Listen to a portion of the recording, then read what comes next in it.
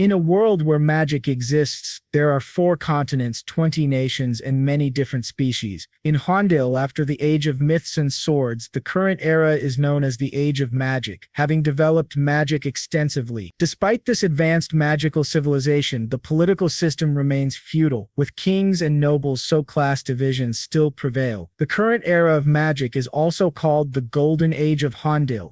On December 29, 1999 of the magical century, one day before the new century began, the will of a supreme mage named Manuel Lucas was revealed, turning the world upside down. The old mage announced that he had hidden his power, knowledge, and wealth somewhere in the world, and that anyone who wished could claim his ownerless destiny. Manuel Lucas, the supreme mage who had ushered Webtoon into its golden age of magic and who was also an archduke of the Bramp Empire, held the title of the sole Ninth Circle Lord Mage. Upon hearing this message, citizens of all backgrounds set out to find his legacy. Some said Lucas's destiny lay in the Dragon Wastes. Others claimed his treasures were hidden in the allied nation of Elysia, known as a tax haven, and there were even rumors of Manuel Lucas's sky fortress at the center of the world. Regardless for signs, nationality, species, or social status, everyone sought the Archmage's destiny. Yet for 20 years, despite countless expeditions, no one found a single clue, and the mystery endured. One day, a man broke into a sweat when the system before him confirmed that he had acquired Manuel Lucas's destiny, and he was ecstatic at this revelation. It was the magical century year 2007, at Lawrence Castle. The steward, Mordamo, asked young Master Adrien if he intended to resume his studies. Adrien said yes, but Mordamo insisted he didn't have to. The boy replied that he had a book he liked and would go find it later. Adrian Lawrence, the second son of Viscount Lawrence, believes himself to be a reincarnated soul remembering his past life, though nothing especially remarkable happened then. In his final moments, he died in an accident when his military truck overturned, just 1 month before his discharge. Yet when he opened his eyes, he was in the Republic of Korea no more. He had been transported to the kingdom of Hade, reborn as Adrian Lawrence of a common noble family. Confused at first, Adrien soon realized that his past experiences gave him a great advantage. He loved learning and excelled much earlier than his peers. His instructors praised him as exceptional. He gained recognition from those around him and met his father's expectations all at once. But such success also bred jealousy, and Adrien realized that despite Webtoon's advanced civilization far beyond 20th century Earth, his earthly knowledge was of limited use. The only thing he could do was continually improve his own value, so he kept up his genius act. But life isn't easy enough to navigate by effort alone. Adrien remembered the day he was eating with his mother and suddenly fell from his chair. He'd been poisoned. He was only 7, and the doctor said he was lucky. If treatment had been delayed even a little, he would have died. People wondered who was responsible, but Adrien knew the culprit immediately. When he was ill, someone entered his room and asked him anxiously if he realized how worried she was. Frightened, he looked up and saw that woman, Anna Lawrence, his father's legal wife. The high lineage of the Lawrence family made Adrien's humble origin and the fact that he was not the first wife's son uncomfortable for her, especially since he had caught the attention of the family's patriarch. After recovering from the poisoning, Adrien was filled with rage. Despite how advanced this world was, the political system was still extremely backward. Condemning Anna without concrete evidence was impossible. What frustrated him the most was that his father didn't react at all. It was clear Anna was the prime suspect. That's when Adrien understood his father was turning a blind eye and pretending not to know the truth, all in order to preserve the family's reputation. From that moment on, Adrien stopped acting like a genius. About 10 years later, on May 1, 2019, Adrien was now 20 years old. He went to the same cafe he always visited. The staff asked each other if they recognized him and commented that he was the second son of the Lawrence family. Although he didn't look like a noble, he looked like a regular person. One of the staff told them to shut up and asked if she could help him. Adrien asked why he couldn't find any Chronicle Online point cards. The attendant said the store policy had changed and now point cards could only be purchased at the counter. She asked how many he wanted, and he replied, all of them. After he left, the 2 employees thanked him for the purchase. The supervisor scolded the worker and reminded him that losing the favor of a noble could result in punishment. The male attendant, still puzzled, asked why someone like Adrien would come to the store personally when he could just send a servant. The woman replied that she didn't know either and was also surprised the first time he came in. The man asked how often he visited, and she said 2 or 3 times a month. Judging by that, he must really be a fan of the game. Adrien thought to himself that he had just spent 5 million WS1 on game point cards, about 5 million Korean won. Back at home, one of the guards informed Adrien that they had received a call saying young Master Cedric was visiting the residence, which annoyed Adrien greatly. At home, Adrien's mother, Sylvia Lawrence, asked where he had gone, but before he could answer, someone interrupted, asking if he was wandering the estate on foot and if he'd lost his mind. That person was Cedric Lawrence, Adrien's older half-brother, 23 years old, 3 years older than him. Adrien thought Cedric was incredibly annoying. Cedric started berating him, saying that, as the son of a noble, he should care about the family's reputation and not act like a commoner. But Adrien thought to himself that he didn't care about reputation. Cedric was only respected because of his noble status. Otherwise, he wouldn't even be able to take care of himself. Adrien stayed quiet, knowing that if he argued back, it would drag on. Instead, he simply said that he had acted carelessly and would be more mindful next time. Cedric, still arrogant, said being a half-blood commoner was nothing to be proud of. Adrien asked what he was doing there. Cedric replied that their father wanted him to take over a business, specifically a fars distribution enterprise, something Adrien had likely heard about. Adrien thought that noble families in Webtoon, by Earth standards, were a powerful mix of conglomerates and politicians involved in many industries. The fars distribution business was a key source of income tied to the mining sector, one of the industries managed by the Lawrence family. He understood now why Cedric had suddenly appeared. Adrien said he understood, but he would refuse the offer. Cedric, mocking him, said that Adrien understood quickly. Adrien then told him that if his business was done, he could leave now, because he had just spent a lot of money on his games. Cedric was shocked, laughed, and told him that it was better for someone like him to be a nobody. Adrien's mother, worried, asked if he would be okay. He said yes, staying out of family matters was safer. He thought back to how, ever since the poisoning incident, he had abandoned his genius image and isolated himself, minimizing contact even with his vassals. Maybe it was because his father had no interest in a concubine's son who no longer acted like a prodigy. Thanks to this attitude, Adrien hadn't faced any more life-threatening situations. For 10 years he had lived in the shadows, keeping a low profile. People in the mansion called him a game addict. There were even rumors that he had once been a genius, but now spent all his time gaming. Most of the servants under his authority were under the influence of the official wife, Anna, allowing her to speak freely in the household. Back in his room, Adrien picked up a VR headset. As he put it on, he thought to himself that everyone believed he was using games to escape reality, but they were completely wrong. Once inside the game, he completed Phase 1 of the Destiny mission and began syncing his character with his real-world body. Adrien thought that if someone wanted to monitor him, they'd have to do it in the virtual world too, because Chronicle Online's abilities reflected directly into reality. He remembered that 10 years ago, while attending the Royal Academy, he had researched Manuel Lucas for a class assignment. That's when he stumbled upon something unexpected, a clue related to Lucas's family that, no matter how he looked at it, strongly resembled a certain word, Brazil. The word was Y, which made Adrien wonder how English could exist in this world. That led him to speculate that maybe Manuel Lucas was also from Earth. However, he told himself he couldn't jump to conclusions based on that alone. It could just be a coincidence. But it didn't take long for him to confirm that Arsia Lucas was in fact from Earth. Adrien discovered that shortly before his death, Lucas had uttered a few final words expressing a wish to walk the beaches of California with Mary one more time. Although Adrien wasn't familiar with those place names, he had never heard of them before. This was the story of a great man and couldn't be ignored. The names written in the records by the butler who stayed with Lucas until his final moments confirmed Adrien's suspicion. This was no mere coincidence. The great Archduke of Webtoon was an Earthling, just like Adrien. There was solid evidence proving his earthly origin. Lucas named his inventions using Earth-related names. For instance, he named an aura condensation device Washington, and called the first virtual reality device Hollywood. So Adrien used the knowledge from his past life on Earth to search for the destiny Lucas had left behind. He spent years searching and in the end finally found Manuel Lucas's destiny. Excited, Adrien exclaimed that he had finally done it. Now from this point on he could walk a path of flowers.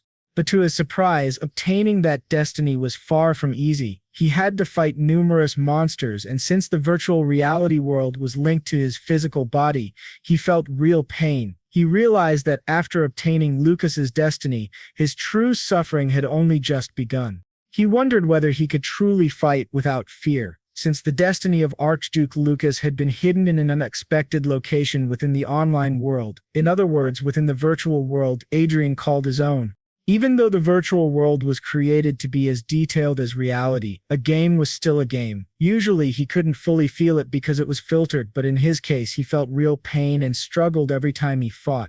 This was a seemingly impossible story to acquire Manuel Lucas's destiny. He had to synchronize the game with real life. Who would ever believe him if he told them that? At that moment, a goblin appeared and attacked him. Adrien managed to dodge, counterattacked, and defeated it. That was how he reached level 10. Now he could change his class and had officially completed the first stage of the Destiny quest.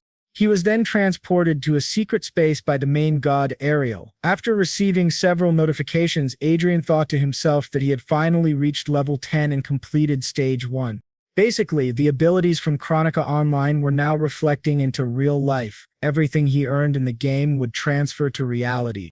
Suddenly, a door appeared behind him, and a prompt asked if he wanted to go to the second floor of Manuel Lucas's magic tower. Adrien replied, "Of course," and opened the door. Inside was a gigantic library, very different from the empty first floor. There were many bookshelves filled with books. In the corner, he saw a treasure chest. When he opened it, he received 5 billion lote and was prompted to input his account number to receive the deposit. Adrien thought that finally, a prize that felt like a real reward had appeared, but even though he couldn't claim all that money in reality, the true value of the destiny wasn't the wealth, it was the magic circle he obtained. He had now changed his class to a mage, and the magic circle had perfectly bound to his real body. The system warned him not to log out, as his synchronized body could suffer serious damage if disconnected by force. He realized that up until now he thought the MP bar shown alongside HP was just mana, but he had never actually felt mana in real life. Now, with the creation of the magic circle, he could clearly feel the presence of mana in his chest. It hadn't been an easy process. This, he realized, was the true power of destiny, the synchronization between the game and the real world. Now that he had formed the first circle, he wondered if he could learn a technique that complemented it. When he reached for a book, a window appeared asking if he wanted to view the materials. Adrien thought it was very convenient, not needing to flip through all the books manually. It was just what you'd expect from the greatest mage in the world, Manuel Lucas. After a while, however, he began suffering from a splitting headache. While learning skills and magic just by touching books was convenient in games, the process of embedding those principles into his mind was extremely painful and uncomfortable. At last, he reached the final book, the Magic Circle Concealment Manual, which allowed him to hide the mana circle he now possessed. Adrien thought this skill was exactly what he needed most right now, and it was as if Manuel Lucas had known his situation. He acquired the skill but collapsed to the ground from the pain. He thought that honestly he hadn't had high expectations when it came to the destiny of Manuel Lucas. All he really wanted was to live a peaceful life with his mother, free of complications, and he would do whatever it took to achieve that. The next day, during a training session on the mansion grounds, a knight commented, "He's got more stamina than usual." Adrien asked, "You really think so?" The knight named Vice said that honestly he was surprised when Adrien said he wanted to train in swordsmanship. Adrien replied that his body had been feeling heavier lately and thought to himself truthfully, he thought that training his body in real life might help him in the game. But setting that aside, he could now feel the mana circle and his stamina improving. It seemed that improvements in his in-game stats were also having an effect in the real world. In other words, the skills he could use in the game were also usable in real life, which was insanely overpowered. Fortunately, he was able to solve the problem of hiding his mana circle from knights sensitive to mana using the mana circle concealment ability. A knight then asked him if something good had happened. Adrien replied that he had gotten a good item in the game. The others training nearby commented, saying, as expected from a gaming addict, and Vice is a freak for helping a weakling like him. Vice got angry and told them they were being too rude. Adrien simply asked him not to worry about it and thought to himself how grateful he was that Vice got mad on his behalf. But in truth, it was all an act. He needed to avoid the pathetic looks from Anna and Cedric. Being ignored as a useless bastard was actually the best-case scenario for him now. Once again, he returned to his room and logged into the game. Now that he had confirmed his real-world stats were linked with his in-game ones, what he needed most was to create a guild. That way, he could gain more money and more skills in the future. He remembered someone once told him that the most important power in this game was the power of your wallet. So he began purchasing various items, potions, stat boosts, blessings of the goddess protection, increased XP, and many other buffs. Then a new window popped up, saying he could now summon a supporter. He wondered, what do they mean by supporter, and guessed that it must be due to his low stamina. Having a support character would help him grow. To summon a supporter, he needed to use XP points, the same ones required for leveling up. But since he planned to play in a team, it wasn't a waste. He decided to select a high-tier warrior as his tank. He didn't care about the cost. When he clicked to summon, several supporter characters appeared. He thought it was very similar to the strange Korean games he had seen. He spent 30 million WS but didn't find any character he liked. Then he was surprised to see one of the supporters, Arsia, the Steel Celestial. She was a defense-specialized support character with a protective shield ability called God's Shield. He wondered if this was the first time he'd seen a support like that. Maybe she was an undiscovered character. Her class was Unique Angel, and she had excellent skills. He was then asked whether he would like to register Arsia, the Steel Celestial, as his supporter. He said yes. Emma explained to him that once the character was registered, no changes could be made, and asked him to confirm again. He confirmed and registered Arsia. A grand visual effect displayed her character, and she appeared right before his eyes, a tanker with a massive shield named Arsia, the Steel Celestial.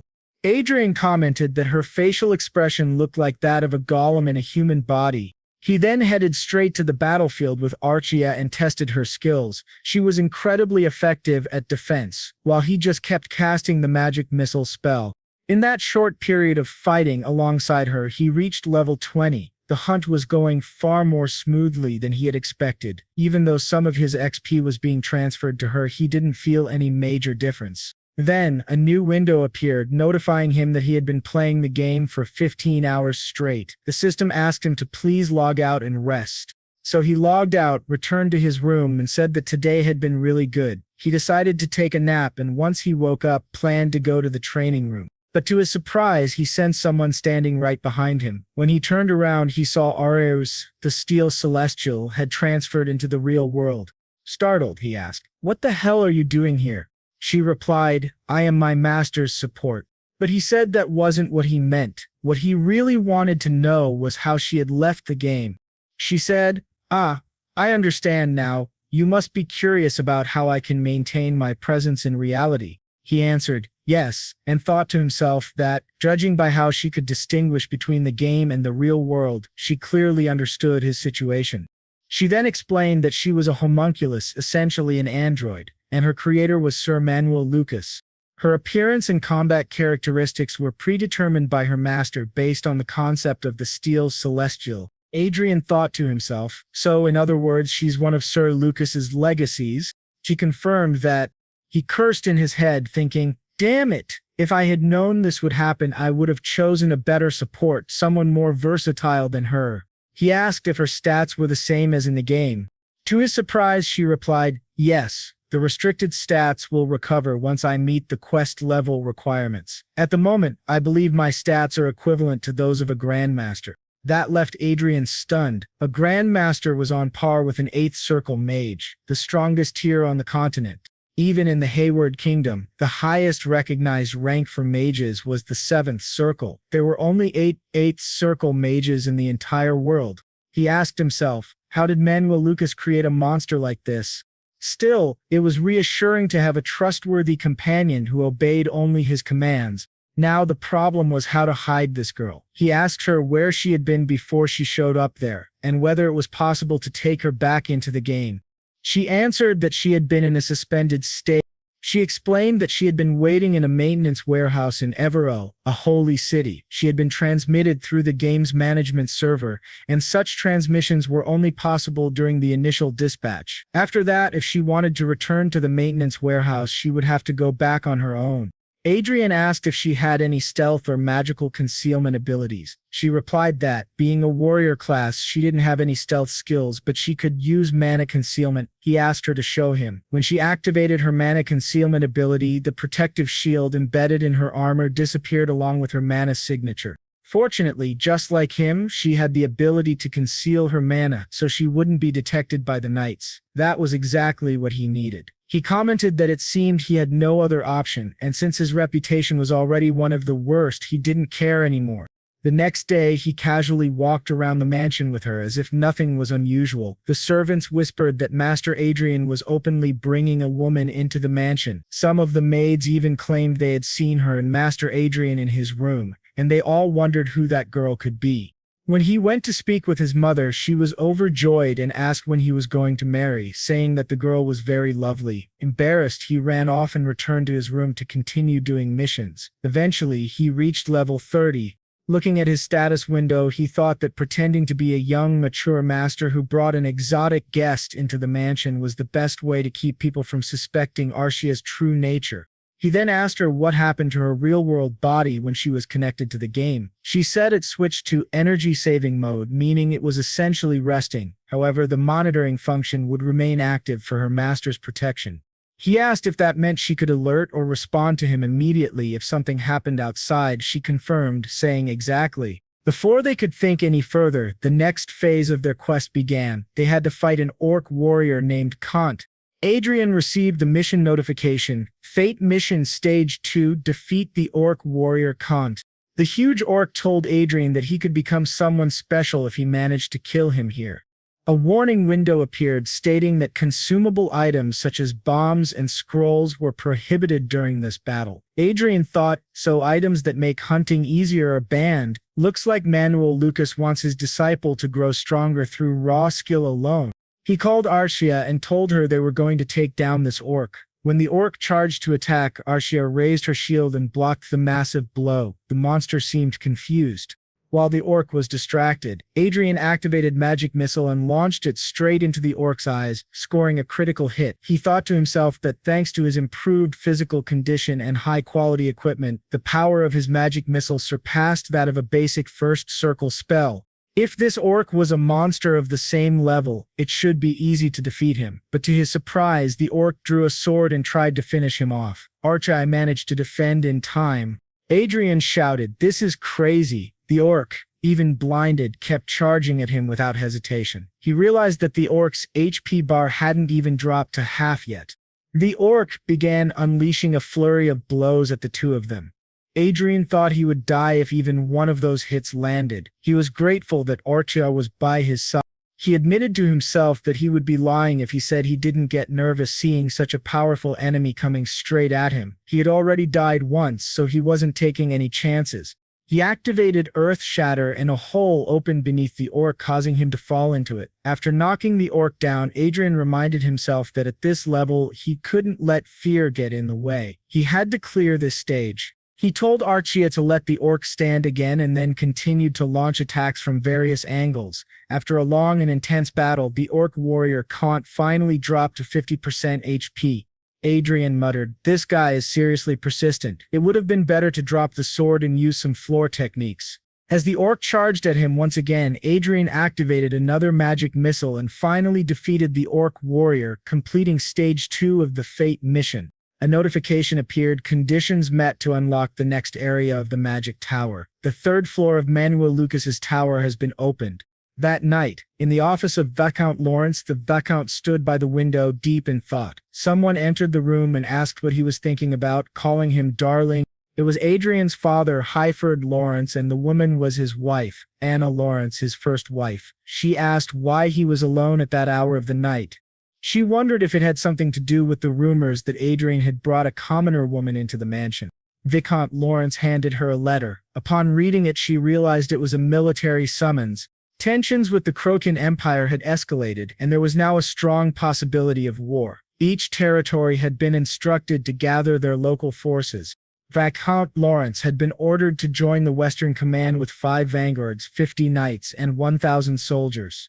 Anna was shocked. She asked if he was considering sending Cedric, but she then pleaded, "Please send Adrien instead. He just plays games all day and does nothing else. As a member of the Lawrence family, shouldn't he start doing his part?" Then, his father asked if, after leaving Adrien alone all this time, she now wanted him to suddenly become important. She replied that it was he who made that choice and that, until now, Adrien had been enjoying the privileges of nobility to the fullest. His father asked if she truly believed that. She questioned what he meant by that, but he simply stared at her in silence. Then he said that Cedric was the heir to the territory and that he would ensure she and her stepfather would no longer be troubled by anything going forward. She should just follow his decisions now, something that greatly surprised her.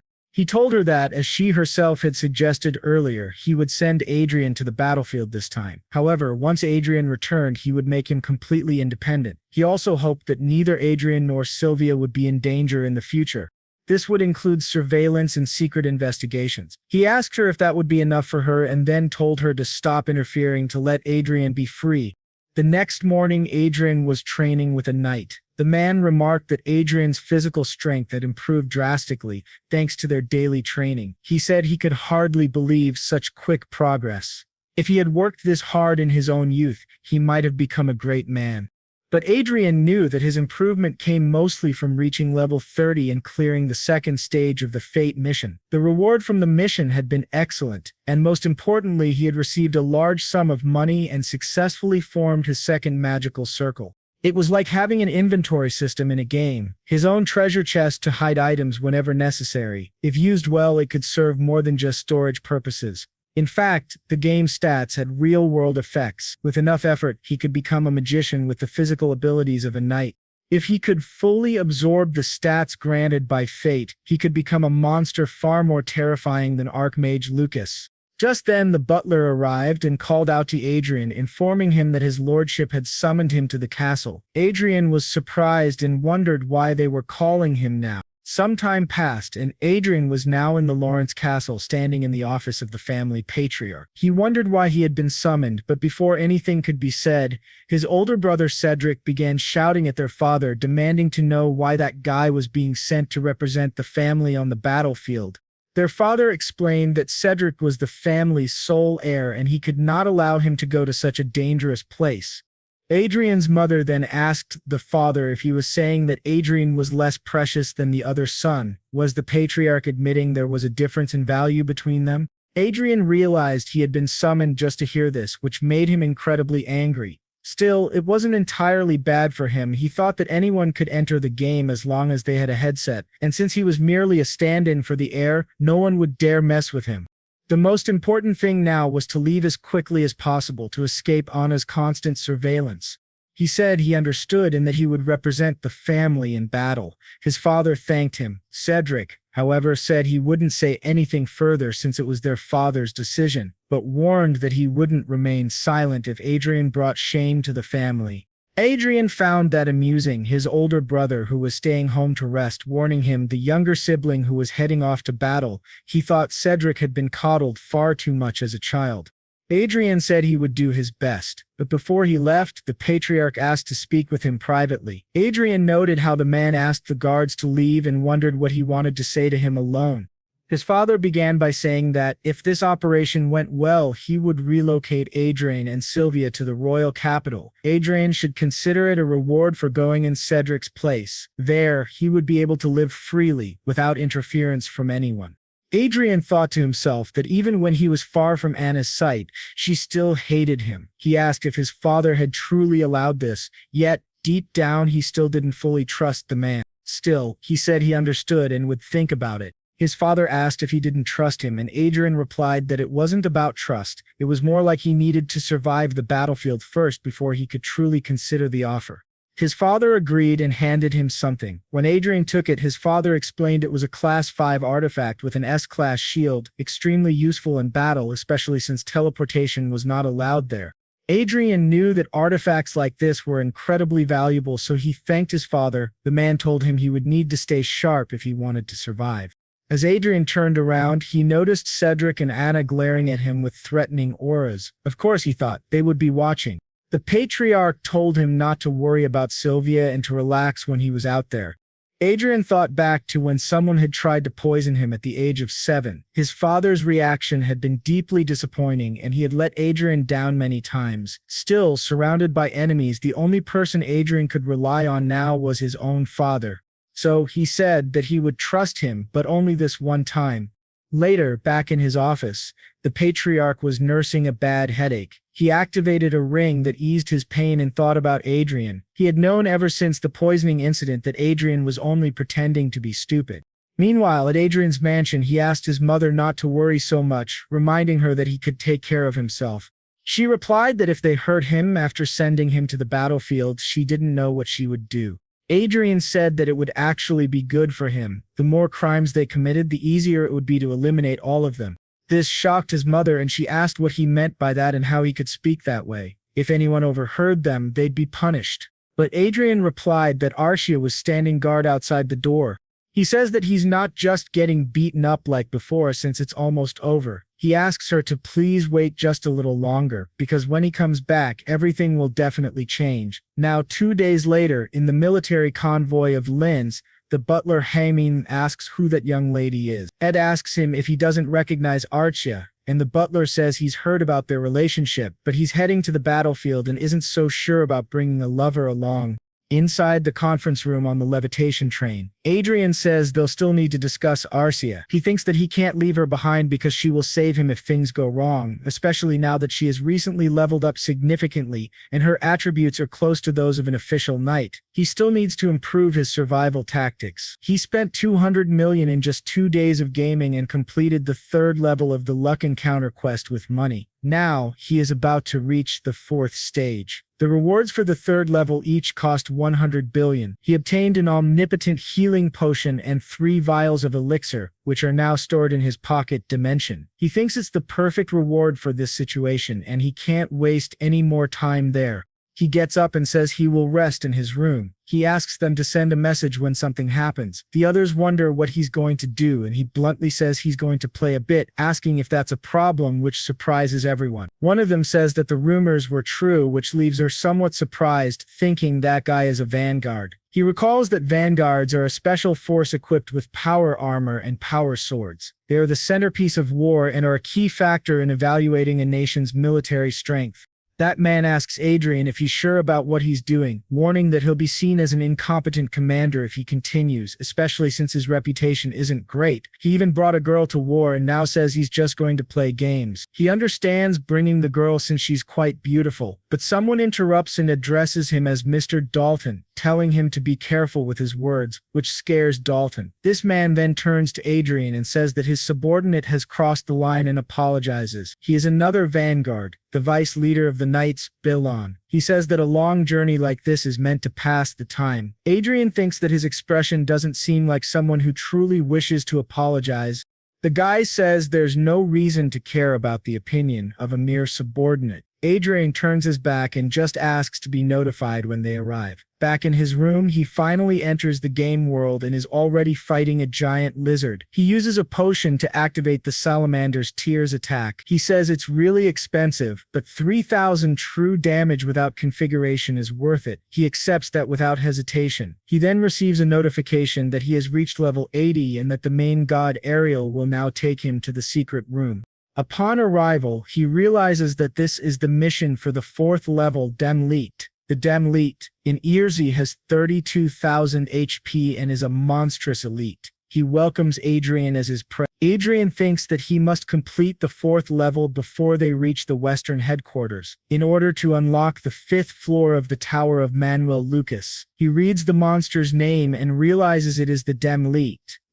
Class monsters are hard to kill, but this one seems dumb and slow. However, the monster activates the stone curse and then ice spears. The spell passes through Arsia and heads straight for Adrian. He realizes the monster used magic before they even took their positions, and that the arena won't be able to help him here, so he has to dodge. But before he can, he is hit and starts screaming in pain. The elite starts laughing, saying he can hear Adrian's bones being crushed and his flesh being ripped apart. Adrian thinks this is a nightmare and regrets not dodging. He can't think straight from the pain. The monster's laughter is also incredibly annoying. It reminds him his older brother's laugh. As Adrian tries to get up, the leader tells him to stay down and activates a fireball, but both Adrian and Arsia dodge it and charge at him. To the elite's surprise, Adrian uses a healing ability and tells Arsia not to let him cast another spell. He thinks the best way to fight elite without a priest is to use equipment with holy attributes. The lit starts screaming as Adrien confirms that holy attributes are the best strategy to beat him up. The elite asks how he's dealing so much damage with just one wand. Then the lit activates a wall of fire and a massive wall appears in front of him. But to his shock, Adrien passes right through it, and with his wand of holy power strikes him in the face, telling him to die, calling him a filthy monster who looks too much like Cedric. After finally defeating the lit, Adrien completes the 4th level of the Luck Encounter mission. He starts screaming in pain again. Adrien remembers that during a fight, adrenaline keeps you from feeling pain, but once it wears off, the pain is unbearable. Arsia quickly pulls a potion from her inventory and heals him. Adrien is surprised. A servant accessing their master's inventory on their own shows how truly special she is. He thanks her and says he feels better now. The system then announces that the requirements to unlock the next floor of the tower have been met, and the 5th floor is now unlocked. At the tower of Manuel Lucas, upon arrival, there's another treasure chest. He wants to see what kind of reward he has just received. When he opens it, he finds 500 billion lots, which are immediately sent to his account. He also receives a pair of round glasses. He wonders what kind of glasses they are. They can't be ordinary since they're a gift from Archimage Lucas. He opens the detailed description and sees that these glasses have analysis, observation, clairvoyance, and night vision. They are capable of analyzing the usage, purpose, and status of a living being or object, can see through obstacles, and can see things up to 100 meters away. He's quite surprised to see that this is a very useful item, one that no one would suspect he's carrying. With the mission now complete, the 4th circle is generated. They finally arrive at the Western headquarters, and people around them realize that the 2nd son of the Lawrence family has finally arrived. They had assumed that the older son would be chosen by the Lawrence family. He thinks his name was Cedric or something like that, since he had caught everyone's attention early on due to his talent. So perhaps the one chosen now is the younger son, not Cedric. He heard that Cedric turned into an idiot after ingesting poison. The protagonist confirms that it's true. He's the little boy who was poisoned. The two men say they can't see him as an idiot and that the rumors must be false. They both say it's a pleasure to meet him. The man on the left is Viscount Evans, the head of the local team of this headquarters, and the other is Viscount Miller, the assistant to the team leader.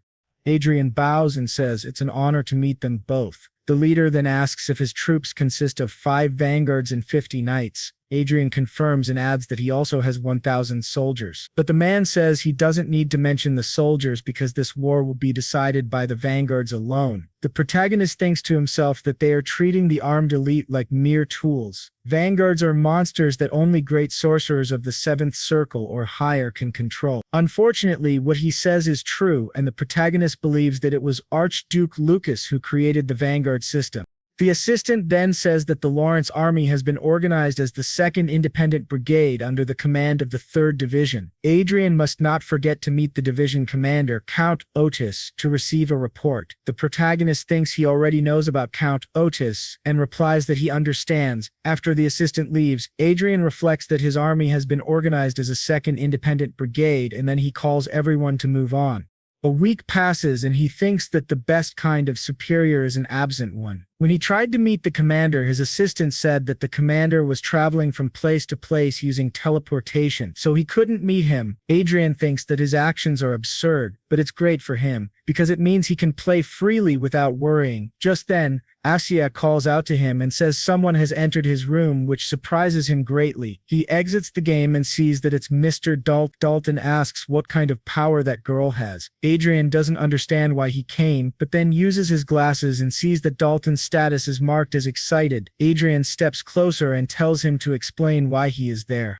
Dalton says he was concerned for Adrien's health since he had been playing for a long time, but the girl blocked his way. To Dalton's surprise, Adrien kicks him and asks why he did it. Adrien says he told them to send a message if anything happened and that Arsia is always by his side protecting him. Adrien demands a better explanation for why he entered the commander's room without permission, and whether his intent was to kill him. Dalton is shocked and says this is going too far. He asks Adrien if he knows who he is. He's a vanguard. How could he do something like that? Adrien kicks him again and then asks Arsia to explain what happened. She says he tried to separate her from Adrien. Adrien asks if she means he tried to take her somewhere, and she says yes. Dalton argues that she is falsely accusing him and asks Adrien if he's really going to believe some random girl over a vanguard. Adrien thinks that this guy is trash and that those knights must have followed him to see what would happen. He says this is a violation of military discipline. In fact, it amounts to mutiny, and that Dalton will be punished accordingly. Adrien then points a dagger at him and tells him to step forward.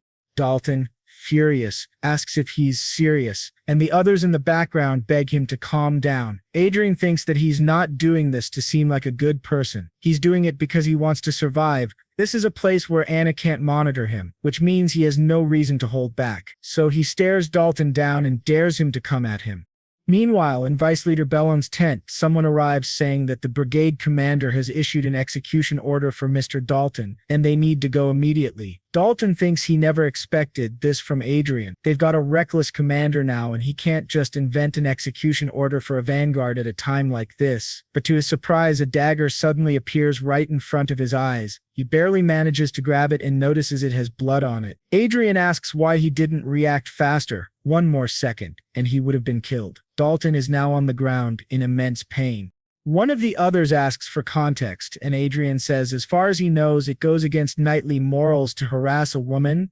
He asks the vice leader what he thinks, and the vice leader, clearly furious, demands to know what they've done. He then bows and admits that this happened because of his lack of tact, asking for forgiveness. While stepping on Dawson, he declares that Mr. Dawson is suspended from his position. He orders them to confiscate his armor and imprison him. Additionally, the three others involved will also spend some time in prison for insubordination and complicity.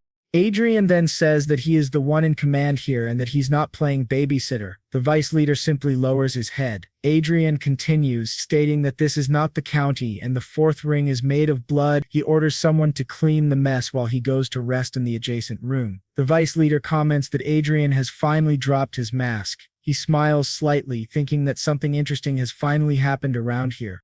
Once again, the boy locks himself in his room and resumes the game, fighting alongside Arsia against more monsters. During the battle, he thinks about how he keeps targeting their weak points, yet they still manage to keep their distance. This is the knight fallen from Zenith, basically the boss of the 5th level. Charging toward them, he yells for them to die. Just as he is about to strike Adrien's neck, Adrien dodges. To the knight's surprise, Arsia slams her shield right into his face. At that moment, the boy activates his magic, and strangely the knight smiles. He says that he is merely a stepping stone for Adrien's growth. With that, they defeat yet another enemy, and the 6th floor of the Tower of Manuel Lucas is unlocked. Upon reaching it, Adrien receives 2 trillion lots. He is becoming wealthier by the day. A new bank account is created for him in the Union Bank of Elysia. Adrien reflects that although it's an exaggeration, it's still very gratifying to see. However, he is surprised by 2 new notifications. He sees that he has received several new items: the scepter of Istro, the cloak of Istro, the armor of Istro, the shield of Istro, the short sword of Istro, the sword of Istro, and various other Istro equipment. Arsia notes that the cloak and scepter are unique items that only he can use. The rest, he decides, will go to Arsia. These are all incredible pieces of equipment, which is expected, considering they were crafted by Archduke Lucas. At that moment, he's informed of an intruder. He returns to reality as someone enters his room and apologizes for the intrusion. Adrien asks what's going on. The soldier explains that he sensed a powerful aura. The protagonist replies that he was just inspecting some artifacts and asks the man not to worry about it. The soldier apologizes again and leaves.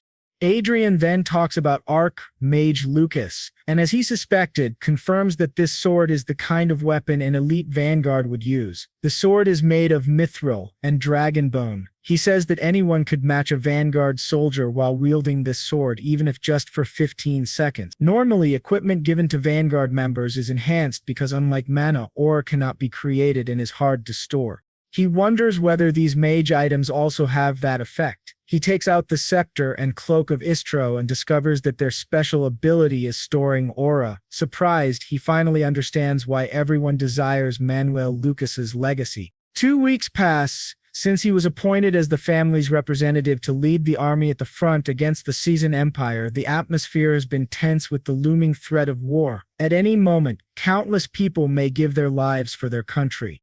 As he walks around, he notes that ever since the Dalton incident, everyone has been avoiding him and treating him with great respect. But something is peculiar about how Bellon treats him. He always looks at Adrien in a friendly way. Adrien notices that Bellon's status shows curious and cautious, but he doesn't want to deal with that now. Since everyone fears him, he can finally play in peace.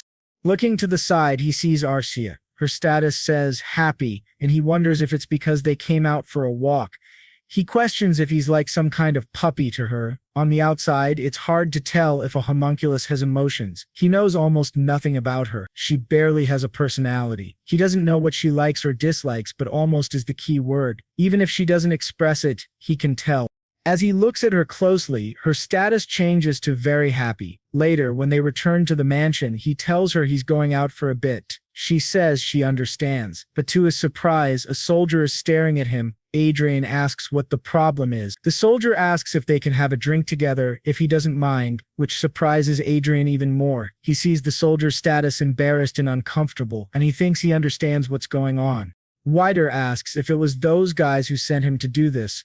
Adrien thinks the soldier must have a reason, but he's not interested at all. He says that if the man has nothing more to say, he's leaving now. But as he's walking away, Adrien stops and asks why he decided to become a knight, surprising the soldier.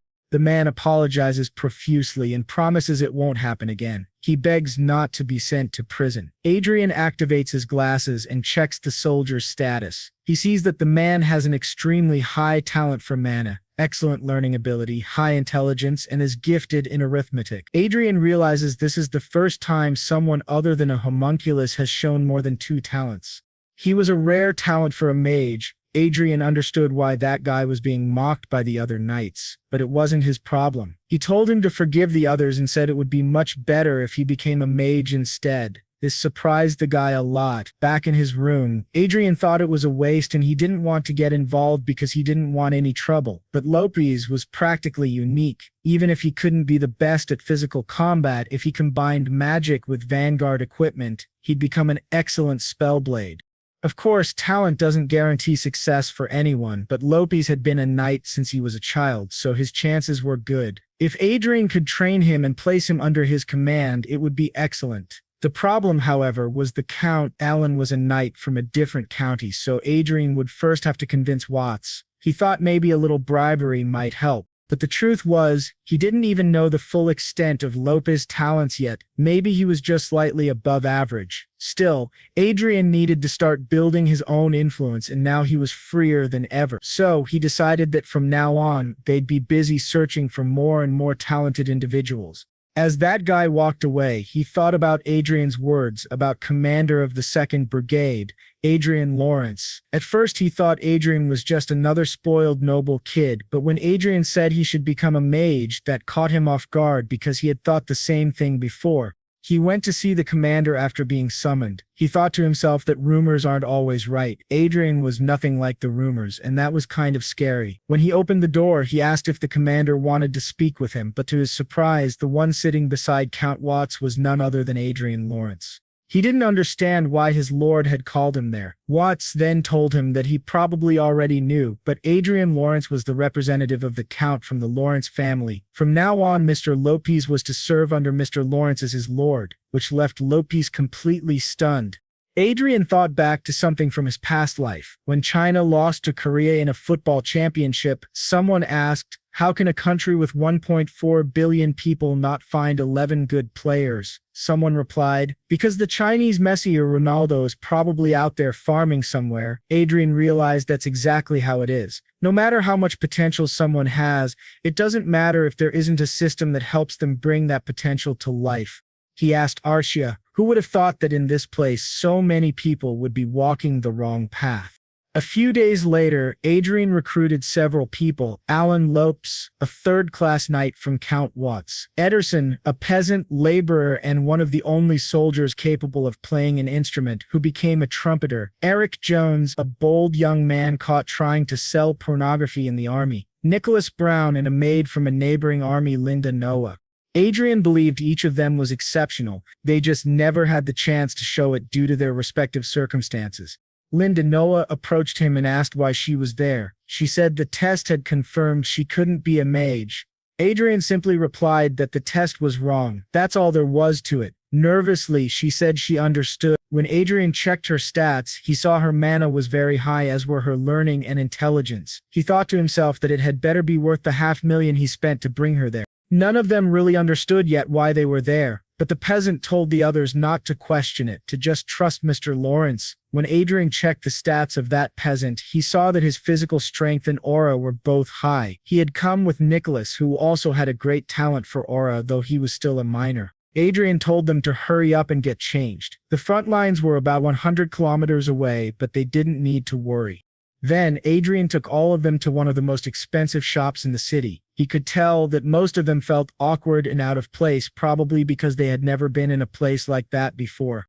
Someone walked in and pointed to an outfit, saying they'd take it. Adrien said it was a good choice. Eric Jones thanked him and called him commander. When Adrien checked Eric's stats, he saw that his political negotiation was very high, his administrative capacity was high, and his trait was silver tongue. Adrien thought that while the others were good frontline fighters, Eric was a fighter in politics. His talent was truly impressive. Adrien told them not to worry about the price. They should take whatever they wanted and always aim for the best. He thought to himself that talent means nothing if you don't train it. From now on, they'd start training outside the base, and they'd also be educated. They'd be dressed properly to fit the environment. After everyone received new clothes, they asked Adrien if they'd be living in that giant mansion. Adrien replied that yes, they'd spend most of their time there. The staff had already been assigned. He told them not to worry about daily chores, just to focus on their studies. He'd be paying their monthly salary, and on top of that, they'd receive $20 million monthly and a $240 million annual bonus. But they must not forget the rules of their contract. They were very happy with the money and said they would do their best. Adrien told them that if they proved his intuition was correct, there would be much more money where that came from. However, that kind of result doesn't happen overnight, so they had to give it their all. He added finally that he hoped they wouldn't disappoint him. He hated having to give lectures. They all responded with a firm yes, Commander Adrien. The protagonist thought to himself that these were the best talents he had found. From now on, they would be his personally selected elite. This wasn't a short-term investment, but one day they would thrive. It was a major investment in a bright future. As he walked through the city, he thought that when he returned, he would have to be careful when confronting Cedric. Even with Anna at his side, he also needed to consider his mother. But then, to both their surprise, he suddenly felt something at his back, and Arsia quickly grabbed the man by the neck. Adrien calmly greeted the man with a good morning, thinking that he had been getting more and more worried about their safety. He had already spotted several spies lurking around daily. He approached the man, and before the man could say anything, Adrien cut him off, saying he wasn't interested in hearing his words. He asked if the man's brother truly didn't know when to give up. For a rat like him, there was only one way to become useful. Adrien said that stupidity was a dangerous flaw in a spy. He asked how much the man valued his life before throwing him to the ground and telling him to follow orders, and everything would be fine in the end. The spy trembled in fear, sensing Arkia's aura. He realized she was an aura specialist, not an ordinary woman. The man claimed he didn't know anything, but after Adrien threatened him, he revealed everything. Adrien asked if he had followed them there since the teleport, with the help of an inside agent. The blonde spy, very nervous, wondered how Adrien knew that. To his surprise, Adrien told him that he already knew everything about him in advance. He had always been one step ahead, not only of him but also of the other spy. Maybe this man could help him stay even further ahead. Adrien was certain that he was only following Cedric's orders, and he felt the man was reluctant to spy on him. The man looked at Arsia, visibly nervous. He asked Adrien if he was really planning to go against Master Cedric. Adrien gave him a sly smile, and the man said he couldn't do that. But at that moment, Adrien pointed a dagger at him and told him to save his words. If he feared death, then he must obey Adrien. If he wanted to live, The man responded, "Yes, young master." Adrian smiled and said, "That's what he liked to hear." Then he asked the man what he thought about working for him instead. He told him not to worry, he would never put him in danger. He always considered himself a merciful man. All he wanted was for him to write false reports. His little friend would be arrested in his place. Adrian asked if he accepted, and the spy said yes. Back in Cedric's office, Cedric wondered how Meltz had been caught. The spy giving his false report said Meltz had been caught trying to enter the commander's quarters. This made Cedric more cautious. He muttered that this was a mess, thinking it happened because he ignored his father's advice not to send spies after Adrian. His father had already scolded him for not being chosen for the army, and now it was too late. Cedric told the spy to keep watching and report everything. The spy, now deceiving young Master Cedric, said he would report everything to him later. Adrian thought that now that he had dealt with another spy, things would get much easier with this man's help. The others were progressing very well. He had recruited another 20 people with some form of talent. Eric and Arsia had proven to be very capable of leading the school. Everyone was giving their best, and Adrian knew he couldn't fall behind either. He finally reached level 59 and thought that just one more level and he would become a 6th circle mage, but to his surprise, a message appeared, declaring a state of emergency. He exited the game and asked his subordinate for a report. The subordinate informed him that Imperial combat ships had entered their airspace. They had received orders to remain on standby. War was about to begin. Adrian thought this truly marked the end of the calm before the storm. In the meeting room, they discussed the Imperial Cassing army moving toward them. Count Watts announced that local forces had been ordered to remain still. The troops would be gathered onto the train where they would be dispatched at any moment. All rest and meals would take place on the train. From that point on, spatial coordinate interference would begin. The entire frontline bordering the Kayan Empire was almost out of signal. They weren't even to consider using teleportation. It would be suicide. From now on, all personal communication among the troops would be cut off. Except for the colonel and higher ranks, only radio communication would be allowed, and this applied directly to Adrian as well. Watts warned him not to stay in a room without a radio. Then Count Watts stood and told everyone that this was war, and they had to be ready at all times. Adrian thought to himself that the war had finally begun. He had just leveled up again, reaching level 160, and believed that now he would finally attain the 6th circle. He thought that in the end it was worth playing a bit, even though he remembered that other guy telling him not to play and to prepare for war. He felt a little guilty, but this was much more important to him. As a reward, he received more than 10 trillion lots, and the money he got was deposited in the Elysia Union Bank. He also received another reward, his sub-support, the supersonic Black Eagle, a gigantic eagle. He wondered if sub-supports were even supposed to exist in this game. This eagle was a combat support meant for an archer. He figured it might be easier to find correct information in reality than through the game system. When he returned to reality, he asked where the eagle was. He went outside to see if it was there. Stepping out of the spaceship, he thought the massive black eagle might appear the same way Arsia once did, in a dramatic, chaotic entrance. But as he looked around, Arsia noticed that the eagle was already approaching them directly. To everyone's surprise, the soldiers armed themselves and the brigade commander was told to dodge immediately, but the eagle landed right on top of the massive spaceship. The gigantic bird looked straight at Adrien and stood in front of him.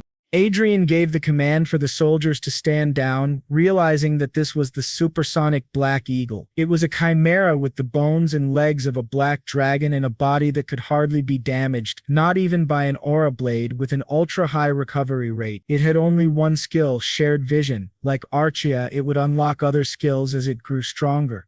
He patted the eagle and said that the most likely condition for gaining new skills must be completing missions. He wasn't sure how this suicidal dive-bombing behavior would be useful, but the shared vision was definitely a huge asset. It was like receiving information at the speed of light.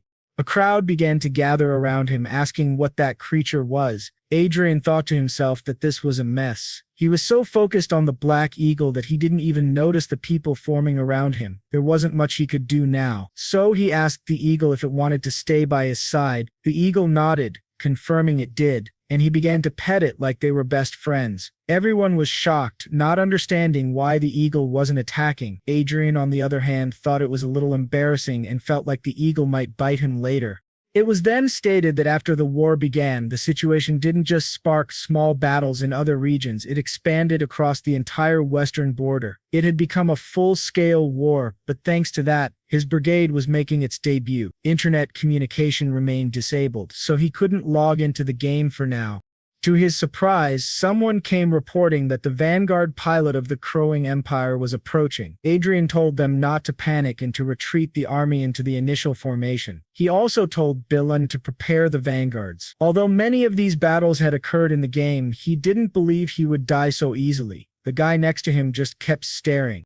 Adrien asked what was wrong, but the man said it was nothing. Still, Adrien sensed enemy vanguards approaching and realized they were under attack. He told the 2nd Battalion to activate the energy shield, which surprised everyone. They quickly activated it just in time. To their shock, one of the enemy vanguards attacked them directly, causing a tremor in the spaceship. Adrien thought that the attack came from such a long distance and was unbelievably strong. This wasn't just a test. If they didn't have a 7th circle mage or higher, it was obvious they wouldn't survive this kind of battle. He asked for a status report, and the ship's operators informed him that the 2nd Battalion's energy shield was gone. It would take 90 seconds to recover. Adrien thought that the shield, which was supposed to protect everyone, was destroyed by a single attack. Archduke Lucas should have crafted some magical equipment for them, but Adrien didn't need to envy the enemy vanguard. If he reached the max level in the game, he would reach the 9th circle. Arsia then asked if he was alright, and Adrien said yes. He thought that in the end he had an 8th circle grandmaster, Arsia, right by his side. The vice commander commented that they had managed to survive, and if it weren't for Adrien, they would all be dead. Adrien replied that he was just lucky, but he hoped he wouldn't have to go back on his words. Now, he had to think about how to defend or counterattack. The size of their offensive forces wasn't all that different, but the issue was the enemy's fortress. The Crowing Empire had 2 fortresses in the sky, but they were significantly smaller than theirs, probably designed for a massive invasion. The vice commander said that unless the enemy had lost information, this was the first time they had used those fortresses. Adrien thought that in this war there were vanguards on the ground and fortified floating fortresses in the sky. The ground was completely devastated and all the variables seemed to be right there. To their surprise, the spaceships continued attacking. Adrien muttered that everything was a mess. Then he felt something else, a weapon detachment process. He asked what it was and what had just fallen. Some soldiers laughed, saying it had broken in the end, and it was honestly kind of funny, but Adrien began receiving several notifications of magical power overload and realized this was bad. He quickly ordered a message to be sent to the fortress because a total suicide attack was about to occur. To their shock, that suicide attack actually happened. A massive explosion took over the sky. Now, in the Sky Fortress, they received the message and realized it was a suicide attack. The commander orders an immediate evacuation and commands them to use anti-aircraft bullets, personal firearms, or anything else they have. Use everything. Meanwhile, the protagonist thinks he's going to break, so he activates the Great Shield on his ring, which covers his entire spaceship. In this way, they manage to protect themselves from the Great Explosion, but he thinks it was a close call. If he hadn't used the artifact his father gave him, they all would have died. He wonders about the Sky Fortress, but when he looks, he feels relieved. They didn't fall as they quickly retreated. If the Sky Fortress and their allied forces had fallen, the enemy forces would have massacred everyone. He then requests them to check the status of the vanguards and the wounded soldiers. After the incident, Condietz is smiling a lot and thanking the boy for his hard work. His performance was excellent. If he hadn't noticed the enemy's suicide attack in advance, the damage would have been colossal. The enemies attempted suicide attacks on 3 battlefields simultaneously, but his unit was the only one to detect the anomaly early and successfully protected the fortress. He told the local commander that today's victory was thanks to him, and he's sure the boy will receive a great reward. The protagonist responds saying that's great. Then, Condietz says that it's up to a good leader to ensure his subordinates are rewarded when they contribute. The protagonist thinks that despite many people worshipping their superiors excessively, Condietz is reasonably decent. That Count mentions that there are some strange rumors circulating about him. Adder asks what kind of rumors, and they heard that the brigade commander Lawrence tamed a mysterious giant eagle along with his companion. They say the way he communicates with the eagle is truly mysterious. Edra asks if that's true, saying he didn't know, but then thinks to himself that he actually did. That guy continues, saying that once they are domesticated, they never betray their masters and don't hesitate to risk their lives to protect them. Edra feels happy that the Archmage Lucas based this on real-life species. If he had given him a flashy support creature without reason, people would have been irritated, asking what that thing was. It would have been hard to deal with. Condiats. Very happy, says that it's no different from a dog and can be called an eagle dog. Then Laterace asks if now that the enemy has retreated, he can use the internet. When he is told yes, he takes that as his reward. The boy is very happy, thinking he'll finally be able to play again. Now 2 weeks have passed since the beginning of the war. Speaking with Mr. Billy, someone tells him not to expose himself too much while descending the mountains, as it could be a trap. They are told not to get too close and to try fighting from a distance. They agree, and the boy thinks that no one would have listened to Brigade Commander Lawrence in the past, but now they all follow his orders. Billen instructs them not to blindly trust the radar signal and to follow Commander Lawrence's instructions. Billen reflects that everyone has changed in just 2 weeks, and to their surprise, it really was a trap. Billen orders them to retreat. He had thought they would come from beneath the terrain, as it was the only blind spot, and he's happy he listened to Commander Lawrence's warning. Otherwise, they would have been caught off guard. He thinks they avoided total annihilation by luck, but the situation still doesn't look good. They have to hold the Vanguard attacks at bay while they wait for support. However, they're heavily outnumbered, and it will take at least 5 minutes for reinforcements to arrive. It's impossible to wait without taking any damage. To his surprise, Adrien orders him to advance. As he realizes what's happening, others arrive to assist 10 vanguards directly under the command of Commander Condit's division. Billy notices that they are indeed reinforcements, but he doesn't understand how they got there so fast. Adrien speaks to him over the communicator, saying the enemies have their backs to the mountain. William thinks, that soft voice again. He really doesn't know who came out on patrol, because it certainly wasn't Adrian Lawrence. They are told to eliminate at least 5 enemy vanguard units while they have the chance. The people in the strategy room ask if they heard the order from Brigade Commander Lawrence to take out 5 enemy vanguards. They say he's truly incredible. Not only did he foresee the surprise attack, but he also turned a crisis into an opportunity. Furthermore, while other units were struggling at post-focus, Commander Lawrence's team was handling things calmly. Condit thinks he initially believed it was just a coincidence, but with how things are turning out, it doesn't seem like it anymore. Wasn't it said that the prodigy of Viscount Lawrence turned into an idiot after being poisoned, but now it feels like a dragon hiding its power while it sleeps? He asks the others if Lawrence is about the same age.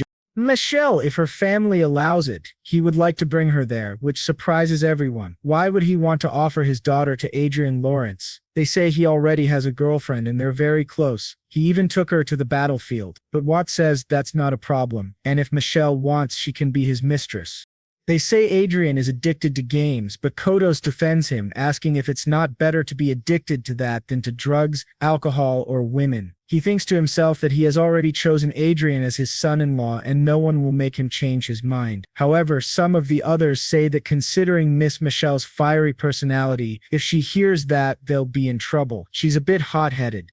Condit interrupts and says, enough about his daughter, they must send the performance report to the command corps, and they must make sure to highlight Commander Lawrence's major contribution. As the boy and Arsia are leaving, Billen asks to speak with him for a moment. Adrien agrees, asking if it's something important, and tells him to be quick. He notices that Billen's emotional condition has changed from curious and watchful to favorable and anxious. He wonders if it's because he saved him during the battle. Billen then asks why he hides his strength. Many of his subordinates are worried about the future of the territory. If young Master Cedric becomes the Lord as things are going now, there will definitely be a crisis. He believes Cedric is unfit to be a lord. If Adrien has any intention of competing with his brother, Billen would like to offer his full support, which greatly surprises the boy. He thinks to himself that the magical glasses don't show any false interactions, so this man isn't lying. Sir Billen is one of his father's closest aides. He wonders if Billen received some instructions in advance or if he's acting this way simply because Adrien is his benefactor. Adrien thanks him for his words but says he'll pretend he didn't hear that, which greatly surprises Billen. As Adrien walks away, he thinks he's not naive. Dylan spoke without thinking things through. No matter what they do to keep information from Cedric, Adrien cannot act carelessly. There are surveillance systems he doesn't even know about. He thinks that he alone is more than enough, and the task of taking down and Cedric is entirely his. He has no intention of sharing that satisfaction with anyone. But for now, he will remember that there are people who are genuinely concerned about the beast within the territory. Thinking about it, he realizes he'll be awarded a medal for what happened. But he assumes it won't be a big deal. However, to his surprise, the man reading the list of contributions announces that the second son of the Lawrence family, Adrien, will receive the Golden Lion Medal, second class, awarded by Sias van Heerd, the 23rd king of the Hay Kingdom. All the soldiers around begin to celebrate. Adrien thinks this is far greater than he had imagined. He believes he's being chosen as a Fantastra and they'll adore him for the rest of his life. He also thinks Cedric is probably going to lose his mind when he hears this. Back at home, after Cedric and his mother receive the news, Cedric says that everyone is talking about that idiot Adrien. If he had gone to war, all those merits would have been his. He asks what his father is saying about all this, and his mother tells him that his father is going to stay with that poor woman. Cedric says it seems like his father has been spending more and more time with her lately. He asks his mother why she's not doing anything about it. She asks what she's supposed to do. Should she poison him too? Cedric gets irritated with the way she talks and tells her not to raise her voice. His mother says the reason his father is with that woman is because he's determined to protect that commoner from all of them while Adrien's away at war. Cedric asks if it's true that Adrien will completely cut ties with the family after returning from war. She says yes, and that's why Cedric is desperate to achieve some merit and get a title. She asks her son to calm down because he's not even Adrien's rival, and she will make sure of that. Cedric agrees, thinking everything is just as his mother said. Behind them is his maternal grandfather. Most of the viscounty is under his mother's control, and his father is only a proxy, temporarily governing the land until it's passed on to him. Cedric then wonders why that brat always thought he was better than him. Furious, Cedric thinks Adrien is incredibly annoying. He was supposed to be reduced to a worthless bastard after they tried to poison him. He doesn't understand why he still gets under his skin. He thinks Adrien definitely has to die. Now, in the 7th week, 48 days after the war began, Adrien is in a good mood and asks the vanguards to please drink an energy drink before heading out. He hands out drinks to everyone, listening to them say they feel increasingly refreshed after drinking it. The protagonist thinks that considering how precious it is, of course they would.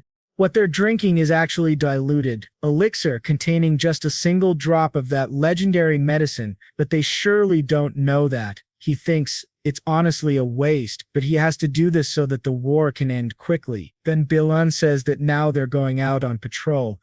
The protagonist asks the vanguards to be careful, but to his surprise, he learns that the division commander is looking for him. He asks what that means. As he heads toward the division commander, he feeds Crow the name he gave to the Black Eagle. He remarks that Condotes has been calling him more frequently lately. The guy driving him says that it means Condotes really trusts him and asks if that isn't a good thing.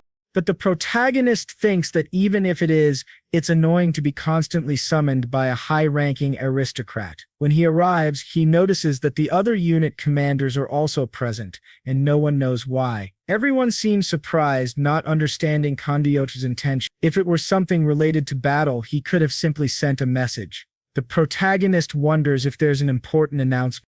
Then Condotes suddenly appears and welcomes them. He tells them they should rejoice because they won't have to hear those disgusting gunshots anymore. Peace may soon be declared. This surprises the protagonist greatly. CIEs explains that foreign ministers from both countries are currently in a meeting and a declaration of the end of the war may happen soon. It seems the people from Sichuan never intended for this to become a full-scale war in the first place. It was large in scale but ultimately a local conflict, no different from an annual event. People comment that those guys are completely insane, but the protagonist thinks it was the same in his previous life. He believes his country has always had bad luck when it comes to foreign relations. He asks what will happen to the vanguards who were sent out. Coach says that until an official declaration of peace is made, they must continue playing this war game. The protagonist thinks that it's always the subordinates who die because of decisions made by their superiors. Condotes tells him to relax and not worry about anything else. Billin says that he thinks this is a good thing. He asks what would have happened if his country and the cruising empire had gone into full-scale war. Without celestial fortresses, tens of thousands of vanguards would have been annihilated. It would have been an unimaginable catastrophe. Adrien asks if Billin shouldn't be resting more. Why did he come here? Meanwhile, Arsia is in the corner, still eating her biscuits. He takes one and offers it to Billin, who says that since it was given by Condiotes, it must be quite valuable. Adrien notices that Arsia keeps eating without paying him any mind. Billin says he's felt this before. Adrien is truly different from other nobles. He sincerely mourns the sacrifices of common soldiers and even stands guard at the command center while his men rest. He really is different. The protagonist thinks, of course, he used to be a commoner in his past life. Billin adds that at the same time, Adrien possesses the composure and dignity of a true noble. The protagonist says he thinks Billin misunderstood that part, but Billin asks if it's not true that Adrien was drinking black tea even while enemy troops approached. He says that kind of calm is impossible without absolute confidence in oneself. His subordinates were even able to relax because of his composure. Everyone in the 23rd Brigade trusts him completely. The protagonist now understands what Billin is trying to say. He's once again expressing support for Adrien as the successor of the territory. Adrien replies just like last time, but to his surprise, Sir Billin kneels before him and says that they've ensured no one is nearby and have checked for surveillance devices. So there's no need to worry. This shocks Adrien. He analyzes the surroundings and realizes Billin is serious, and it seems all of them are on his father's side. Adrien says he knows precautions were taken, but this kind of behavior could draw too much attention. Billin replies that's exactly why they came while everyone else is resting. Then, the humble servant Gilbert Billin declares that he would like to serve Adrian Lawrence, the second young master of the Lawrence family, as his lord from now on. The protagonist asks if the other knights outside feel the same. Billin confirms they do, which surprises Adrien even more. Adrien agrees but says there's one condition: they must act normally until he says otherwise. Wouldn't it be rude for Billin to pretend he isn't his lord? And even if he begins gathering power now, his forces still won't be large. He asks if it will be enough for them to win. He says he has a plan in mind, so they just need to follow his orders. Billin agrees. The protagonist then asks how many knights are willing to follow him. Billin says they currently have 5 vanguards there, and about 30 knights. If they gather people from the territory, their number will at least double. Adrien thinks that's not bad. It means he'll have more people to work with. He says it's good, but just before he leaves, Billin says there's one more thing. His lady plans to assign Sir Precious to him. Billin believes it would be a good idea to recruit him in advance. This greatly surprises Adrien. He thinks about Sir Precious. Precious was originally the vice commander of the Lawrence Order of Knights, and with his superior skills he practically had He was considered a rival among all aura specialists with the exception of the knight commanders. But Adrien thought he had left the order because he was involved in the family's political struggle centered around a netter. He wonders if someone like that is really coming back. Billin says that maybe when he returns, many knights who were neutral might change their minds. Adrien thinks that Sir Precious was a typical warrior and a very popular knight. In other words, there is room to expand his power through him that might be enough to compete with Anna's and Cedric's forces. He realizes that recruiting Sir Precious isn't a bad idea, especially since he's a valuable talent outside of his immediate family. So he says that he needs to find him as soon as possible. He asks if Billin could arrange a meeting between them. Discreetly, of course. Billin says yes, he'll take care of it for him. Adrien thinks that soon he will have power, and that is certainly a good thing. However, his top priority isn't building his own power. His top priority is completing the next mission of the Lucky Encounter event, progressing in the game, and finally reaching the 7th circle today. But to everyone's surprise, the protagonist dies along with Arsia, and even his new eagle dies too. The system announces that he was killed by a mysterious being. Then, the scene flashes back to a few minutes earlier, when they were still fighting that man. Adrien thought that even after hunting level 200 enemies, he had never experienced death before. He avoided dying in the game by overcoming difficulties, but if he were to die there, the pain would be beyond his imagination.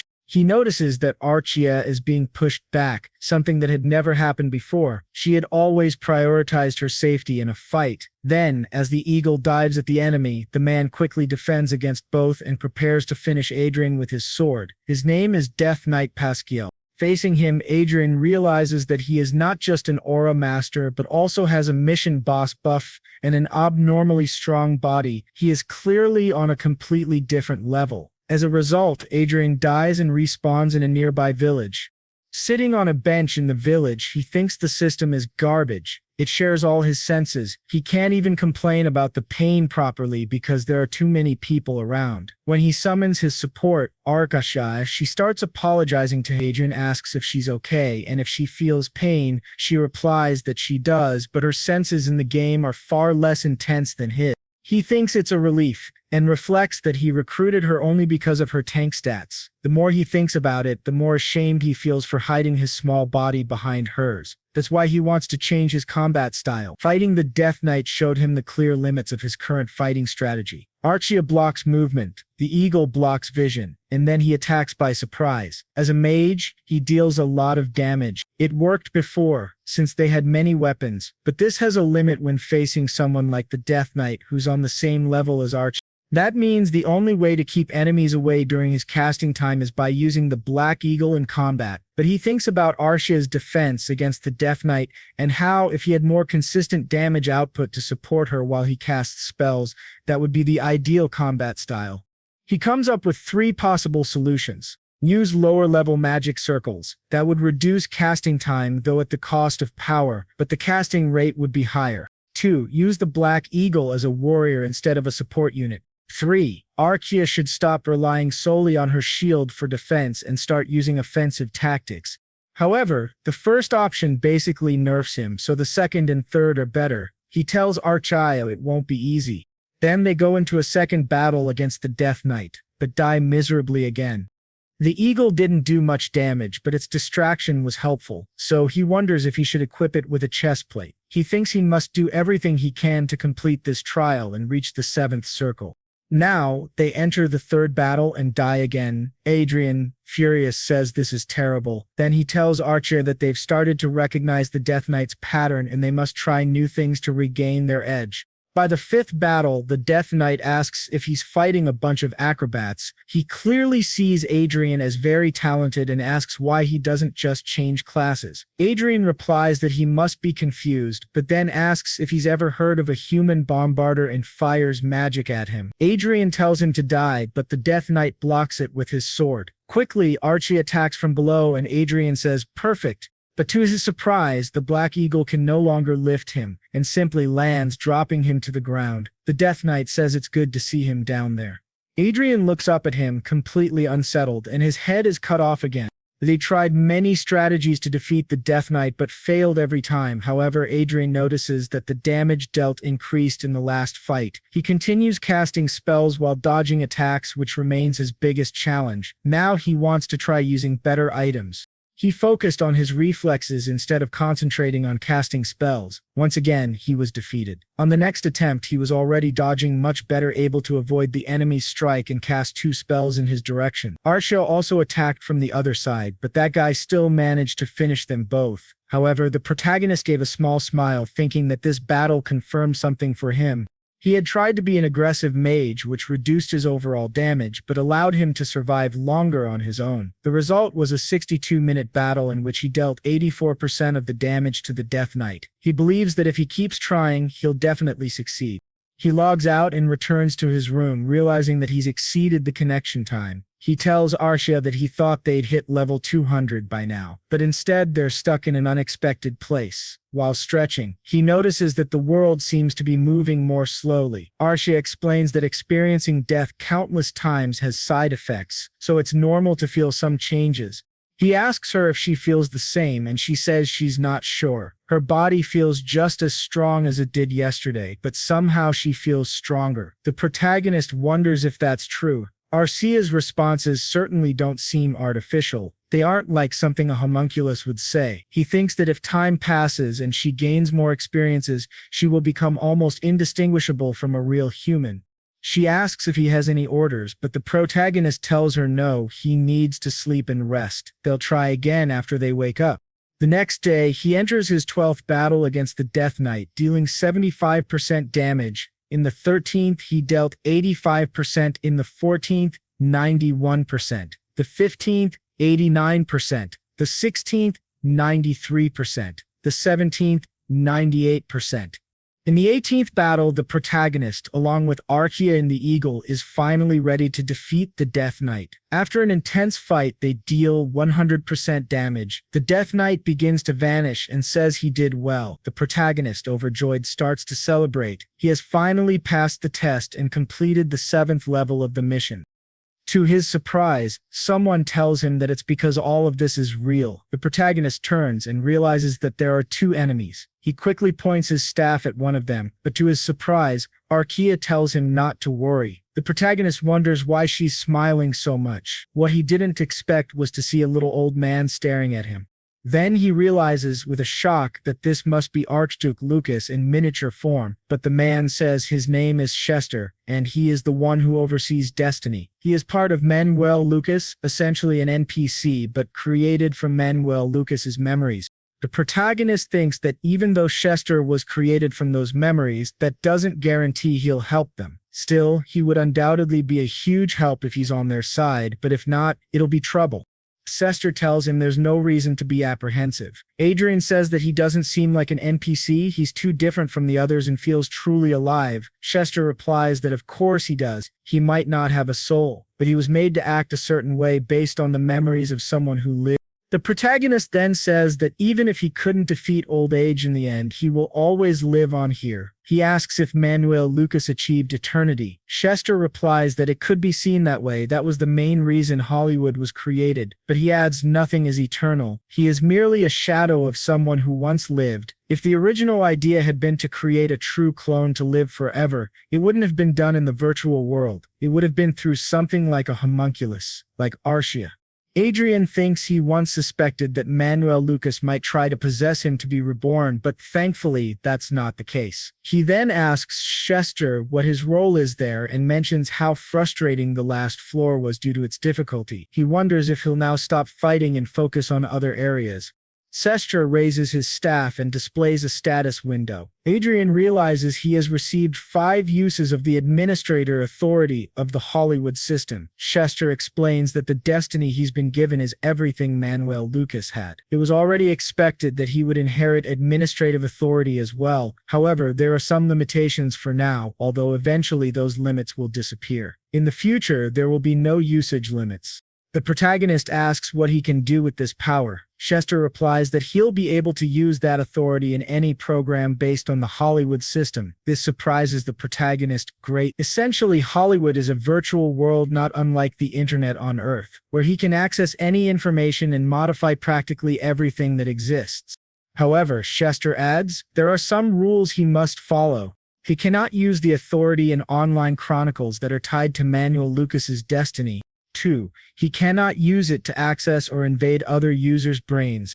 3. He cannot use it to steal other people's property. 4. He cannot use it to harm the world, either directly or indirectly. The protagonist thinks it's a bit concerning, but it makes sense. He then jokingly asks if he can use this authority to launder money. Chester replies that it's not hard and even recommends a few methods personally, but Adrien asks if it isn't too risky. Couldn't someone audit the documents? And then the little guy says that the chance of them noticing this is low since it's not just the current reports, it would basically mean manipulating the entire market. With that, our protagonist says that he'd like to use one of his administrator permissions. Chester then tells him that his current wealth is 12.625 trillion lots and asks if he'd like to organize the lots and equipment he'll receive from this floor. The protagonist agrees. Then Chester asks if there's anything else. The protagonist says that Arsia needs a registration and it would be good to make her origin the holy city of Everil. Chester replies that of course, and that he will register her as someone whose family has passed away, marking her current status as orphan. When the protagonist asks Chester if he would help him with the administrator authority, Chester says yes, but then a woman asks why he's gone so far for people he didn't even know. Chester responds that this is his way of showing affection and care for the world he left behind, so that the life of his successor wouldn't be as difficult as his own. This leaves Adrien quite confused, as those don't seem like the words of someone remembered as a legendary mage. If it weren't for this world, if not for someone from Earth like him, and if he hadn't created a legacy for future generations, his life would have been pathetic. He couldn't have dreamed of becoming who he is now, so he kneels down and thanks his master. But Chester says that he is not Manuel Lucas, though the protagonist notices a small smile at the corner of his mouth. Thus, he acquires another 50 trillion lots, and also receives the sky fortress of Icarus. His 7th circle is now complete. Meanwhile, in the city of Nichen, the former captain of the Order of Knights, Perseus, asks who Adrien is. The knight says he believes that the young master Adrien might be able to take control of the territory and develop it even further. He asks Perseus if he intends to support young master Adrien alongside him.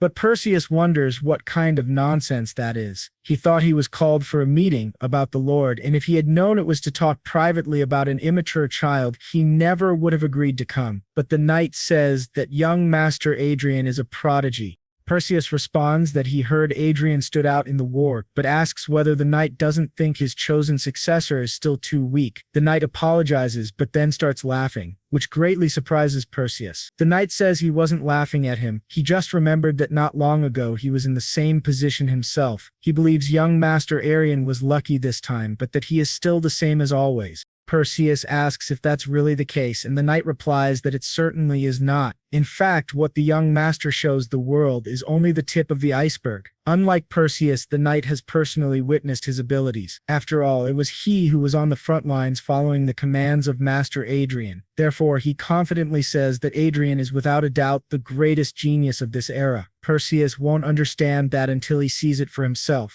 Perseus remarks that the knight seems completely devoted to the young master. He reflects on the story of a prodigy who became mediocre at the age of 7, a mask used to become someone great and survive from a young age. Considering Adrien's intelligence and the knight's words, Perseus has to admit that Adrien deserves his attention. He then asks the knight Berlin what he wants to do. Berlin says Perseus should use his connections to convince the vassals to support young Master Adrien. Perseus says that it's a bit complicated, but still interesting. Berlin says he made a great decision, but Perseus responds that he hasn't decided anything yet. Before making any decisions, he should at least meet Adrien. So Berlin says that young Master Adrien would be delighted to visit him soon and that he'll call him to share the news. While speaking with Adrien through communication magic, Perseus thinks to himself that Adrien is someone who spent over a decade hiding his power, waiting for the right moment for revenge.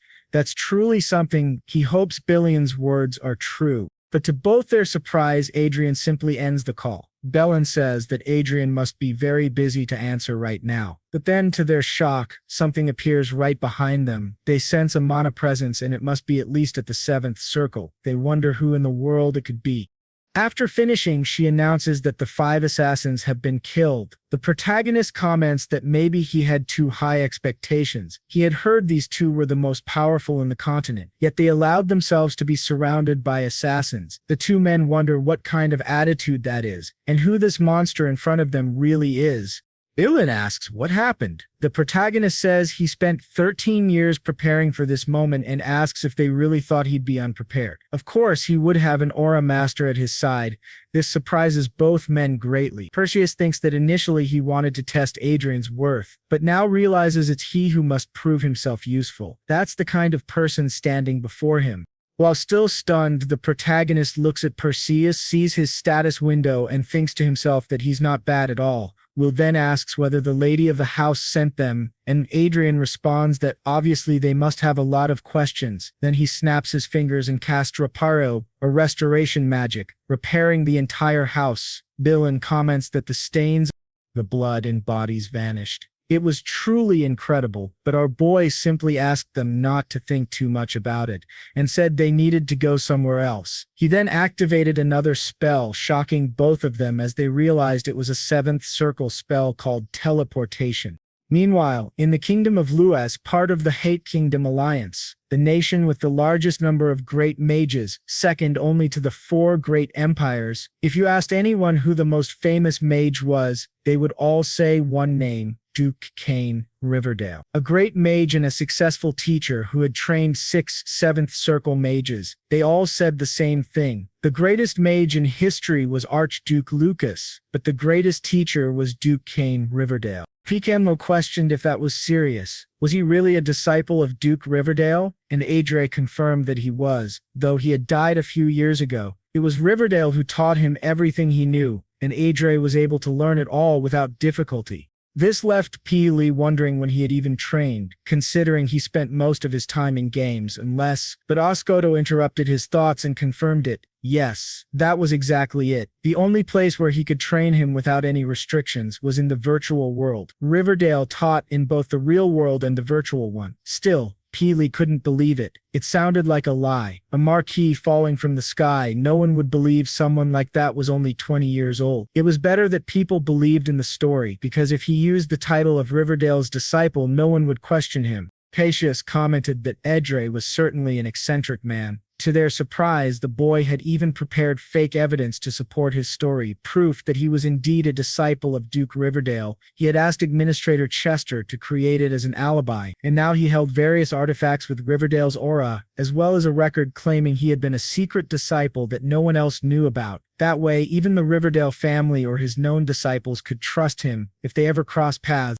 Adrien said he would have loved to declare himself the heir of Manuel Lucas's destiny, but no one would leave him in peace for the rest of his life if he did. He then told the two of them that he and Arsia would handle Anna and Cedric, so they shouldn't worry too much about expanding their influence or gathering people. Pacius asked why he had been called there. Then, the boy replied that this was never part of his plan to begin with, but there was something he needed him to do. He asked him to extend his left hand. When they touched watches, a window appeared in front of the boy. Explained that it was his second bank account, holding 20 billion lots, and asked him to form a group under his command to gather intelligence. This group would be in charge of doing the dirty work, a necessary part of achieving his plans. It was curious that he asked a knight for that kind of task, but Pacius acknowledged that considering they would be facing Marquis Haven, it might be necessary. Still, he asked if he was sure. That amount of money must have been hard, maybe even impossible to accumulate. But the boy asked him not to worry. He had acquired it very easily, thanks to his great talent for investing. In fact, he thought Pacius might faint if he knew he actually had 3,000 times that amount. Then he extended his hand again to Pacius and declared that he would remove Cedric from his position as heir to the family and would gain a level of power no one in the nation could disrespect. He asked Pacius if he would stand with him. Pacius knelt and pledged his loyalty. Back at Adrian's home, his stepmother was furious, saying that 5 expert assassins had vanished without leaving a trace. The butler confirmed this. She shouted that he had promised they could kill anyone, even a master of aura or a great mage. The butler agreed, but she angrily threw a wineglass at his head. After calming down a little, she asked where Pacius and Billion were. The butler said that Mr. Billion had returned to his unit, but Pacius had completely disappeared. She realized he must still be alive. Billion would have reported it if he were dead. She suspected those two were conspiring against her and couldn't ignore it. She remembered that her husband had told her to monitor Adrian and Sylvia closely. She felt she had no choice but to obey, because opposing Viscount Lawrence would be even worse. Still, if Billion and Pacius joined forces, they'd be unstoppable. She couldn't let them act freely because Cedric couldn't afford to have a rival. Time was running out. The butler asked if she wanted to deal with the Assassin's Guild again, since they had guaranteed they would finish the job. She questioned whether they should just kill Adrian, shocking the butler. In her sly way, she asked if he was afraid. "This is the easiest path," she said. "Yes, it's the only way. Don't even think about another option." The butler warned that if she went through with it, there would be no going back with Viscount Lawrence. Besides, young Master Adrien was now very famous. But she, seething with rage, asked how long he had worked for her. Trembling, the butler replied that it had been 30 years. She reminded him that he should know by now that she hates being contradicted. She poured wine over his head and asked if he thought she didn't know what he was up to. There was no other way, she claimed. "Do you think you're smarter than me?" she hissed. The butler thought he had tried to help only because of a spark of remorse for the young master. He knelt and begged for forgiveness, but she said, "Forgiveness? No, I'm going to frame you." That left the poor man utterly stunned. The viscount is dying, and someone needs to take responsibility for it. All this time he had shown loyalty to her, so it would be easier this time. She asks him what's wrong and if he isn't loyal to her. Trembling, he replies that he understands and will prove his loyalty. She says that's the perfect answer and orders him to make sure they don't fail again, or else everyone will be killed. The man thinks that she's discarding him after 30 years of loyalty just because he said the wrong thing at the wrong time, and it's too late to go back. If the young master manages to overcome this trial, maybe he can survive. Meanwhile, at the house of Count Diotes, they are celebrating the victory of the 23rd Division. They say they can finally return, and Count Diotes says he never thought he would receive recognition, thanks to young Master Lawrence. He's truly looking forward to the ceremony. The men beside him say that their family status has also improved thanks to him. They assure him that they will be their family's heirs and invite him to visit any time, promising to welcome him with everything they have. Our protagonist thinks they're taking credit for what he did, but he understands this is normal. It all happened because His Excellency trusted him and supported him with his great wisdom. However, Count Diotes says it would have been better if the war had lasted a bit longer, which surprises our protagonist. He asks what he means, and Walton explains that if the war had continued, he would have received more recognition and possibly become a lord. But with the current situation, the compensation will be limited to him only. Our protagonist realizes there's a big difference between inheriting a title and earning one on your own. No matter how much he rises in rank, without a county of his own, he can't pass on his title. Seeing Count Diotes looking a bit down, he says he didn't fight expecting anything in return. Diotes replies that it's a real shame. He has so much potential but lacks an environment where he can truly shine. That makes him sad. Still, he asks the protagonist not to worry about that and says maybe he could get involved with his family, which surprises the boy greatly. Diotes says he has a daughter and that if the protagonist is willing, he could make that happen. Our protagonist smiles and thinks, wait, what? A daughter? Just like that? Diotes asks him to please think it over. He'll always be welcome. But the protagonist also recalls that Count Diotes' daughter is rumored to be a maniac. Still, he thinks that now he can finally return, and for Ina and Cedric, unexpected things are about to happen. Now, the day after the end of the war between Hay and Crescent, the provincial army was immediately disbanded. Back at the airbase, the soldiers thank our protagonist once again and tell him to visit whenever he can. Returning home, the boy logs into his game once again, thinking he's getting tired of leveling up like crazy every time he gets a bit of free time. The level requirement for the level 8 mission is 250, but his current level is only 202. It's been 10 days since he hit level 200, but he doesn't feel like he's making any progress. As he gets stronger, so do the monsters. The experience cap has increased as well, so it's no longer possible to level up once per day like before. He thinks the monster they just killed would require at least 5 people. Maybe he needs to recruit a new member for his group, but he shouldn't draw too much attention. Since he has a stroke of luck, it's better to advance slowly and steadily, eventually reaching the max level. He calls Arsia, but she remains still, and he wonders what's wrong. Just then, a bird appears behind him. He asks what's going on, and suddenly he feels something.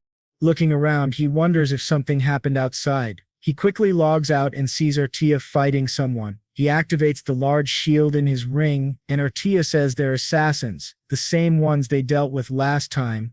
Adrien asks since when assassins use swords, and aura-infused ones at that. Arsia replies she's not sure, but they're equipped with aura swords and armor, and there are 3 of them. Our protagonist remains calm despite 3 elite fighters trying to kill him. Arsia says Mr. Bilwin was prepared for any attack and delayed them. Their vanguards are dealing with him now. Adrien thinks that if they have 5 vanguards, it shouldn't be hard. However, Arsia says it won't be that easy just as the roof of the ship is completely shattered. He looks up and sees a heavily armored golem. Arsia says there are 6 in total. Our hero remarks that it seems the madam sent the devil after him instead of Bilan and Sir Perseus. He asks Arsia if an aura sword should be enough. She says of course. He grabs his staff and Arsia takes her sword. As the monster attacks, Adrien says it's pathetic she picked the wrong alpha. He then activates a flame explosion spell, burning the golems. Flying above the ship, he calls Arsia to fight with him. Meanwhile, the assassin captain receives a call saying something isn't right and they must retreat now. The captain wonders how their plan failed so badly, but to everyone's surprise, 2 explosions send them flying. The man wonders, what kind of monster is hiding in the Lawrence family? Our protagonist defeats the enemies one after another, with Arsia fighting by his side. On the communicator, someone tells the captain to escape quickly and to kill the archmage, interfering with their teleportation. The captain wonders if he's going insane. Not only is there an archmage, but also a master of aura. He begins to flee, saying the others are on their own. But quickly, our protagonist casts a spell on the man, and Arsia swiftly cuts off his arm. Just as she's about to kill him, Adrien orders her to stop. Adrien says there's no point in him trying to escape. That man thinks it's impossible. They were completely annihilated. Then our boy suggests helping him, but to their surprise, the man suddenly collapses. Adrien asks what happened, and Arsia checks his body and says he's dead. It seems he bit into the poison capsule hidden in his teeth. Adrien realizes he doesn't have much experience dealing with assassins and underestimated their determination. Meanwhile, the vanguards question whether young Master Lawrence is truly that strong and if the vice commander knew about it. Dayan responds that young Master Adrien is a disciple of Duke Riverdale, which greatly surprises them. Dylan adds that not only they, but the entire family underestimated him. Everyone knows how incredible Duke Riverdale is, but he believes young Master Adrien became this powerful because he's something special. He was making plans for the future while acting humbly and deceiving everyone around him just to survive. But now the tides have turned and surely they should reconsider and join him. Adrien thinks to himself that Dylan is definitely skilled at influencing people. Back at home, Adrien's worried mother runs to him and asks if he's okay and if he got hurt anywhere. His father, right behind her, tells him he worked hard. Observing this, Adrien thinks it's completely normal to hold a parade to celebrate after receiving a battlefield medal, but it feels too calm. His father apologizes, saying there should have been a grand reception, but Adrien replies it's fine. He doesn't like noisy events, while thinking that it must be because of Anna and Cedric. His father says that in exchange they prepared a grand banquet and now they will celebrate his return with food and drink. Looking up, Adrien sets his aerial fortress to energy-saving mode. At the banquet, the knights say it was their greatest honor to fight alongside young Master Adrien, and they're very grateful. Then, his father asks how he learned to win people's hearts on the battlefield. But before Adrien can answer, Anna suddenly appears, shouting his name, and Adrien notes it's been 3 months since they last saw each other. Cedric's mother welcomes him while Adrien thinks Anna looks like she's seen a ghost and he doesn't understand who that man with her is. He realizes it's Maurice Juger and his impression is one of relief and happiness. He hears that Maurice worked for her for 30 years, so why is his impression of him so favorable? To Adrien's surprise, he notices that the one leading Enem and Cedric's faction is Commander Crone, whose impression of Adrien is hostile. Cedric comments that as someone bearing the family name, Adrien did a great job, though it's nothing special, and he should be praised. Adrien smiles, thinking it's nonsense. He'd love to cut their heads off right now, but he needs some justification first. After all the things these bastards did to him, how could he consider giving them a quick death?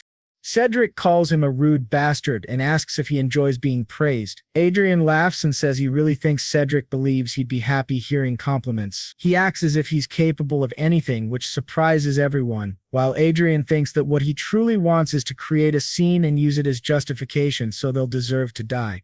He tells Cedric that he can already imagine him ignoring tactics and dying recklessly after charging forward, which infuriates Cedric. Adrien then asks if people shouldn't get smarter with age, and that's why his vassals call him an idiot behind his back. Cedric gets even angrier, and Adrien adds that perhaps his ignorance comes from his mother's side, which shocks everyone. Cedric's mother asks what he means by that, and Adrien retorts by asking if she has something to say, telling her to stop pretending to be refined because it doesn't suit her.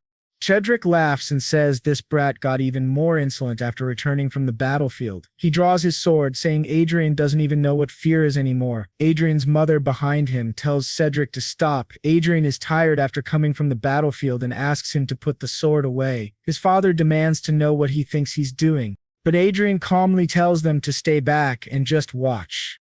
Cedric approaches and says Adrien is playing tough now. He understands the sudden attitude. It must be because of the investigation into that rebel. He asks how Adrien dares to try and bring down their family and if Bolin has gone mad. This confuses both parents. Cedric accuses Bolin of persuading Adrien to try to destroy their family. His mother says this is absurd and asks if it's really true. Cedric orders them to capture the rebel immediately. To his surprise, no one responds. He shouts, demanding to know what the hell they're doing and why they aren't following his orders. A knight in the back says that if he wants to capture Vice Commander Bolin, he should do it himself. Cedric, furious, charges at Adrien with his sword, but to everyone's shock, Arsia grabs his arm while still chewing on a giant pork leg. Cedric yells, asking what the hell she's doing and why she's so strong. He demands that she let go, but to his surprise, she throws the pork leg right at his head, knocking him unconscious, stunning the commander, Cedric's mother, and everyone else in the room. As Cedric falls to the floor, everyone is left speechless. Adrien just smiles, looking down at the completely disoriented Cedric. But then from the back, their commander tells her to stop. If she crosses the line again, she'll answer to him. Adrien then asks if it's not him who's been crossing the line all this time. After everything he's done, so many things that he probably doesn't even remember. Cedric exclaimed that those bastards dared to hurt him and that they deserved to die. The commander agreed, stating that they indeed deserved death. However, as a vassal, he couldn't harm the second young master, a member of the Lord's family. Cedric questioned what he meant, and the commander clarified that the situation was different for the woman. He had no obligation to consider a commoner who laid hands on a noble. Pointing his sword at her, he questioned whether she thought she was a noble just because she was a noble's lover, and prepared to attack her. To his surprise, others defended her, prompting him to question their actions and demand they retreat immediately. Bolin intervened, stating he wouldn't have drawn his sword if he intended to retreat, and ordered the commander to step away from the Law of Alice. The commander, puzzled, wondered what the Law of Alice meant. He found it strange that even members of Cedric's faction sided with them. Noting that most of these individuals prioritized profit over loyalty, something felt amiss. Looking back, our protagonist noticed reinforcements had arrived. Cedric began to laugh, claiming it was too late for regrets, and that including Bolin, they would all be punished for their crimes. Our protagonist countered, stating they were in the presence of the Lord, and questioned how the Viscount's knights dared to oppose their lord. Cedric ordered the immediate subjugation of those bastards and commanded everyone to attack. Our protagonist assessed that, in terms of numbers, their forces had more soldiers, but they were properly armed, whereas Cedric's faction had over 10 well-equipped soldiers. If a large-scale battle erupted, it would be a one-sided massacre. The commander questioned the futility of their actions, suggesting Cedric had become intoxicated by his own victory and forgotten his position. He emphasized that the family system couldn't be altered due to Cedric's recklessness and that only their side would suffer casualties. The commander laughed, questioning whether he wouldn't be killed immediately. However, even if he survived, only hell awaited him. Our protagonist's father instructed him to use the artifact, and his trembling mother apologized. Cedric dismissed the idea of fleeing and ordered the others to attack. As they advanced, our protagonist labeled them as miserable fools rebelling against their lord and ordered the knights to protect their lord, surprising everyone. The commander questioned his actions, and Adrien declared that anyone could see they were the traitors and that they would end this situation immediately. He instructed Arsia to leave those three to him and handle the rest, then removed the illusion magic. She complied, and to everyone's shock, she swiftly decapitated all those men, leaving the commander utterly stunned.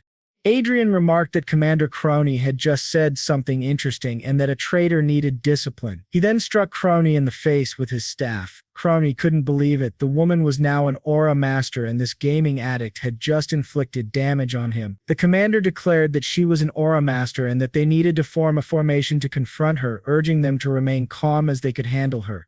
Adrien noted that, despite everything, the commander still managed to give instructions to his subordinates, showcasing his leadership. However, he asserted that nothing would change. The commander questioned what he meant. Our protagonist declared that he was a teacher about to impart a valuable lesson and began activating multiple buffs on himself. The commander realized that magicians could use magic 2 classes below their level without casting, meaning a 7th circle magician could use 5th circle magic without casting. Consequently, our protagonist used the memorize spell, thinking that once magicians became archmages, the so-called weakness of casting nearly vanished. Our female protagonist then unleashed a fiery explosion, burning the commander's body. After he collapsed, our protagonist approached the 2 trembling individuals, stating that they were going to have a lot of fun from now on and asked if they didn't think so. Despite his injuries, the commander lunged at our protagonist, who dodged and questioned why he got up, then proceeded to beat the commander in front of the 2. After the commander fell dead, they wondered how it was possible and how Adrian Lawrence had become an archmage. Our protagonist approached them with a smirk, and they realized they were utterly doomed. Meanwhile, elsewhere, an old man declared that Adrien had dared to lay hands on his daughter, Anna. This man was Raven Margrave, Anna's father and Cedric's grandfather. At the Margrave's residence, he watched all the footage of what had happened to his daughter and grandson. Infuriated, he noted that the video was spreading rapidly across various internet portals and platforms, and by tomorrow, most people would be aware of the situation. He dismissed the online chatter, stating that the opinions of commoners in the virtual world meant nothing. However, even among the nobility, some supported these speculations, though the most they could do was file complaints. He emphasized that no matter how valuable an archmage or aura master might be, this wasn't an era where wars could be won by 1 or 2 superhumans. Furthermore, aiding these 2 meant opposing Haven Margrave, whose military power was equivalent to that of a duke or marquess combined. It would be problematic if someone with a title equal to his, like a duke or marquess, sided with Adrien, but he deemed that highly unlikely. His butler mentioned that the royal family might intervene, but the Margrave argued that, obviously, a young archmage and aura master would attract attention. However, unless it was proven true, they could simply be labeled as imposters. As long as no one believed they were truly an archmage and aura master, there would be no issue. In this era, there is no guarantee that a video can't be artificially created, so they must announce that the video was fabricated. Through this video, they aim to expose that he is the one behind Anna and Cedric. Those foolish commoners are acting exactly as expected, merely trying to find justification, which is what they truly want. This surprises the trio greatly. They wonder why he would provoke a Margrave, but Margrave asks how many of their forces can be mobilized in a territorial war. One of the men replies that approximately half of their total forces can be deployed. For territorial defense, they can mobilize either 3 flying fortresses and 50 vanguards, or 2 flying fortresses and 200 vanguards. The Margrave then asks which forces can be mobilized immediately. The man replies 200 vanguards and 1 flying fortress. The old man says that's sufficient, while thinking that the brat they're learning about actually dared to challenge him. He declares, "Then it's war," vowing to make him regret it. Back to our boy, he thinks that they must have seen the video that was just released and are now preparing for an attack. The connection between Anna, Cedric, and Raven Margrave is unbreakable. His blade of vengeance will only be complete when it reaches Rengrave. However, before that, certain conditions must be met to solidify his position, specifically facing 3 individuals. A blonde woman then introduces herself as the daughter of Cain Riverdale, Olivia Riverdale.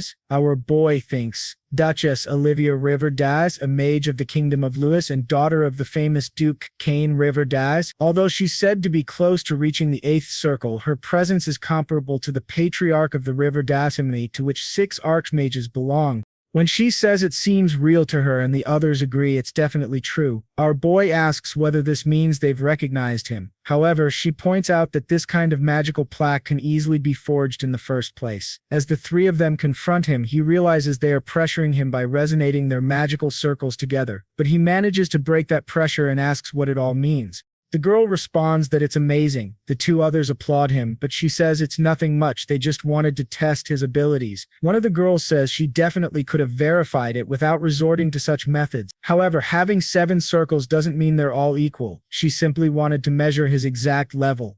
Adrien then asks, "So, does that mean I have your recognition now?" She responds that she still has many questions, but she has no reason to reject him. Our boy thinks she has a sensible way of thinking. He wonders if he were a villain who brought harm to her family, would she make the Riverdales his enemy? That would be the same as asking for death, and she doubts anyone could bear such consequences. Since his identity has been confirmed, it's all fine.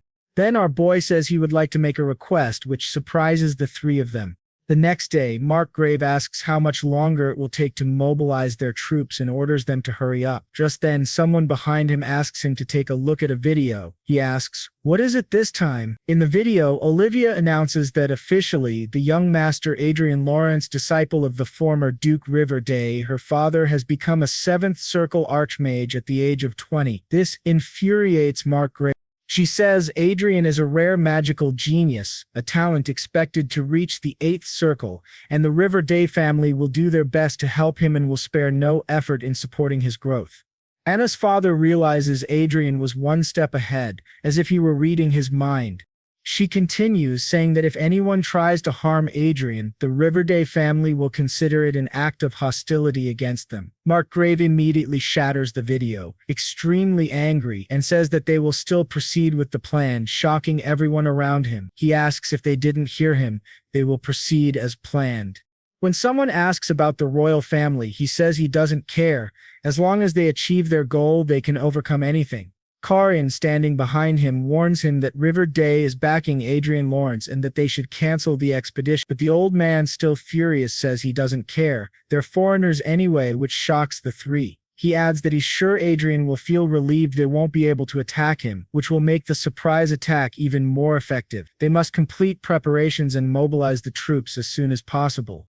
To his surprise, Adrian's eagle is silently watching them, relaying everything to Adrien. It flashes back a few moments earlier, with Olivia asking if he really wants to hold a press conference and whether that's what he's requesting. Adrien confirms, and she says she now understands the situation he's in. If he wants, she can offer him more support as a fellow disciple. But Adrien replies no, she only needs to reveal that he is a disciple of the former Duke Riverdale and a 7th Circle Archmage. He doesn't need anything more, which leaves her slightly doubtful. Smiling, our boy tells Arsia that it's time to go. He thinks that, when it comes to his vengeance, he doesn't want to depend on anyone. He wonders, isn't revenge something one pursues for personal satisfaction? Everything must go according to his plan, under his leadership. We return again to that moment, with her asking why and Adrien answering, "They are my prey, and I don't want to share the joy of hunting them with anyone else." In the dungeons, they manage to break free and begin to flee. In Anna's hand is a key. As they run for their lives, she says that living like this is the same as being dead, and her father will never leave them alone. Cedric asks if they're really going to do this, but she replies, "What else can we do? We can't live like this." Cedric agrees, and she tells him to shut up and keep running. Now on the roof, she looks at the sky and clicks the key. A message appears and she is transported to the airborne fortress. Upon arrival, they remove their cloaks and she says that the peasant is truly something, but she'll make sure he dies. If he really thinks she's going to stand by, he's wrong. With that flying fortress, she can destroy both him and the viscount. With her key, she activates the fortress. The system asks who she is and she responds, "Anna Lawrence, her identity is verified." When asked if she is trying to activate the fortress under threat, she says no. The activation is then completed. Anna orders the main cannon, Firestorm, to be prepared, aimed at Viscount Lawrence and fired on her command. But to her surprise, our boy tells her to shut up, saying she acted exactly as he predicted. He thanks her for unlocking the fortress's security. She wonders when he got inside, but to her shock, Arsia has already defeated everyone and is holding Cedric. Our hero says that trying to shoot the Viscount with a flying fortress only adds to her list of crimes, and the Marquis Raven's troops are almost here. She and her brother will have to protect this land with their own bodies. This stuns her. Our boy says, "That's what I wanted to see. If you're guilty, then you should be nervous. Do you really think your crime should make you so proud?" He then throws her to the ground and says the fortress had many layers of security, but she kindly unlocked them all for him. Anna tells Adrien she's not sure what he's trying to do, but suggests they calm down and talk, as emotions are running high. But our hero isn't someone who tried to blow up a viscount just to talk. Then Arsia starts beating Cedric. Our hero simply tells her to bring him over and she throws him beside his mother. Cedric asks why Adrien is doing this, since they're brothers, but our hero says that even brothers had a great shield above them. Arsia then asks what they should do with the knights, who begin begging for forgiveness. Our hero suspects they're from Marquis Raven. He plans to send them back, but to their surprise, he simply opens the door and throws them out of the ship. He tells Arkia he forgot to upload the video and asks her to edit and upload it for him. Meanwhile, the other two are banging on the barrier, begging to be released.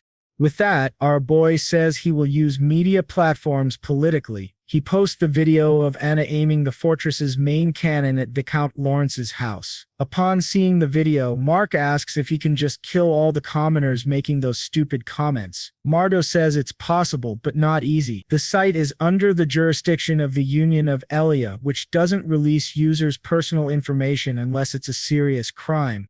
The Marquess says those damned Elia people are truly stubborn. One of the men behind him says a flying fortress is fully operational with 200 vanguards and everyone is ready. The Marquess orders them not to fail and to depart now. The mages activate teleportation magic. As the ship vanishes, the Marquess watches and wonders if he should have gone in person. Meanwhile, his daughter, still inside the barrier, screams for her father not to come. Suddenly, above the airborne fortress, the Marques's army appears in the sky. Our boy says, they've arrived. Inside the fortress, the monowave begins, shocking the two inside. They start screaming Adrian's name, apologizing, promising never to do anything again. But our hero says what he's doing now is something he learned in war. It's called a suicide bomb. With the Marques's army right above the flying fortress, the two scream in terror. Our boy raises his glass and waves goodbye to Madame Anna and Cedric, who watches from the sky as the fortress explodes with both of them inside. As he laughs, he thinks, some may say revenge is meaningless, but he strongly disagrees. He asks Arkia if she wants to make a wish. She replies, "What do you mean?" He explains that they should make wishes while watching fireworks. He thinks alcohol has never tasted so good. It's the era of magic. August 15, 2019. He has erased Anna and Cedric and caused great disruption in this world. But now he has achieved his absolute freedom, simply watching those fortresses and ships explode beautifully. Back in Marquess Margrave's office, he asks why the hell there's no communication. The operation should have ended by now. He wonders if the communication system failed. Still anxious, he then asks about the spies they sent. One of the men replies that they've lost contact with all of them. Marco Lev asks, "Are they playing with me?" One of the other men suggests that perhaps this entire situation was planned in advance. This infuriates the Marquess even more. He wonders how long this has been happening. If it's true, it means he's been in the palm of that boy's hand all along, a boy young enough to be his grandson. But then, to everyone's surprise, someone enters the room calling out to His Grace and says he was searching for online articles related to the Lawrence territory. This article was posted 3 minutes ago, and Marquez asks what it is. This scene shifts back to Viscounty Lawrence. After that explosion happens, the vanguards below are protecting the territory and hearing more and more explosions, with debris falling to the ground. Watching everything unfold is none other than Marquess Margrave. The butler says that, according to the video, an evacuation warning was issued an hour ago and all the residents of the Viscounty of Lawrence had already evacuated. The article says that while communication was completely cut off, a large explosion suddenly occurred in the sky, and they have just confirmed that communication has been restored. Along with it, there was an announcement made by the Lord's castle. Filled with rage, the Marquis slams his desk, shocking those around him. He begins to destroy his entire office and asks how many troops they can deploy right now. One of them responds that they can either send 65 vanguards or 25 vanguards in one aerial fortress.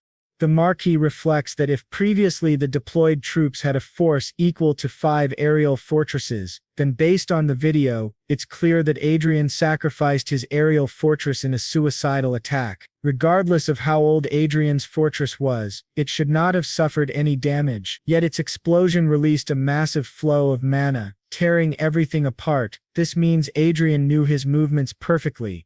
Still, the Marquis believes Adrien could not possibly repeat such a feat a second time. The butler then says that unfortunately, this number of troops is not enough to overpower Viscounty Lawrence. They also received an emergency message from the imperial family, stating that the use of force against Lawrence is strictly forbidden. This surprises the old man greatly, and he begins to laugh, once again shocking everyone present. He asks, "So this is the price for underestimating that bastard. Damage recovery is still possible, but it will take time and the costs are astronomical. Approximately 15 trillion to build an aerial fortress, at least 50 billion for vanguard equipment, and around 30 trillion for damage restoration alone." He laments that the power his family developed over generations has collapsed because of a single mistake. Then he asks, "Has communication with Ares been restored?" The butler replies yes, and the Marquis orders him to immediately connect him with Adrien. Meanwhile, a great eagle in the sky is described. It is the same as Arsia, a support unit, but its basic function is entirely different. While Arsia is versatile like a human being, a Granig is a support type strictly focused on observation, able to relay both vision and sound to Adrien.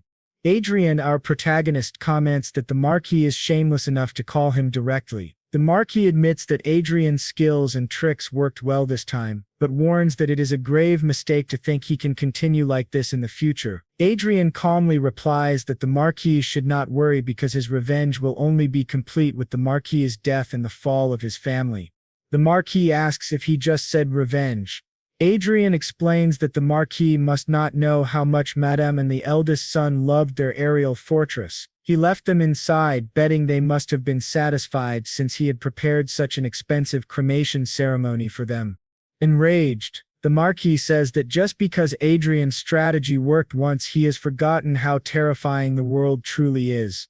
He vows never to forget this humiliation and promises Adrien will pay 1,000-fold, but Adrien, seeing how furious and noisy the Marquis is, realizes that he does not even care about the deaths of Amy and Cedric. Truly they were pitiful after all their arrogance, they were nothing but tools. Adrien then asks the Marquis if he is inside the octagon of the Lord's castle. The Marquis is confused, asks what he means. Adrien replies that he has prepared a gift for him which should be arriving right about now. The Marquis wonders what it could be. Adrien asks if he has heard of memory magic, an advanced magical technique that reduces casting time by storing up to 10 spells. He then asks what the Marquis thinks would happen if he stored 10 seventh circle spells. "Don't you think they could even shatter the Lord Heaven Castle's shield, the one you're so proud of?"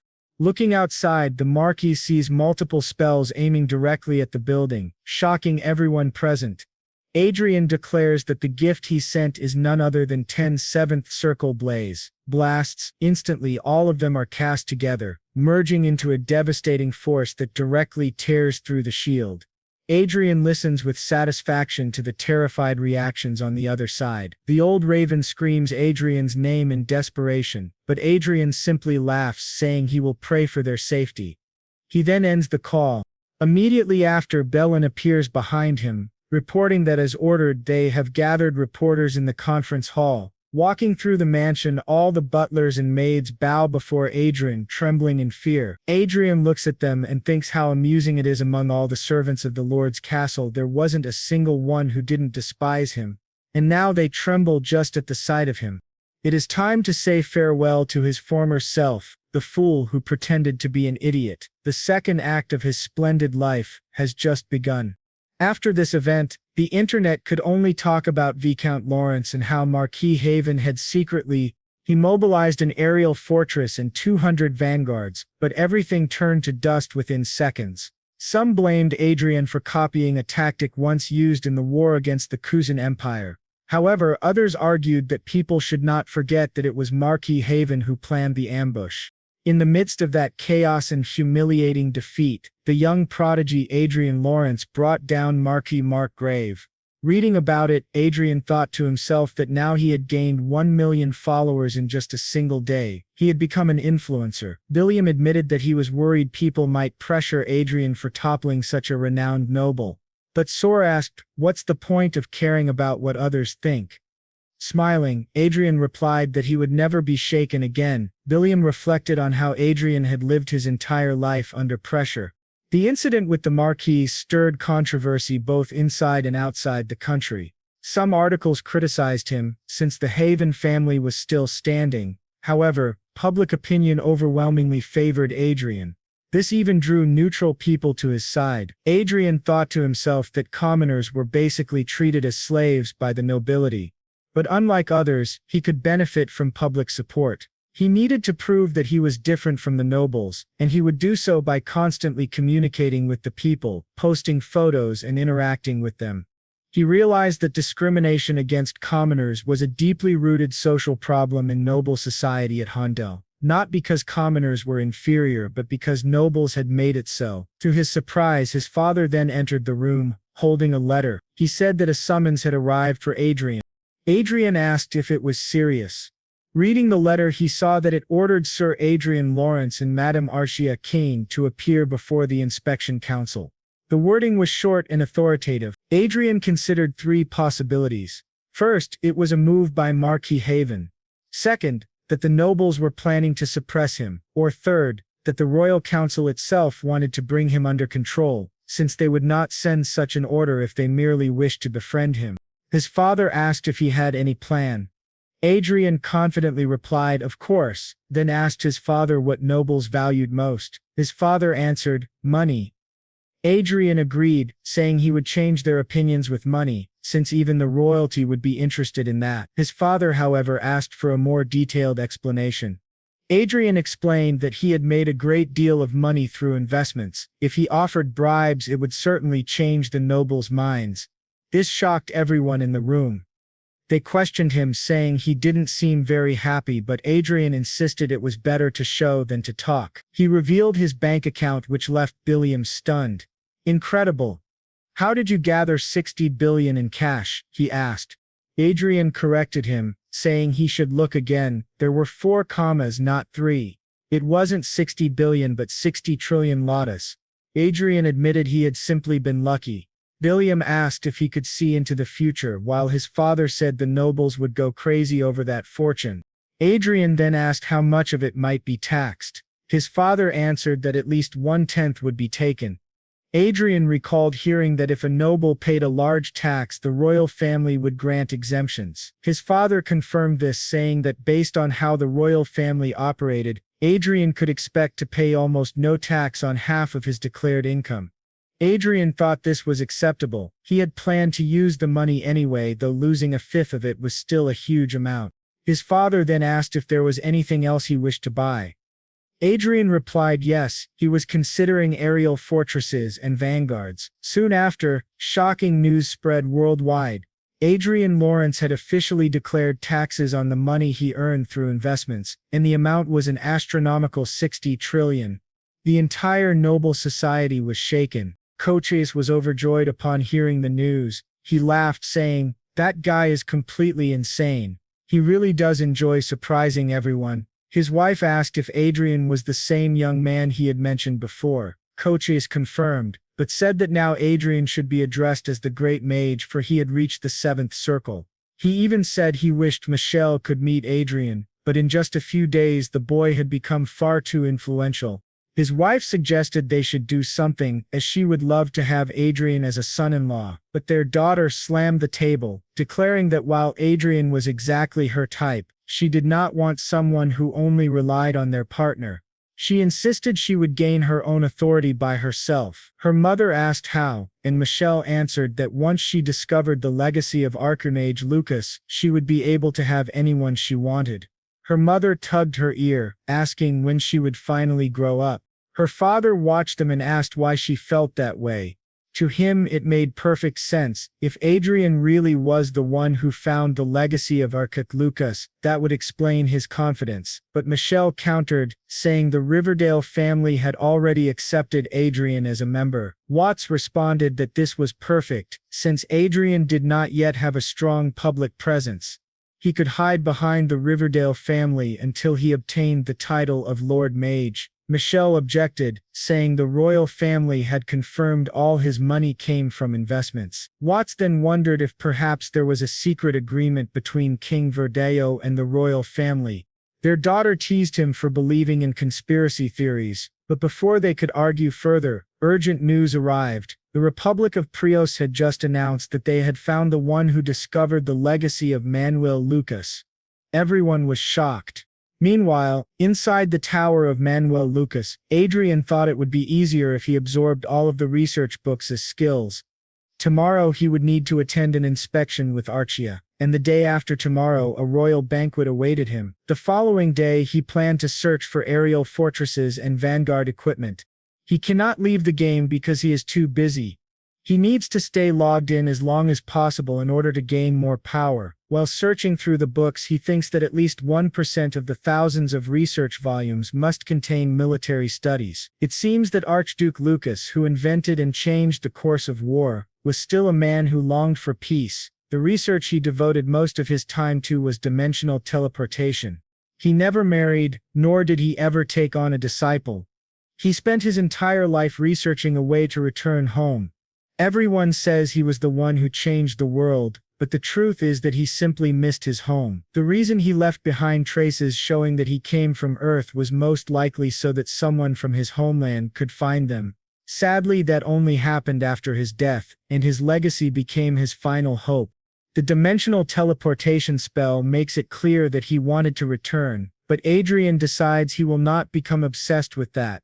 He thinks it would be wonderful if he could go back and forth freely between the two worlds. Perhaps what Manuel Lucas truly wanted was someone who would finish his resorts. If that is the case, Adrien resolves to do his best. Yet the humble Archduke Lucas seems to tell him that he himself is being too modest. With that, Adrien says he has something to ask. He wonders if they will try to catch him while he is laundering money. Karen replies that there is only a small chance of that happening. If investigators were to track every single investor in the world and combine all the transactions, they would see there is more money than exchanges actually recorded. Adrien thinks to himself that indeed, no one would ever go to such lengths. Covering up the incident with the Marquis using money was a good idea, but now there is far too much attention on him. After all, he is a great mage of the seventh circle, and he also has Arsia, a master of aura, by his side. If anyone were to discover that he was the one who inherited the legacy of Manuel Lucas, there is a chance he could lose everything he has. Therefore, he must be absolutely certain to keep this secret.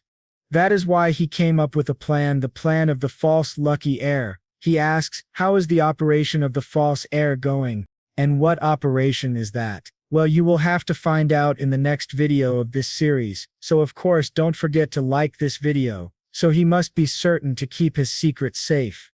That is why he devised a plan, the plan of the false lucky heir. He asks how the operation of the false heir is progressing. The scene then shifts to the Empire of Prius, where a grand parade is taking place, with everyone celebrating and shouting, "Long live Louis Falmont." The young man at the center of the parade smiles, thinking this is exactly what he wanted, for them to continue celebrating him as their savior. This young man is the false heir of luck. At 29 years old, he is an intelligent agent of the Republic of Prius, and the son of President Siark Shane. Yet behind the scenes he is nothing more than a spoiled second-generation rich kid constantly stirring trouble by using his father's name. Without even realizing it, he has become a pawn in Adrien's plan, the false lucky heir operation. Its purpose is simple: make someone else appear to be the heir of Manuel Lucas's legacy, drawing the world's attention away from Adrien and buying him precious time until he reaches the ninth circle. Back in the library, Adrien admits that although he doesn't feel guilty about handing a bomb like this into that man's hands, it still bothers him to let Manuel Lucas's name be tied to someone like him. But the little one tells him there's nothing to be done. Adrien isn't strong enough yet to protect the legacy on his own. Adrien reflects on the Republic of Prius, considered one of the four greatest empires of Honda. It is practically the only nation that accepts democracy and elects its president. But in reality, corruption and backroom deals between politicians and businessmen are its foundation. The legislature and the media are nothing more than the government's lapdogs. In truth, it is no different from a dictatorship, as the president has held power for 14 years. Adrien comments that this scheme might help increase the president's approval rating. Perrault agrees, though he adds that the country's situation would not change with or without this news. Adrien quietly hopes that no one else will become a victim because of this incident. Meanwhile, Manuel Lucas's spirit remarks that once the truth about the false lucky heir is exposed, it will be difficult for Luis and the president to remain unscathed. In the long run, their actions will bring about major changes in the corrupt regime of Prius. Adrien asks that innocent victims be identified so that he can prevent further suffering. The little master says he would prefer to refuse, but agrees to his request this time, admitting that the reason they've come this far is due to Adrien's lack of consideration. Still, he finds it unexpected that Adrien would care so much for the lives of others. He asks him, "Didn't you kill Cedric and Marquis Haven's forces without hesitation?"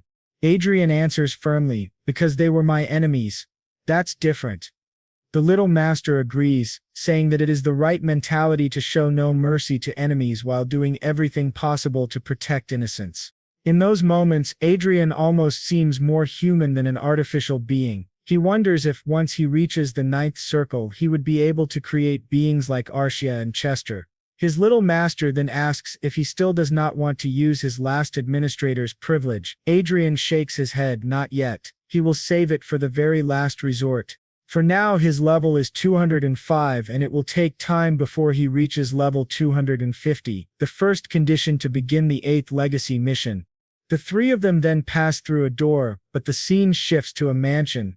Inside, the servants whisper among themselves. They say they've heard that Lord Lawrence is planning to buy 5 aerial fortresses. Some wonder if it's even possible, since the maximum number of fortresses a baron or viscount is allowed is 1. Others say he is even planning to gather the maximum number of vanguard forces. Some of the maids ask if it is truly safe for one family to hold so much military strength. Dioclus replies that of course it is. After all, titles are granted based on merit, and if talents like Adrien were treated carelessly, they might defect to another nation. He is not only a great noble in name, but also someone who will be granted the military power fitting of his station. In other words, there is a new rising power within the Hayward Kingdom. The maids continue chatting, but one of them warns they should stop.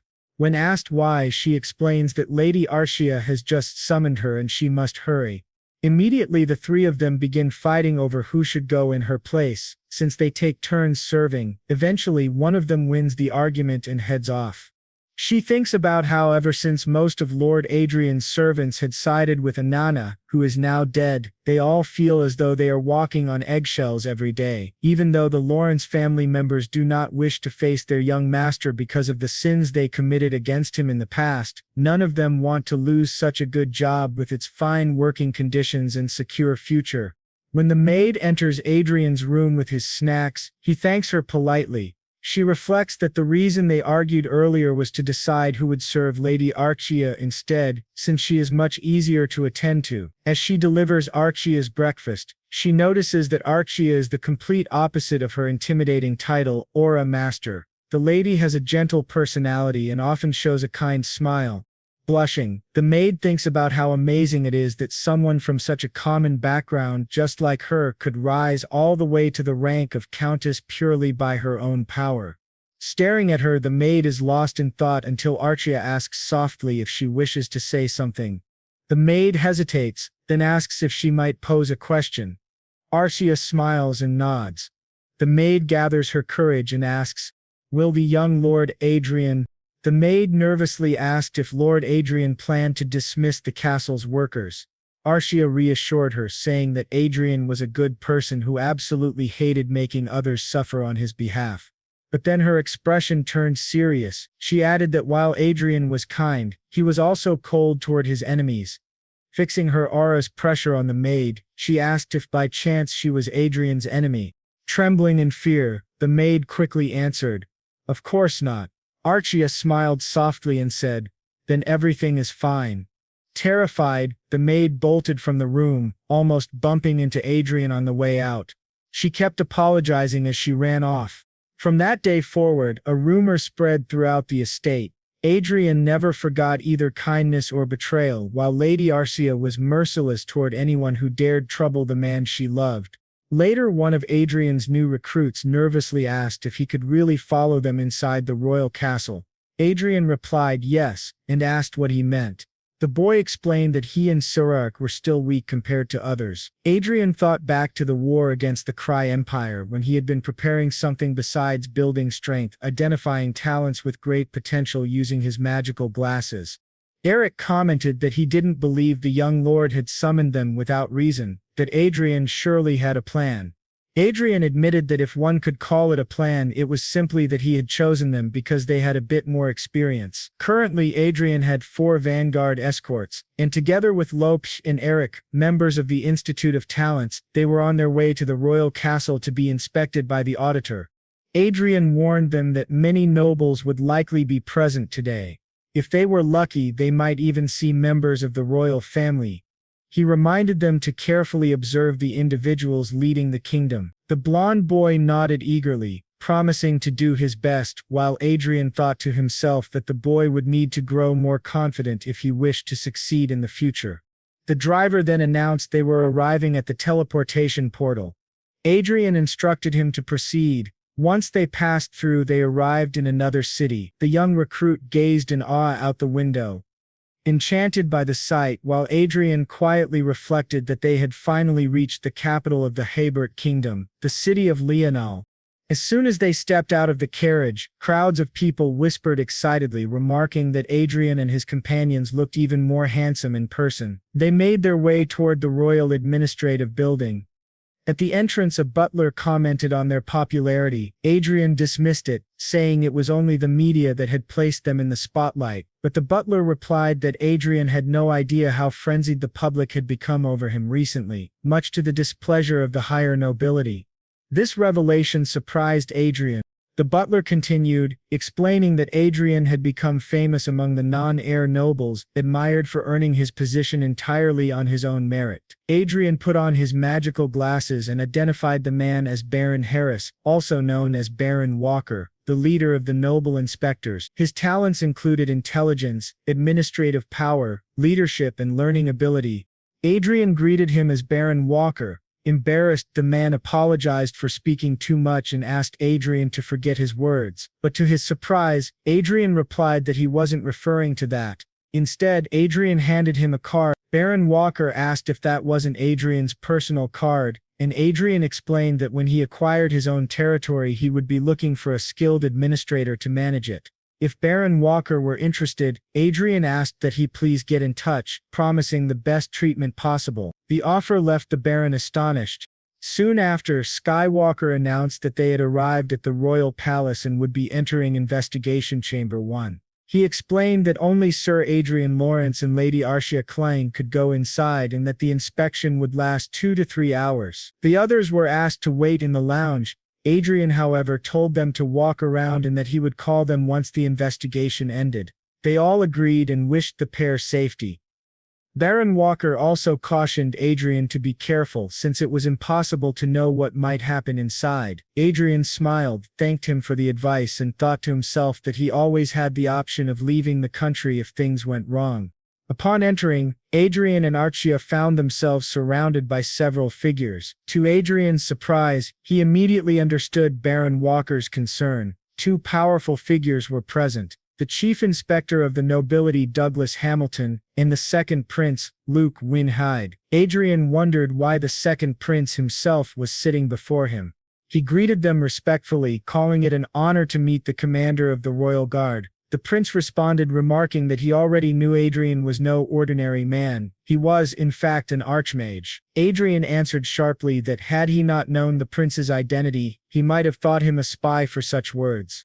The prince only asked Adrien to raise his head. Using his glasses, Adrien observed the prince's talents: aura, physical strength, learning ability, average intelligence, average leadership, and average administrative power. He reasoned that the prince must have trained under an aura master and consumed rare elixirs to become one himself.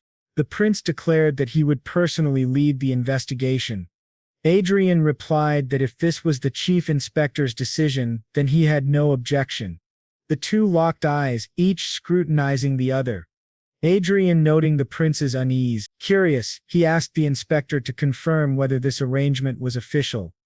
The inspector apologized for seeming disrespectful and explained that he had only wanted to clarify the prince's authority. The prince assured them it was no problem and asked them to sit so the investigation could begin.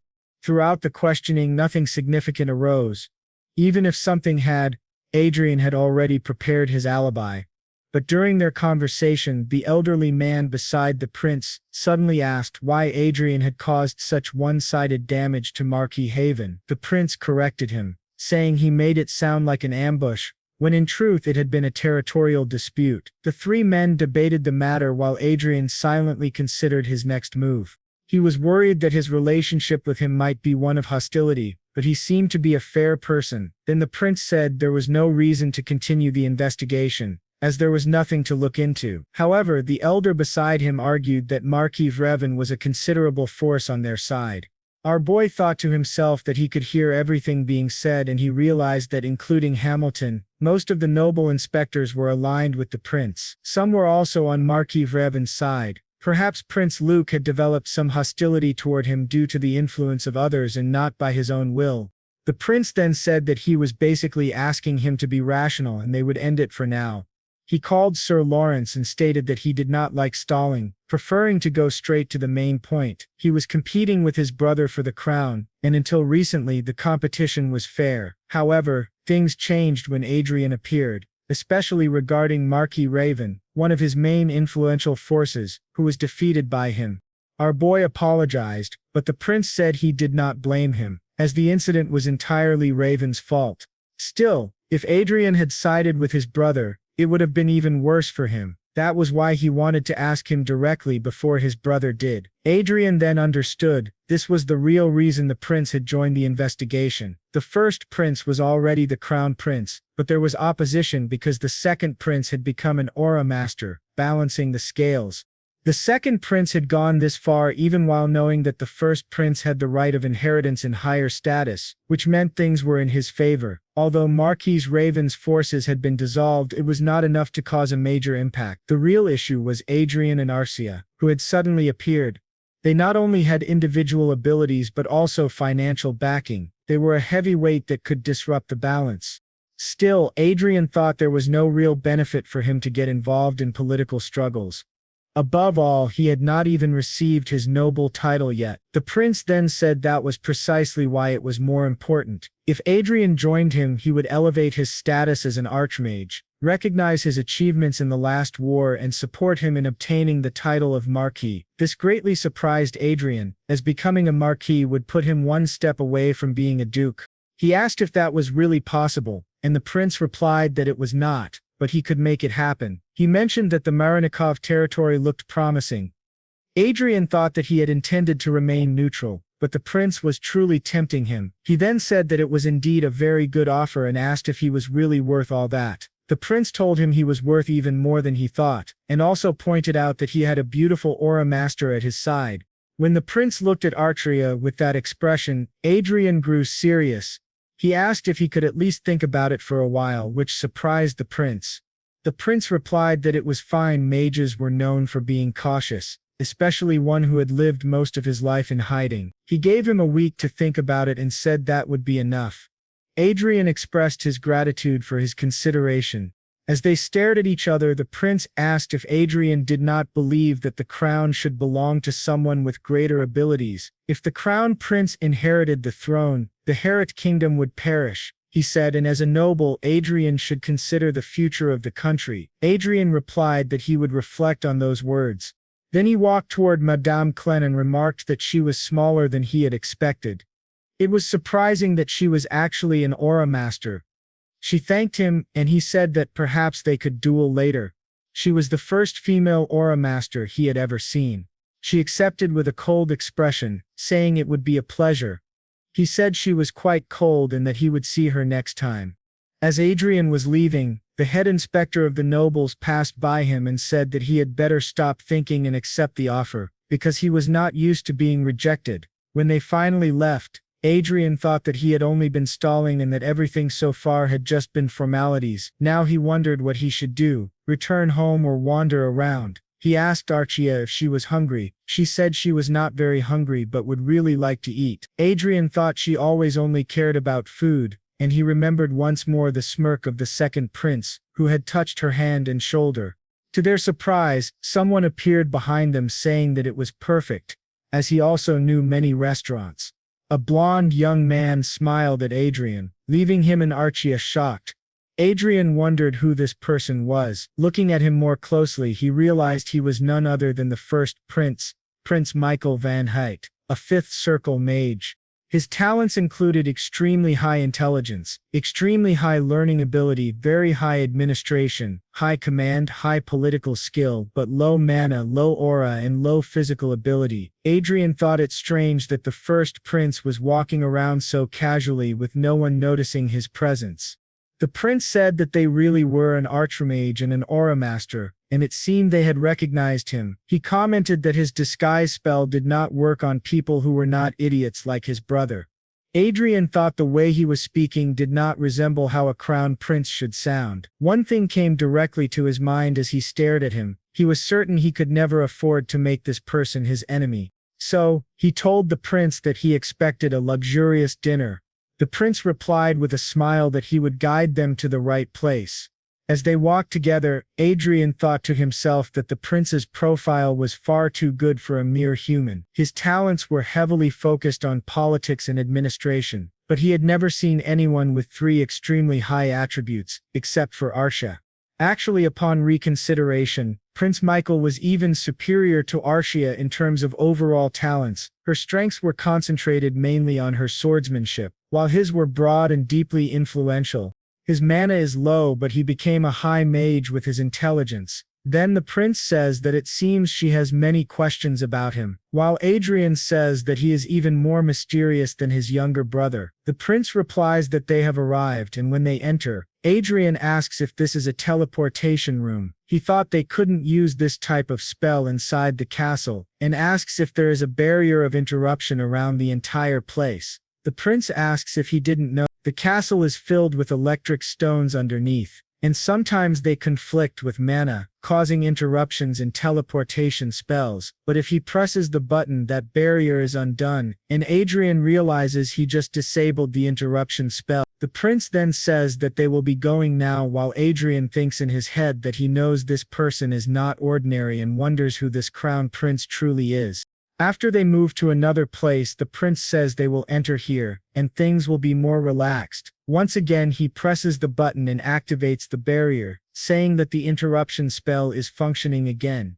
Adrien thinks that it is the prince who is controlling it. The second prince probably has no idea that the first prince is playing with the castle's security, but there is no way for him to know because he is just an idiot. Adrien wonders if he should say that it is an honor to meet the crown prince, and the prince replies that yes, it is also an honor to meet them. The butler then asks if they are back, and Michael asks if the food is ready. The butler says yes. Adrien asks if this is the crown prince's palace, and the blonde prince confirms that it is exactly so. The head chef of this palace was personally hired, and he can guarantee he is one of the best in the country. The prince then asks if Adrien knew that he follows him on SNS. Adrien asks if he is serious, and the prince says yes. His username there is Grandos Eyes Closed. He explains that nobles usually do not care about the virtual world, but he does. He enjoys it very much. Adrien thinks that Michael van Huyt, despite having the title of crown prince, treats him like his best friend, and it doesn't seem like he is pretending. It is definitely not the way the second prince treated him. The two are complete opposites. Adrien notes that Michael seems to have a sense of humor, and the prince says yes, he loved seeing Adrien mocking Marquis Raven. He thought his appearance was more important to achieving that number of followers. Adrien replies that yes, it was very important. While the butler serves food to Arsia, she immediately starts drooling. Adrien says that he saw the prince's fan club greeting him at the castle entrance. The prince agrees, and in the middle of the meal, Adrien asks why he invited them there. The prince asks if he doesn't already know, and Adrien says maybe he is recruiting him. The blonde prince confirms, and Adrien asks what he expects them to offer, but Michael says that unfortunately he cannot offer anything for now. Then Adrien asks if he will promise benefits if he ascends the throne. The prince says yes, but he will not stop Adrien from receiving the title of viscount, which surprises Adrien greatly. Michael explains that a viscount title is not something easily given, and even more difficult now that power is divided. It seems that Prince Luke promised Adrien the title thinking he had the power and influence to make it happen, but if the people on his side disagree, they can prevent him from getting it. Adrien thinks that this really makes sense.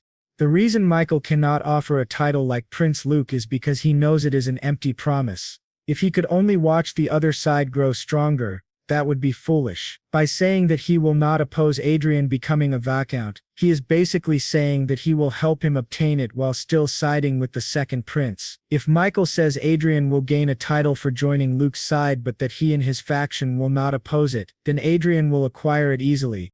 That is why Michael tells him he should consider his side. Adrien thinks that this is not bad. He is the decisive card in this game, and whichever side he joins will gain an advantage. If he accepts Michael's offer, he can obtain the title and support the crown prince. But if he refuses, his title will vanish, and he will be forced to join the second prince. Adrien says that there is more than one choice, but only one answer. The prince asks what it is, and Adrien says yes, he will do as he says. Prince Michael asks if he is sure and if he doesn't need time to think. But Adrien says yes, he deserves the throne more than the second prince. The prince tells him he cannot say all this and then side with Luke after receiving the title. Adrien replies that he cannot betray one who supports him, while Arsia listens silently and continues eating. The prince then asks which side Madame Clen will choose. Adrien thinks that the interesting part about the first prince is how different he is from the malicious second prince, which makes him feel better.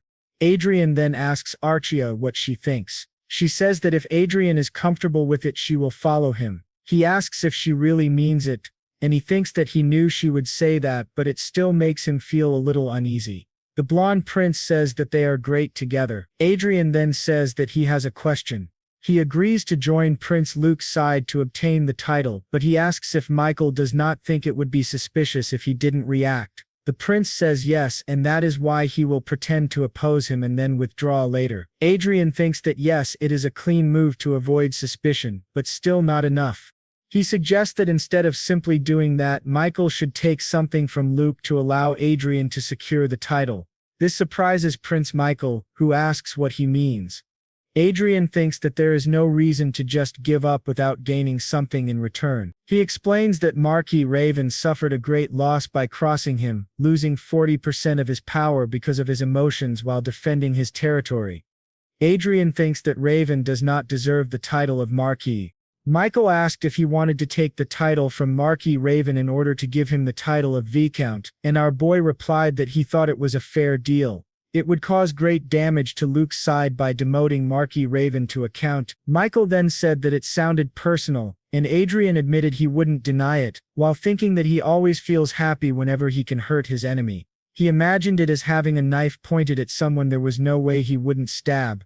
The prince asked, and what if Luke refuses? But Adrien suggested that promoting some of his own followers to Marquis would also be a good move. Since he was earning the title of viscount for his war merits, it would also make sense to promote one of the counts who had also contributed during the war. He thought that there was a big difference between a newly appointed viscount from the second prince's side and a count of the first prince becoming a marquis. He could become a viscount who was also an archmage. If the plan went well, he would be able to maximize his gains through betrayal. He then realized that the prince felt both suspicious and allied with him, mixed with confusion and interest. When Adrien asked his opinion, the prince apologized, saying that he was just a little surprised. He then asked Sir Lawrence to tell him whom Adrien had met from the second prince's side before him while looking very serious. Our boy wadded what he meant, and Sir Lawrence listed Baron Walker Ruggio, Prince Luke, Viscount Hamilton, and 6 other inspectors who had interrogated him. That made a total of 9 people. They asked if perhaps he had done something wrong, and the prince seemed quite surprised. Meanwhile, Adrien noticed that his own status showed curious, confused ally and admiration. Then he said that now he understood they had both thought the same thing. The prince agreed and asked if Adrien could read people's minds, because he had quickly grasped part of his betrayal plan. Adrien thought to himself that he couldn't read minds directly, but he could guess through the information on his glasses. The prince called him incredible, saying he had also been considering those two as part of his plan. Adrien replied that suggesting a plan which the prince had already thought of was even more impressive. But the prince added that it showed how amazing Adrian's decision-making was, and that reaching the seventh circle at his age was no small feat. He truly didn't want to make him an enemy, they should be friends. Our boy thought the same. Then the prince handed him a phone. When Adrien asked what it was, the prince explained that it was a secure phone impossible to trace. He would call him when there was something important to discuss. He added that today's meal had been both fun and productive, and that they should now return using the teleportation circle. He waved goodbye to the two of them, and Adrien replied that they would see each other around. After returning, Adrien asked where they were, and Arsia told him they were in the warehouse near the entrance. As they walked away, Adrien thought to himself that the first prince was indeed a very cautious person. But turning the corner, he noticed the two of them carrying bags full of shopping, and they were startled upon seeing him. He asked what they were hiding, but Arsia nudged him. When he looked closer, he realized they had bought decorations and gifts with their own faces printed on them. Even their clothes were being sold. Adrien wondered why such things were being sold in the souvenir shops of the castle. Arsia glanced at their bags and said that they were otakos. Later it was reported that the Prios Empire had grown by 12% within a year, but severe corruption made the government hesitant to attempt the introduction of a republic. Signs of inflation were being pushed aside as the Republic of Prios focused on military strength. The hope of the republic rested entirely in the hands of the heir of the legacy, Louis Felmont, the son of the president. News outlets began to question whether the legacy of Archmage Lucas had really been acquired by the president's son. These reports eventually reached a palace, where an old man shouted in rage asking how the legacy of Archmage and Lucas could have ended up in the hands of those nations. This was the palace of the Brigham Empire, known as the Castle of the Golden Dragon. The old man was Emperor Edward Brigham. He declared that the legacy should have belonged to him, since his country was the birthplace of Manuel Lucas, the nation that had guided him into the Golden Age. He demanded of his servants whether they had really invested money and effort into seeking out this legacy, only to fail to find it. All of them apologized, and the emperor grew furious, summoning the director of intelligence, Countess Elfridge, a seventh circle mage. He asked her what she thought, and whether she truly believed the claims of those bastards. She replied that she was only half convinced. When he asked what she meant, she explained that she had examined their exploration process, and it was very outdated compared to theirs. The location was also random, and they likely hadn't expected to find the legacy there. If it had been so easy to find, it would have been discovered 10 or 20 years ago. Most importantly, they had no idea about the true legacy, the encrypted text that Archduke Lucas had hidden by scattering clues written in code, called English. Yet they had supposedly found the legacy without even knowing this fact. It made no sense, unless the clues themselves were a trick. The emperor asked if that was why she gave it a 50% chance of being true. She explained that if the encrypted clues were indeed tricks, then perhaps someone else had already found the legacy and deceived the Prios Empire, making them believe they had acquired the real one in order to distract the others. The emperor wondered why such a person would hide and whether they truly needed a distraction, but the countess suggested that this person might have been exposed to some unknown variable and that they must consider all possibilities. The Lucas Kingdom and the Hyde Kingdom. And the emperor says that the highest probability lies with the allies of Eliza. He also noticed that the Hyde Kingdom is moving as well. She replies that yes, a young mage reached the seventh circle at the age of 20, and since his appearance his father has been in chaos. He also earns 60 trillion through investments. The emperor says that this is unusual, and he is far too talented. But he cannot possibly have the power to do all of this, especially since the Lucas Kingdom accepted him as one of their own. Many investors testified that there was nothing wrong with the investments, and there is no evidence that he owns the legacy. The emperor says it is interesting if all of this was achieved solely through his talent and asks if that is really possible.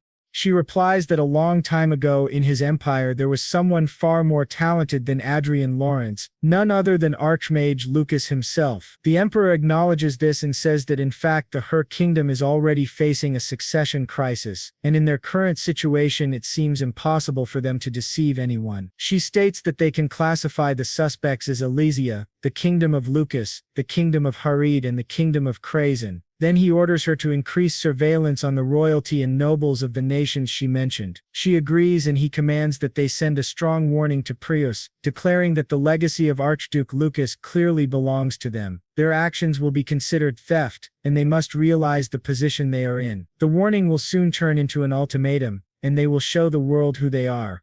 He says that destroying a country to seize the legacy of Archduke Lucas is a small price to pay. He adds one more order. She must attempt to contact the young man from Hayward. She asks what he means, and he says to offer him naturalization. It is better for him to become a count of this great empire than to remain in a small kingdom where he currently is. Now the scene shifts to a luncheon where someone is speaking about how Adrien locked his stepmother and brother inside the flying fortress and killed them because they were bothering him. This shocks everyone, leaving them wondering if the rumors are true and if Adrien is truly the lunatic who watched the deaths of his family members as though they were fireworks, even posting pictures of himself drinking wine while watching. They are deeply concerned as they had thought he was merely an arrogant young man without backing, but now they realize he is the disciple of Duke Riverdale. They question whether they will be safe, since Adrien himself is a grand mage, and he also has a partner who is an aura master.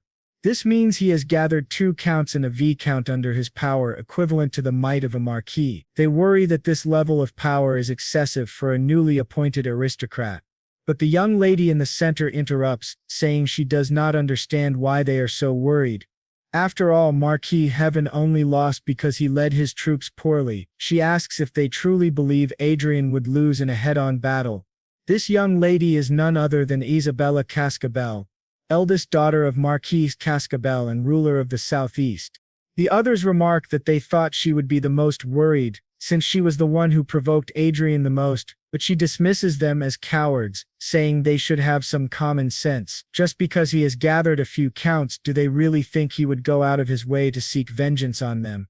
Times have changed. It is no longer an era where they should fear a grand mage and an aura master. On the battlefield, flying fortresses are more defensively powerful than grand mages, capable of withstanding multiple attacks. Hearing this, they feel reassured.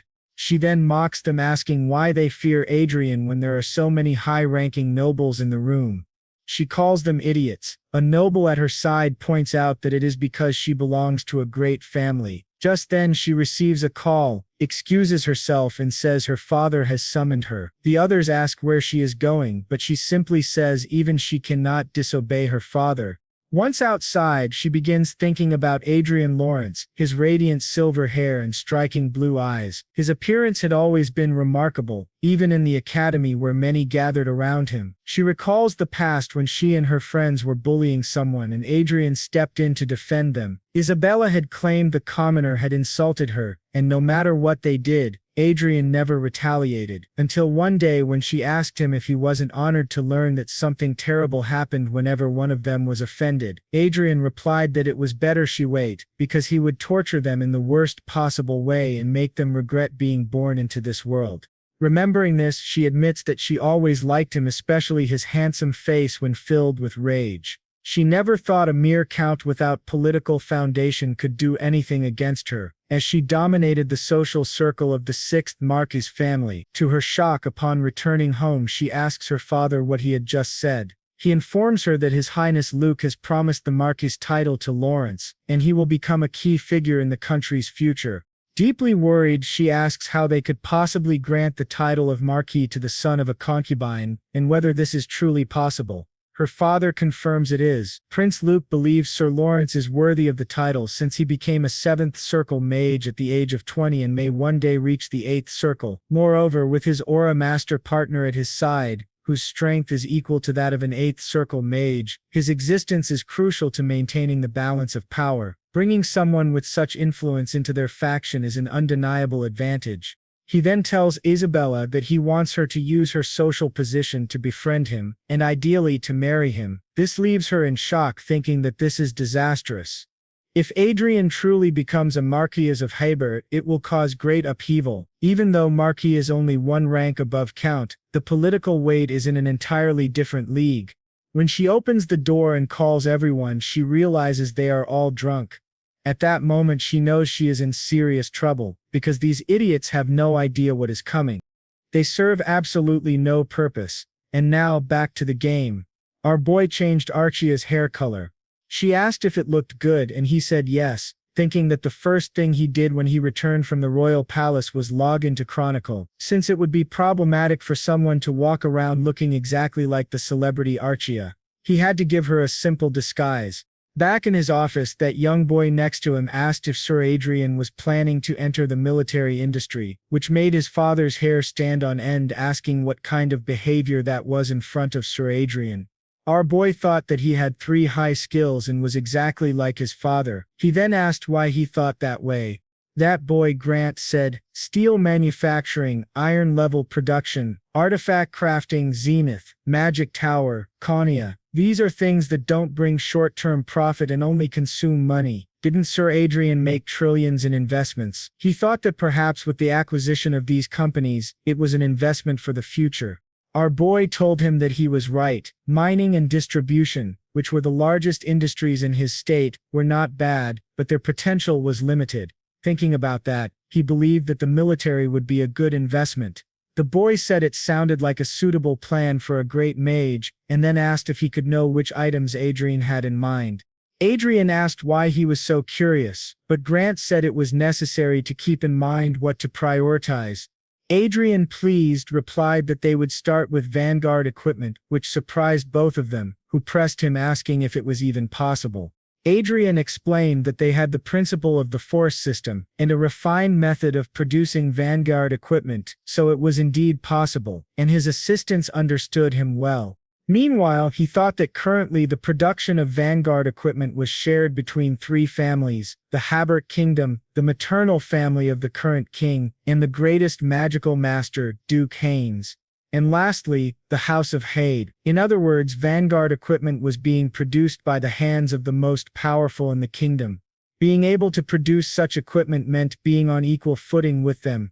The boy then said that the current powers would not sit idly by, but Adrien said that wasn't a problem, since he had already thought about how to respond to them after his visit to the royal palace. Besides, the threats would not be so severe if they created something equal to or stronger than theirs in the first place. While thinking about it, he also knew that a 20-year-old great mage suddenly appearing out of nowhere and producing equipment would definitely attract public attention. He said, "For your information, I will not be satisfied only with vanguard equipment. Let me know as soon as a good magic tower is available for sale." They were shocked, asking if this really meant they were going to build floating fortresses. Both were excited and admired him. Later, when he told his father was shocked, thinking that he really could be a marquis. Our boy confirmed it, and said he would accept the second prince's proposal because there was no reason to refuse. Pisk then wanted to tell him about the first prince, since a conspiracy of that level required great confidentiality. His father realized things were serious and thought that nothing had gone as expected since Adrien returned from the war. His mother, worried, asked if her son was really going to become a noble. Adrien told her that a count was also a noble title, just like a marquis. But she replied that they were on different levels. He thought that his mother, who had been the hostess of a viscount for a long time, was simply not used to this. Then he asked, how is being a marquis such a big deal? Does he need to become the king of the country and build a harem to be satisfied? But when he looked at the two of them, they were furious, with his father asking what he was talking about, and Adrien wondering what kind of reaction that was. His mother said he could not say such things when his beloved was right next to him, with Adrien glancing at Arsia, who was calmly eating. For convenience, he had listed her as his fiancée, the one who would marry him, but in truth, they did not have that kind of relationship. He had spoken without thinking, so he quickly said it was a joke. His mother scolded him, saying there were things that couldn't be said, not even as a joke, and that he should look at Arsia and see how she felt. Looking at her status, she seemed conflicted and subtle, but after a while she returned to normal. They asked what the hell that was. His mother, irritated, told him that he had to be kind to Arsia and not do unnecessary things. Embarrassed, he said that, in any case, they had an important commission coming up soon. He wanted to finish the pending work in order to mark a new beginning for the Lawrence family. His father asked what work he was talking about. Adrien replied that it wasn't a big deal, just dealing with the vassals who had followed Anne and Cedric, taking unfair advantages and punishing the servants who had harmed him and his mother. That was why they had to be cleaned up, he said with a malicious grin. Now the scene shifted to a royal meeting where they were discussing how someone was not only a count but also a marquis. That was asking too much in the current situation of the country. Some argued against it, but others said that Lord Adrien was a rare genius who had become a grand mage at 20 years old and that this was a fair reward. They also pointed out that in addition to that, he had a fiancée who was a master of aura. Then Prince Luke said to his father, the king, that many countries were trying to approach Adrien after noticing his talent. Some even said that he would become the next archmage, Lucas, and treating him lightly would be like abandoning a competent young man who could one day lead their kingdom. However, Prince Michael countered, saying that, as far as he knew, for at least 200 years there had never been a case of someone being granted the title of Marquis all at once without holding previous titles. The second prince argued that since he had gained Sir Lawrence, he only wanted to strengthen him. The prince looked at him with his eyes half closed and asked if they really needed formalities between them. This made Luke furious, but the crown prince said that if he accepted his condition, they would accept his argument. Luke asked what he meant by that, and the prince replied that he should allow Marquis Raven to have his position as a marquis demoted, which greatly surprised the old man. Luke asked if he was suggesting choosing between the old influence and the new. The crown prince said he did not think it was a bad suggestion, and asked whether having one noble as a count and another as a marquis would not be the same thing, only the position would change. Luke said that there was no chance, and he could not do something so despicable as risking his people for his own benefit. The crown prince replied that he truly was incredible, just as expected of a leader. He knew Luke would refuse, as his personality would not allow him to accept something like that. Then the prince said he would make a new proposal. He hoped that Count Otis, who had made great contributions as Sir Lawrence's superior during the war, would also be appointed as a marquis. This shocked the fat noble, and he admitted that while Sir Lawrence had indeed made great contributions during the war, it was not an exaggeration to say that half of the credit belonged to his superior, Count Otis. Luke simply looked at him and said that was fine, and that they should stop fighting among themselves. At that point the king declared that it had been decided. They would accept the requests of both the Crown Prince and Prince Luke. Both thanked him. A few days later, the day of the victory celebration began. Adrien's mother was very happy and excited as she looked at the palace. She asked Adrien if she looked ugly, or if her dress looked tacky. He told her not to worry about that, since many sons of famous nobles would probably ask her to dance. Adrien's mother then said she thought Arsia would look much prettier in a dress. But Arsia replied that she really liked her own style. To Adrien's surprise, he saw 3 familiar figures who were shocked, asking if that was really Adrien. He realized that they were Viscount Dohart, Viscount Parma, Viscountess Karma, and Viscountess Ronnie, faces he had deeply missed. He commented that they were still together even after growing up. But Adrien ignored them and said that he would visit them when he had time and then they could talk as much as they wanted. Adrien's mother asked if they were his friends and he explained that they had been his colleagues at the academy. They were worried, however, thinking, "This is bad. Didn't you see that woman's look when we parted? It was like she wanted to kill us. It seems Adrien still hasn't forgotten about us." When Arsia looked at them, she asked Adrien if she should kill them, but Adrien said no, at least not yet, because he had made a promise to them. Then the royal butler welcomed them, and showed them their seats. Adrien noticed that they were placed in the first row of the table.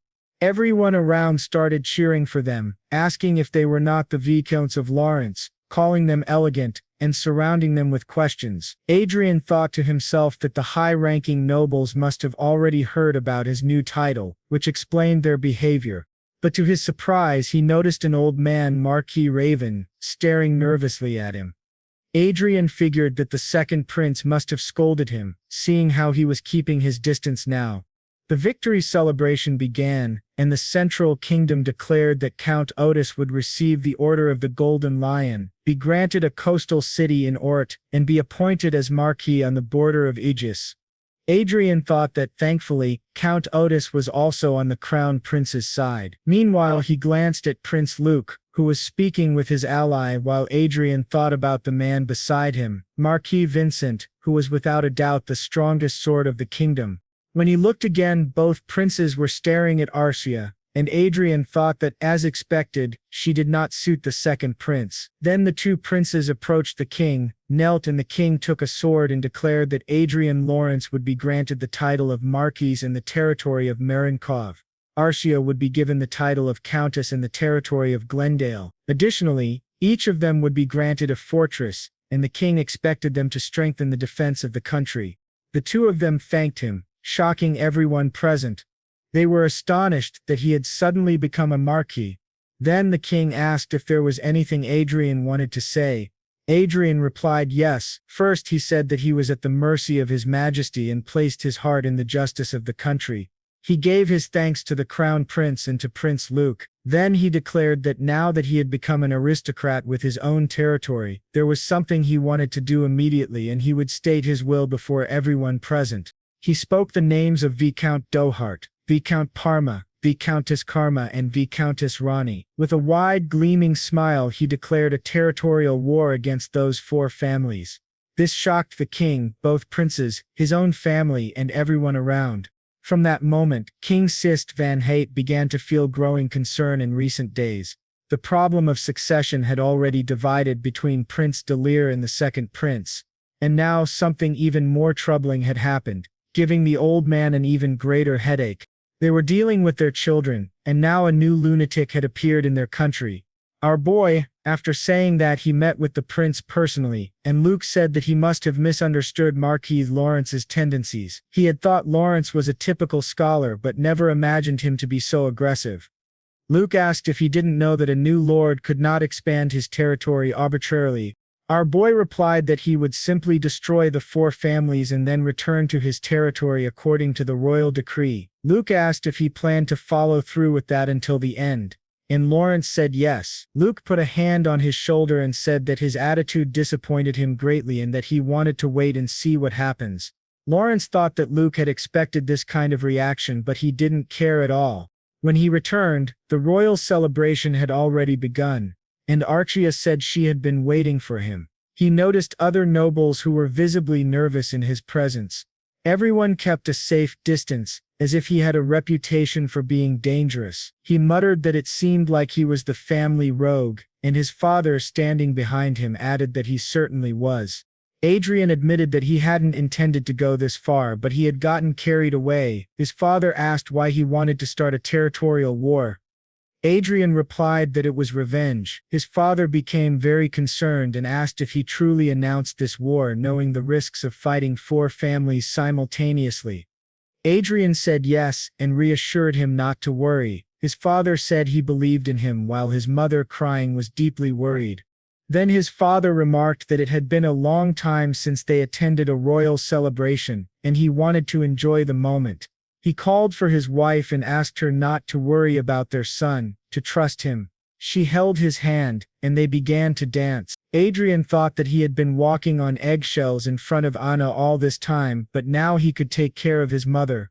He told Archer that it was time to resume what they had been doing. Meanwhile, four nobles were discussing whether this made sense, as even territorial wars needed justification. The central noble said that they would not lose. A plump young woman asked why, and he explained that according to Adrien's declaration, the four families should unite. Though their opponent was a marquis, the combined power of four viscount families could handle the newly appointed marquis. They agreed that it seemed plausible. Adrien, speaking behind them, said it was good to see them all. They simply addressed him as Adrien, which made him wonder how they dared to call a Marcus by his first name. They explained that they would not respect him after he declared war against them. Adrien then decided to make them respect him by throwing his glove in the young Viscount Parma's face. The Viscount could not tolerate such rudeness and challenged him to a duel in front of everyone. To his surprise, someone appeared behind him and said he was not allowed to join the duel. Adrien realized that these were the heads of the 4 families. They asked if he hadn't provoked them before. Moreover, there was a major difference. Such actions could not be justified under national law. Adrien said it was a pity because if he had allowed them to behead their son, he would have kept his territory out of the war. Levelout remarked that he did not know what unfortunate relationship he had with his son, but he was going too far. Adrien replied, "Too far? I am simply someone who keeps my promises. If I vow something, I must fulfill it." Their father asked what he meant, and Adrien told him to ask their children. The announcement would read, "The territorial war will begin in 1 week, and unless you want your family to fall because of your foolish son, you must detain him and bring him to us." Someone asked if he really wanted them to see their son, and whether this wasn't crossing a line. Adrien stared back and said exactly, looking at Isabella in the back, adding that he would see them on the battlefield. This made the old man furious, saying that they would discuss this further upon returning. People began shouting for Isabella, asking why she had only just appeared. She nervously wondered what on earth was happening.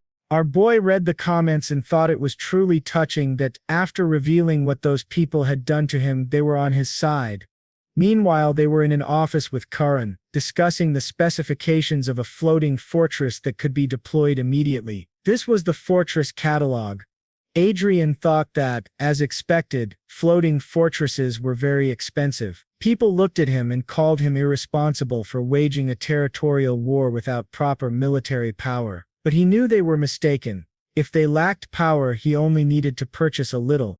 He told the man he would buy everything, thinking that he now had 48 trillion saved, adding confiscated properties from Marquis Heaven's factions, Anna, Cedric, and other family assets. He had 70 trillion. The man replied that the transaction value was enormous, and half needed to be paid up front. Adrien asked for a tax exemption, citing the taxes he had paid recently. The man agreed, and after the deal was closed, Adrien thought that even after purchasing 8 floating fortresses, he would still have 20 trillion remaining. It was an unbelievably good deal. As he left, he encountered the Count and was surprised by him. Now he was no longer a count but a marquis. The marquis was extremely happy. They also called him Marquis Lawrence. Our boy politely asked them to speak comfortably with him, and the plump man laughed, saying that he was still a marquis. Our boy replied that he couldn't have spoken to him that way if he were a count, but now that he was a marquis it was fine. Then Watts said he should wait and asked what Adrien meant by becoming a marquis. Adrien confirmed that he had just bought all the floating fortresses. Worried, said there was no choice but to act in reserve. Then a girl appeared, and he realized it was the daughter he had mentioned. She introduced herself politely, saying her name was Michelle from the Otis family. While looking at Adrien replied that it was a pleasure to meet her. He introduced himself as Adrian Lawrence, and Arsia clan as his fiancée. According to rumors, she was known as a lunatic with a bad reputation, but looking at her, she didn't seem that way.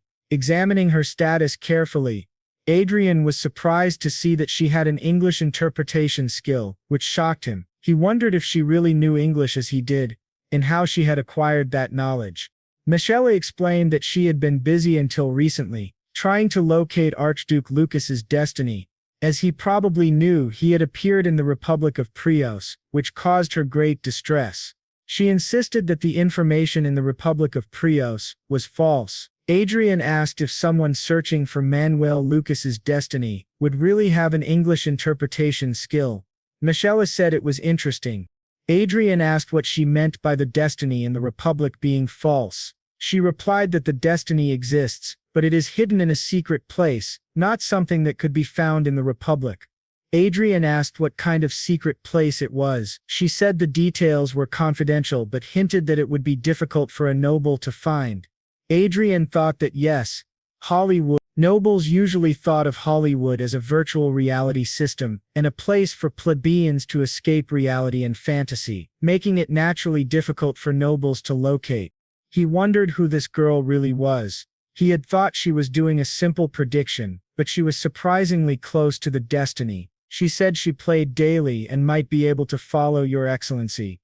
Adrien said she was of course welcome. She explained that unlike her father, who judged based on bloodline rather than ability, she appreciated people who grew on their own, like Marquis Adrien and Countess Arsia. The plump man asked if she really liked this brat, and she replied that she would love to chat another time. She asked what His Excellency thought. Adrien was very excited and said he would love to, and an invitation was sent to her as soon as possible. After they parted ways, Arsia asked if she should kill her. Adrien said no, but they should keep an eye on her for now, thinking that he needed to watch Michaela Otis more carefully. Meanwhile, at Viscount Dore's house, along with Viscount Karma, they discussed Adrien's order at the military equipment store. He had purchased 4,000 armors, 4,000 knight swords, 20 transport ships with 500 seats, 8 floating fortresses, 400 exclusive vanguard units, and 400 exclusive floating boards for the vanguards. This was his military procurement for just one day in the capital. One elder remarked that the brat was seriously planning for war. Spending 70 trillion on weapons in a single day was insane. In reality, it was 40 trillion, as he paid 70 upfront and would pay the rest in installments. They were genuinely concerned, thinking they had underestimated the situation. Another said that even if he bought all the weapons, they would be useless without anyone to use them. Adrien was still a new lord and lacked proper cavalry. The woman asked if that was really true and whether the situation was as expected since his arrival.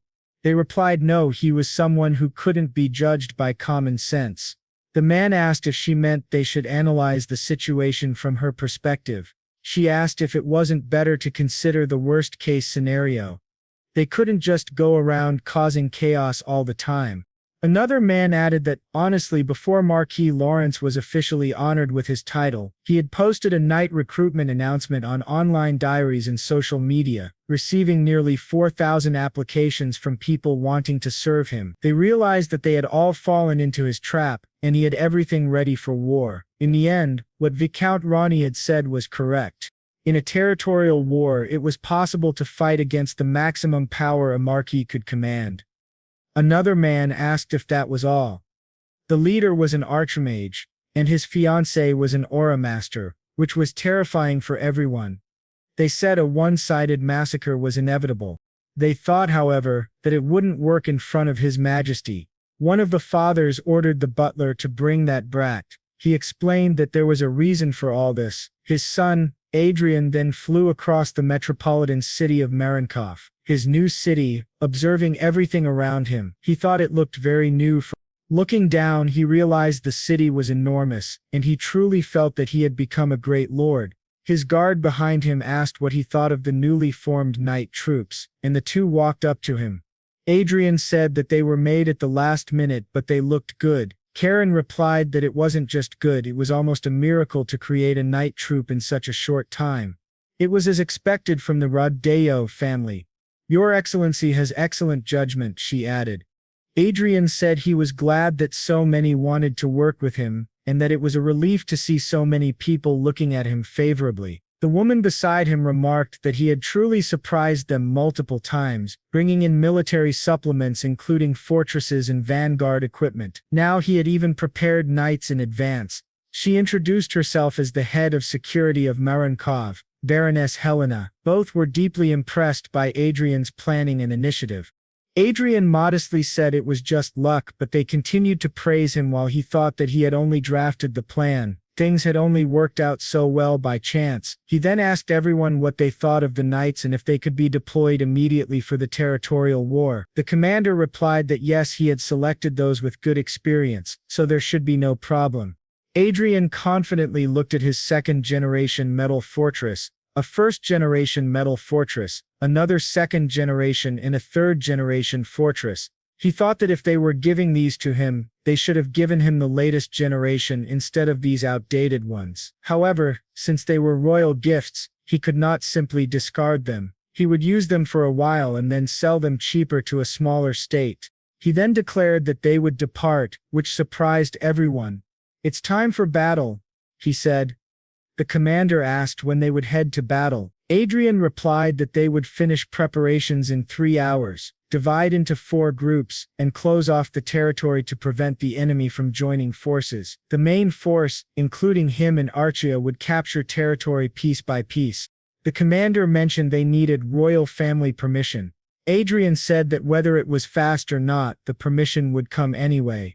Until then they would call it training, a common excuse. He thought that at this moment he would not be commanding from a safe distance, but would go directly to the battlefield alongside Arsia, demonstrating his military power without hesitation. He wondered about the other households, one brat getting beaten, the other father of the year drinking too much, and the plump girl begging her mother to save her while another was trembling in her room. With everything prepared, 3 massive aerial fortresses and several smaller ones, Adrien, Arsia and his commander were heading toward the territories to seize everything, including their lives. Meanwhile, in the Viscount Parma household, a girl was drinking juice, thinking this was troubling. She reflected that Adrian Lawrence had been granted his title, and His Majesty the Emperor had wanted to recruit him, but who would have expected such swift action? As soon as he received his title, he declared a territorial war against all 4 viscounties simultaneously. Soon they would know whether he was a lunatic without a plan or an eccentric with a strategy in mind. She was Elfred of the Bregon Empire. To her surprise, someone appeared beside her, the Duchess Olivia Riverdale, and she recognized the voice. They exchanged no words amid the crowd. Back to Adrien, 3 men in front of him looked nervous, explaining that it seemed like permission for the territorial war had not been delivered, but Adrien had positioned his troops in front of the viscounted territory. They wondered if he was ignoring the law. Adrien told them they were mistaken. This is only training, he said. One asked if they were at the viscounted territory. The guard replied no. Adrien reassured them that he was a man who upheld the law. He would not attack until permission was received, so they should not worry and continue their work diligently. One man asked if he would attack immediately once permission was granted. Adrien said, "Of course. For now the army is only training in front of you." The man, frantic, argued that this was coercion and went against morality.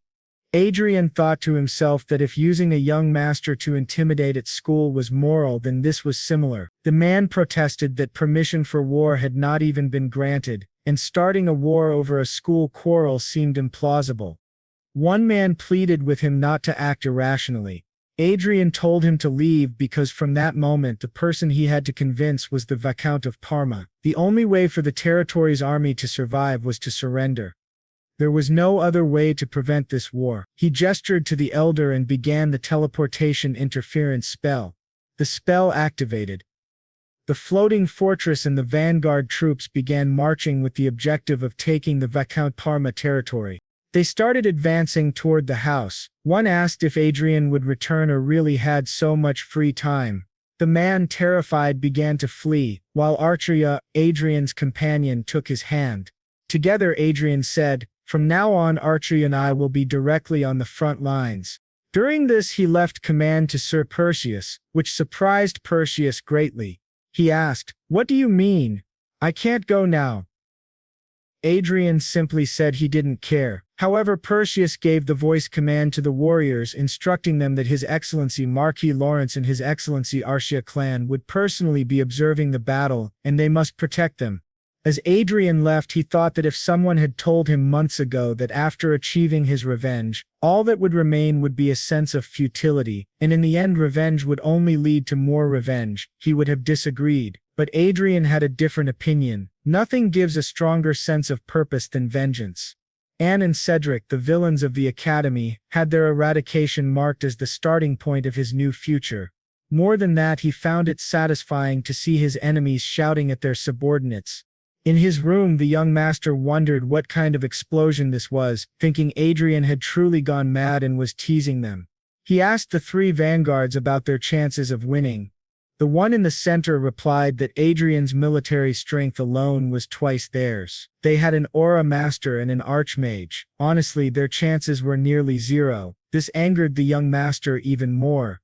They argued that they should do something. They thought Adrien had hired them just to waste money, but Adrien simply stared at them silently. The soldier advised the young master, "Even in this situation, he only thinks of himself. If you want my advice, you should go and face Marquis Lawrence and die by his hands. If you let him have his revenge, you'll be a little less angry, and the territorial damage will be smaller." The young master asked how he could say that to him, when he was his young master. The soldier, furious, said that probably everyone in the castle thinks the same way. Adrien had always been cruel, and no one understood why they had to suffer for him. When those below them died, they would blame the young master, not Marquis Lawrence. Over 10 people had already died, directly or indirectly, by Adrien's hand. In the end, they understood the meaning of the phrase, "You reap what you sow." They thanked him for the harsh lesson. The young master thought, "You reap what you sow, he's from the ruling class. What's wrong with these people? I just disciplined those of lower classes." He realized that Adrien truly was a ruthless man. At that moment, the commander entered and approached the boy. The boy said it was true, if they requested help from other territories, they might have a chance. However, the commander brought him vanguard equipment, a force armor and a force sword, instructing him to wear it and fight Marquis Lawrence in person. This shocked the boy. The commander said it was the order of Viscount Parma while forcing him into the armor. The boy screamed, begging them to release him, remembering Adrien's childhood threat that he would make him regret being born into this world. He began to cry in fear, shouting for his mother. The men escorted the young master, who was trembling with terror. The commander reassured him that he had no reason to despair. Even though Marquis Lawrence was a high-level mage, he was still a mage. A warrior armed with force equipment should be able to handle him. The boy, still crying, asked if that was supposed to be comforting. The commander said he was saying it so the boy could survive. If he hid trembling in a corner, it would be better to just cut off his head, because hiding would only make him a sacrifice for Adrien's revenge. But what if he used the vanguard equipment and, while Adrien's guard was down, attacked and defeated him? He would be celebrated, and Marquis Lawrence had no heir. The territorial war would end, and victory would be his. In other words, he would become the hero of the viscounted territory. Although still terrified, the boy wanted to try, thinking he would at least be the clown he wanted to be once. He told everyone he would survive, kill that bastard Adrien, and remain alive in the end, making them pay for their words. The soldiers beside him said that if he defeated the Marquis, they would gladly accept their punishment. As he opened the door, he thought that the vanguard equipment, with its powerful attack and defense, did not earn its name to be destroyed by a mage. As the commander had said, if Adrien let his guard down, he could be killed. The chance of a miracle was almost zero. When he opened the door, he saw a hellish scene. All the vanguards were dying easily, screaming that Adrien was a monster and that no one should approach the mage. They asked what the hell was happening. As Adrien effortlessly eliminated everyone, the boy wondered if they were really an archmage and an aura master, and if that was their true power. He turned to the commander beside him and asked if this was a joke, if he really had to go in. But before he could speak, the vanguards began charging at him, calling him a monster, and surrounding him to attack. Adrien teleported and delivered a massive shockwave, scattering everyone, which terrified the boy even more. Seeing several aerial fortresses in front of his mansion, he realized things were about to go very badly. They were already in his territory, and there was nothing he could do. The fortresses surrounded him, emitting a deafening sound, and the pressure weighed down on them. The boy, crying in fear, stared directly at Adrien, who said, "You thought I would hide until now. That's really unexpected." The young Viscount Zenit Parma trembled as he walked toward him, with his soldiers pushing him from behind. He asked, "What the hell is this?" and faced Adrien, completely terrified. The boy realized that everything had gone terribly wrong. He summoned his courage and challenged Lawrence to a duel, which greatly surprised our boy. The young man said that if he were a noble who valued honor, he wouldn't ignore the challenge. Adrien snapped his fingers and cut the boy's arm, shocking him. The boy screamed in pain, asking, "What the hell is this?" Adrien said he spent 70 million on facilities to buy weapons this time. It felt as if he could pay for it in an instant. Trembling in pain, the boy glared at Adrien with immense anger. Adrien continued, pointing out that since vanguard equipment was scattered everywhere and a floating fortress stood in the yard, the boy should know which was best, especially considering his family's treasure. The boy, still screaming in pain, asked if that was truly his intention. Adrien replied that it was part of his revenge, and everything else was merely a consequence. He ordered his eagle to advance toward the boy. The boy, trembling with fear and crying, saw Adrien point out 2 broken ribs, a humerus and a bone in his back. He wondered what was happening. Adrien explained that these were the bones he had broken and he would have spared him if only a few had been broken. After all, Adrien was a very patient man and avoided revenge unless provoked mentally to the point of irritation. Arsia, furious, started shouting at him, but Adrien told her to stop, knowing that the boy wouldn't die peacefully and that he had the ability to heal him. Adrien said it wouldn't be fun if he died from blood loss. They needed to take care of him. When the boy begged for mercy, Adrien waved it off. The commander then asked if they should escort the boy to the Lord's office. Adrien, smiling, said it was kind of them. In this way, within 30 minutes, the war between Marquis Lawrence and Viscount Parma ended, a historic moment for the continent. Turning back to the girl, she thought that considering Marquis Lawrence was part of the Riverdale social circle, she wouldn't have come to help if he weren't. She wondered if she came in person just to see him, suspecting that he might not truly belong to the Riverdale family. However, she reminded herself not to interfere, as he genuinely was part of her social circle. She could claim she was only there to cheer for him as an excuse. Meanwhile, the chief of intelligence from the Britain Kingdom was present, and she considered whether she could remove him from the empire. The 2 women glared at each other with great anger. Riverdale said she just wanted to maintain the status quo, and the other agreed. Even if they fought, they would only tire themselves out. To their surprise, the teleport interference spell was activated and the war officially began. They watched Adrien's battle, completely shocked by how the mage fought at such close range. The intelligence chief explained that the main reason Mage's movements were limited on the battlefield wasn't due to compatibility with the Vanguard, but because of teleport interference spells. A short-range movement spell could enhance the survival and mobility of a slower mage through the blink technique, allowing them to attack and retreat quickly. Teleport interference spells became common to counter this. Normally, mages couldn't escape vanguards, and most would be eliminated. She didn't understand how Marquis Lawrence could dodge attacks so effectively without teleportation. She asked Riverdale if she thought she could fight like that. Riverdale said even with skill it would be extremely difficult and required extensive battle experience, strong physical ability, tactical sense, and combat instinct. Not anyone could manage it. Another young woman noted that she had an incredible priest, but she should avoid interfering with her own people. She admitted she liked him in many ways but couldn't do anything, so she left.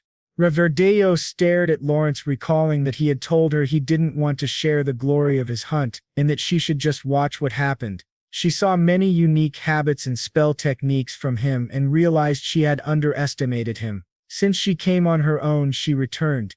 To their surprise, Adrien was observing them. Dubbed Vanguard indicated this was the office. Adrien immediately destroyed everything, shocking the old man even more. As Adrien approached, the man grew even more terrified, begging him not to come closer, but he stumbled and fell. Adrien asked why he hadn't signed a surrender document and questioned what he would do with his family if he did. Adrien reassured him not to worry. He wouldn't kill anyone except the main culprit. In return, the family would become a fallen noble house stripped of their titles, or perhaps they would choose death, leaving the man trembling with fear. Eventually, he began to cry and agreed to sign the accord.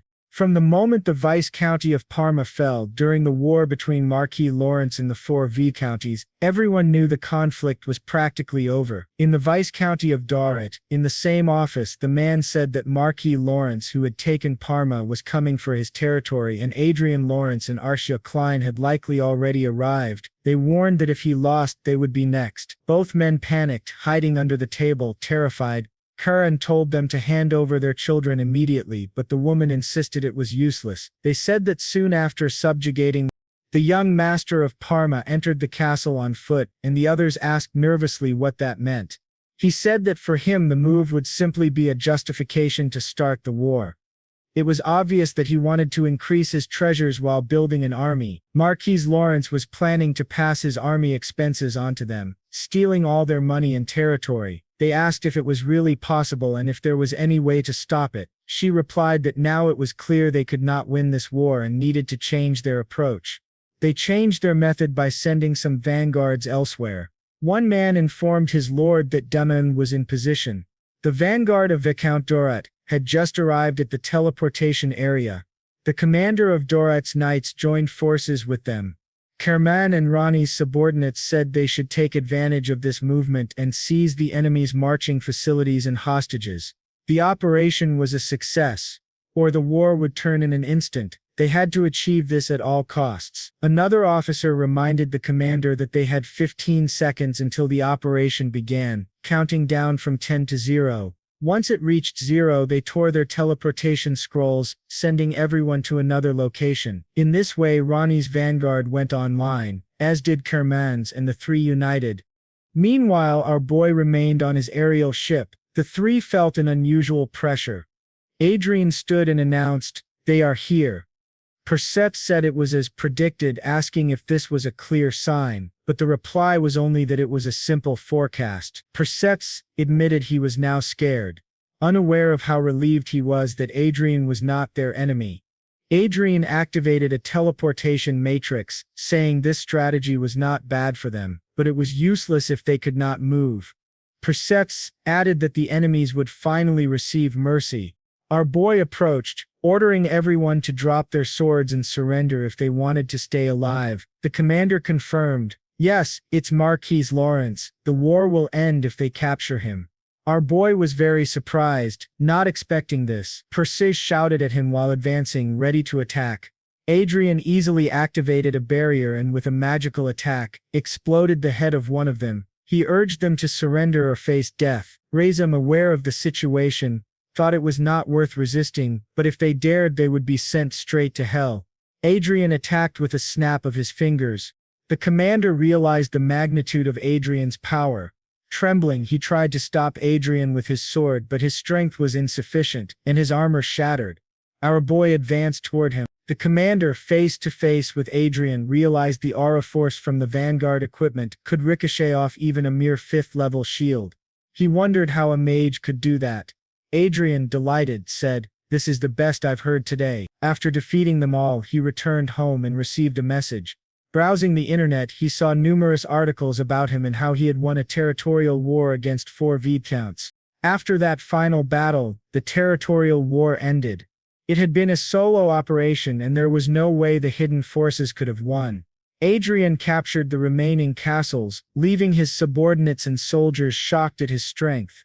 He had truly taken control of everything. Later he heard a knock at the door and Arsia entered. The maid warned that Miss Arsia was covered in dirt, but Arsia complained her mouth was bored and wanted cake.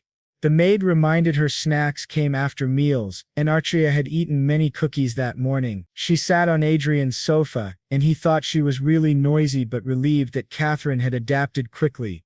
A few days after the territorial war ended, he reunited with her and 4 people apologizing to Miss Catherine, admitting their mistakes and asking for her forgiveness. She asked Adrien what that was about. Our boy explained that as she saw the 4 people who had bullied them in the past, especially those who had hurt her deeply, she realized they had destroyed their confidence and future. Adrien said that for political reasons he needed some time, but he planned to deal with Isabella and her son Brooks. They had without a doubt apologized to her. So he only asked her to wait, saying she didn't need to do this. She begged him to stop, trembling with fear, but Adrien grabbed her arm and said he couldn't let her know yet, though she was his savior, healing all the injuries on his body. She was very happy and he told her they would continue smiling from now on. He then called for Catherine. She asked what it was and he questioned how her days were going. She said she was very happy and that every day was fun. He watched her eat her cake, smiling and telling her she was very good to listen to. Now, he moved to the prince's office. He was reminded once again that bringing him to his side had been a true masterstroke. The ministers from the 3 families supporting the second prince, Duarterb, Karma and another, had results favorable to him, which made him feel flattered. During the process, one family supporting the crown prince was eliminated. The prince said there was nothing to be done. They had sinned against him and must pay a fair price. Adrien asked if Prince Luke had said anything. He replied that he had been bitter about it, questioning if it was necessary to go so far against allied nobles even for revenge. The doctor thought that if national power became unstable due to civil war, the Crossing Empire might show its ambitions again. That was why the betrayal was planned, a complete victory for the crown prince.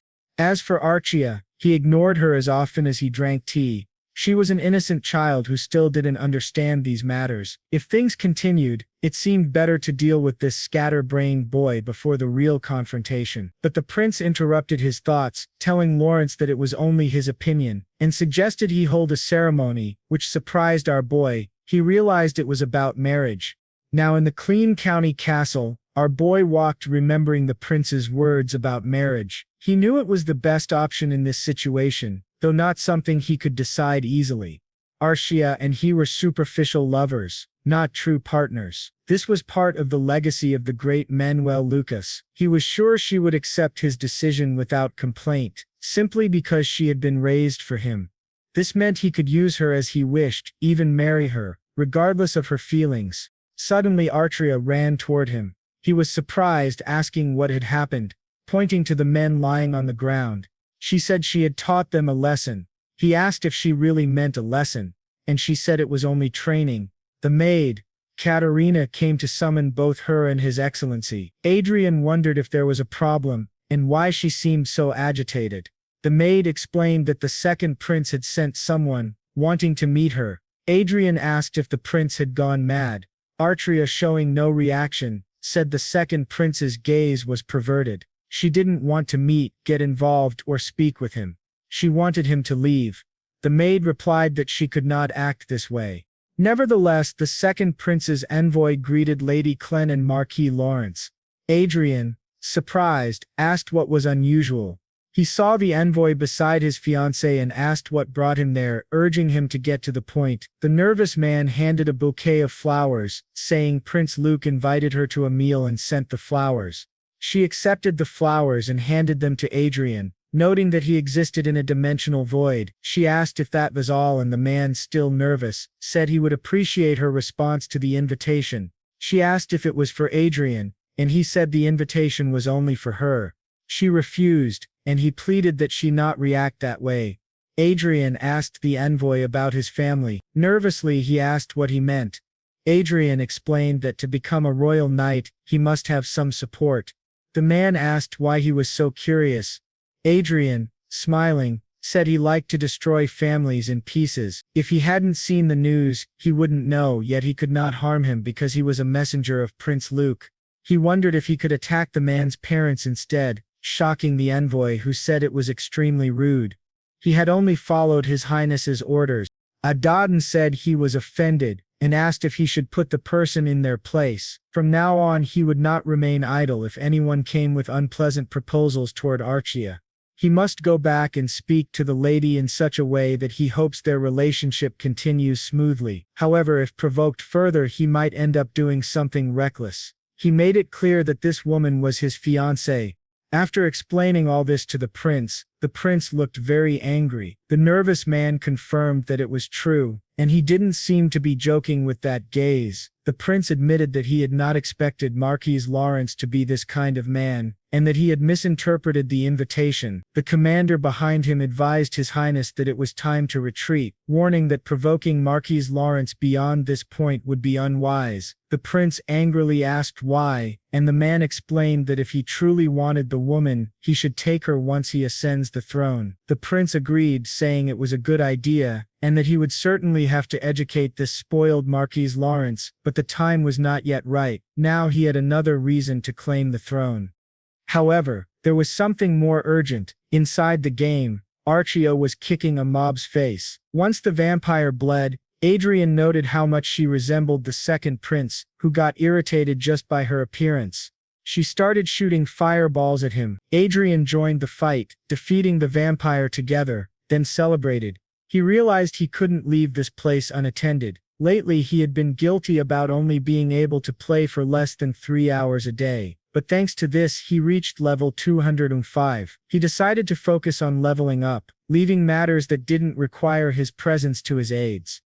Back in the real world, Arsia, along with two recruiters, was facing a clerk who asked politely if they needed anything, smiling cutely. Through Adrian's glasses, he saw that her name was Everil Barnett, a 15-year-old ordinary citizen with an extremely high divine power talent in the nature of a saint. In Hondel, only one god and one religion existed, worshipping the creator of the world, known as the Sepia, and their doctrine was called Sepianism. The headquarters and command center of Sepianism were in the Holy Land of Everil, so sacred that even the Brigand kingdom dared not invade. There, 3 lords oversaw the Holy Order, the Holy King handled general church administration, the Saint commanded the army, including the Holy Knights, and the Saintess oversaw all priests, performing divine miracles. Adrien asked Arsia about the girl and she explained that Eric had brought her to the talent room. As he entered, he found her greeting him alongside Eric.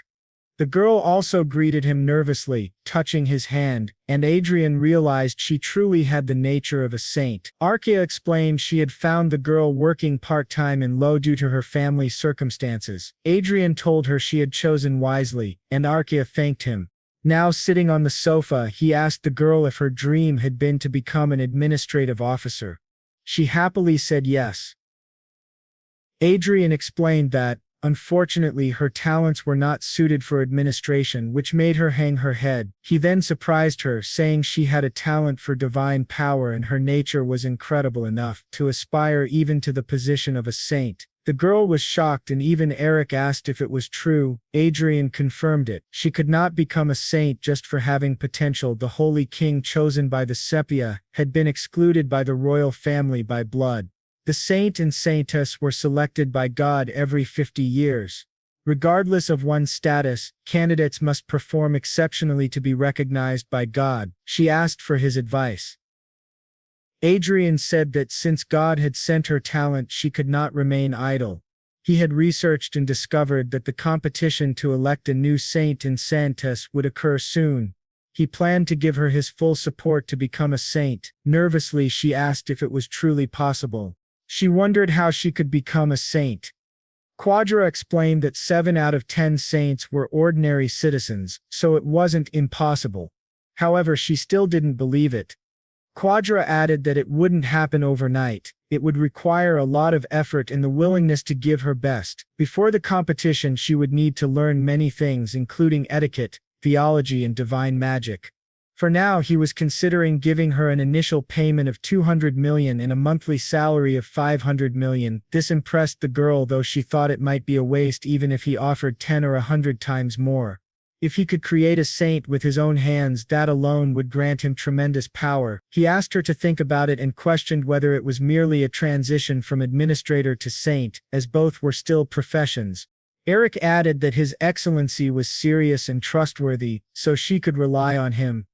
Adrien thought Eric was a great assistant, and while he hadn't thought much about assigning Eric to her, he realized the two of them could work well together. With Eric's political connections and talents, they could create a strong synergy. Adrien said she would become a member of the Ladies' Castle from now on and that her parents could visit any time. She was very happy and thanked him. Adrien told Eric to take care of her and they seemed to become quite close. Adrien smiled widely, excited about the prospect of her becoming a saint, eager to see what would happen with a saint by his side. As Everil adjusted to the new environment, Adrien and Arsia were playing extensively. He guided her starting at 10 a.m., calling the Black Eagle to attack monsters, including a giant orc. When he swung his axe, Adrien dodged, then counterattacked quickly with magic. He used his free time to level up, but he thought the pace was slow and inefficient. Hunting in a group of 5 to 10 members was essential. They were equipped with various items and abilities, but the combination of just 2 people and an animal helped. The real problem was frequently encountering other players. Adrien got up to leave, but Al interrupted, asking politely how he managed to have support like an eagle, and inquiring how to get one. Adrien explained it was a wild animal temporarily tamed with magic, not a true support. It was the first time he had to explain this and wondered about the market capitalization of the online Chronicles game. He thought he should buy everything immediately, which didn't seem like a bad idea. If the user base consisted mostly of beginners, he would have a high chance of being underestimated. He checked and saw the market capitalization was 10.2 trillion. He didn't have enough money, so it wasn't feasible. He pondered whether to buy slaves or open a workshop. Though buying slaves seemed wrong for someone from a democratic country, perhaps he could use his last ticket as a wish. He wondered if there was a more efficient way to level up without encountering other users. He then had an idea, a highly convenient method without purchasing the entire game, monopolizing hunting grounds, which surprised the two of them. At the Black Dragon Guild executive office, one person mentioned that their country would double the game's access time limit. Another noted that long ago even in-game monetary transactions were blocked, so now they had to work hard. Someone asked if it was possible to sell items directly in a country where transactions were legal. The guild leader said it was increasingly difficult to play games. Then a girl entered the room, saying someone was looking for the guild's lady. She asked who it was and the girl replied it was a mage above level 200 requesting a meeting with the guild leader to make an offer. This surprised everyone. They assumed he wanted to use cheap tricks to enter the guild. The girl insisted it was a good idea to meet him. The guild leader asked why and she explained he had purchased 10 Claton hearts as gifts, which surprised everyone. She added that he was equipped with the best hybrid gear usable at level 200. Considering his equipment skills, he was stronger than most top-level players. During the meeting, Adrien introduced himself as Mind. The guild leader, Penny, found his name peculiar and noticed that all his equipment was extremely expensive, suggesting he might be a noble. She asked about his business and he explained that he wanted to rent the hunting grounds of the Black Dragon Guild to monopolize them. She asked how he could rent the grounds and he explained that it would prevent other players from accessing them while letting him use them exclusively. She had never heard of such an arrangement. Moreover, he wanted the guild to manage the grounds and not use them himself. She asked what kind of beast he was trying to create. He clarified that he would of course pay for the rental, offering 5 times the total profit the guild could make from the grounds in cash. She asked which hunting ground he wanted to monopolize and he said the Chimera Dungeon of Carton, shocking her. She asked him to wait, noting that over 200 people used the dungeon daily, which made it extremely profitable. Quadra confidently said it wasn't a problem, and in exchange she would ask the other users to enter the area. She asked if there was something special in the dungeon or a hidden quest, but Adrien replied that he only wanted to level up. However, noticing that it was taking too long to gain levels, he planned to rent other plots. She asked if that meant, but he interrupted her and said yes. He would continue renting until he reached the maximum level, which surprised her greatly and made her very happy. She then ordered everyone to bring tea for her esteemed guest. He told her, "Open your account now as the amount has been transferred." Checking the account, she saw that it was indeed 350 million per week. At the hunting grounds, all the hunters reported that Mastermind wanted to use the area quickly, so they needed to hurry and evacuate Danjuk Chimera immediately. Finally, the boy announced that his experience acquisition rate had increased and he had reached a truly different level. He had reached level 220. Rhea noted that the experience gain rate had doubled compared to before. He confirmed, saying he had reached level 220 in a month and seemed likely to hit level 200 T50 faster than expected. However, returning to the real world, Persest said that the holy competition would be held on the sacred land earlier than expected, shocking the boy. Just when he thought he could level up uninterrupted, something urgent appeared. Persest explained that the saint and holy competition had been moved up and would happen in the second half of the next year.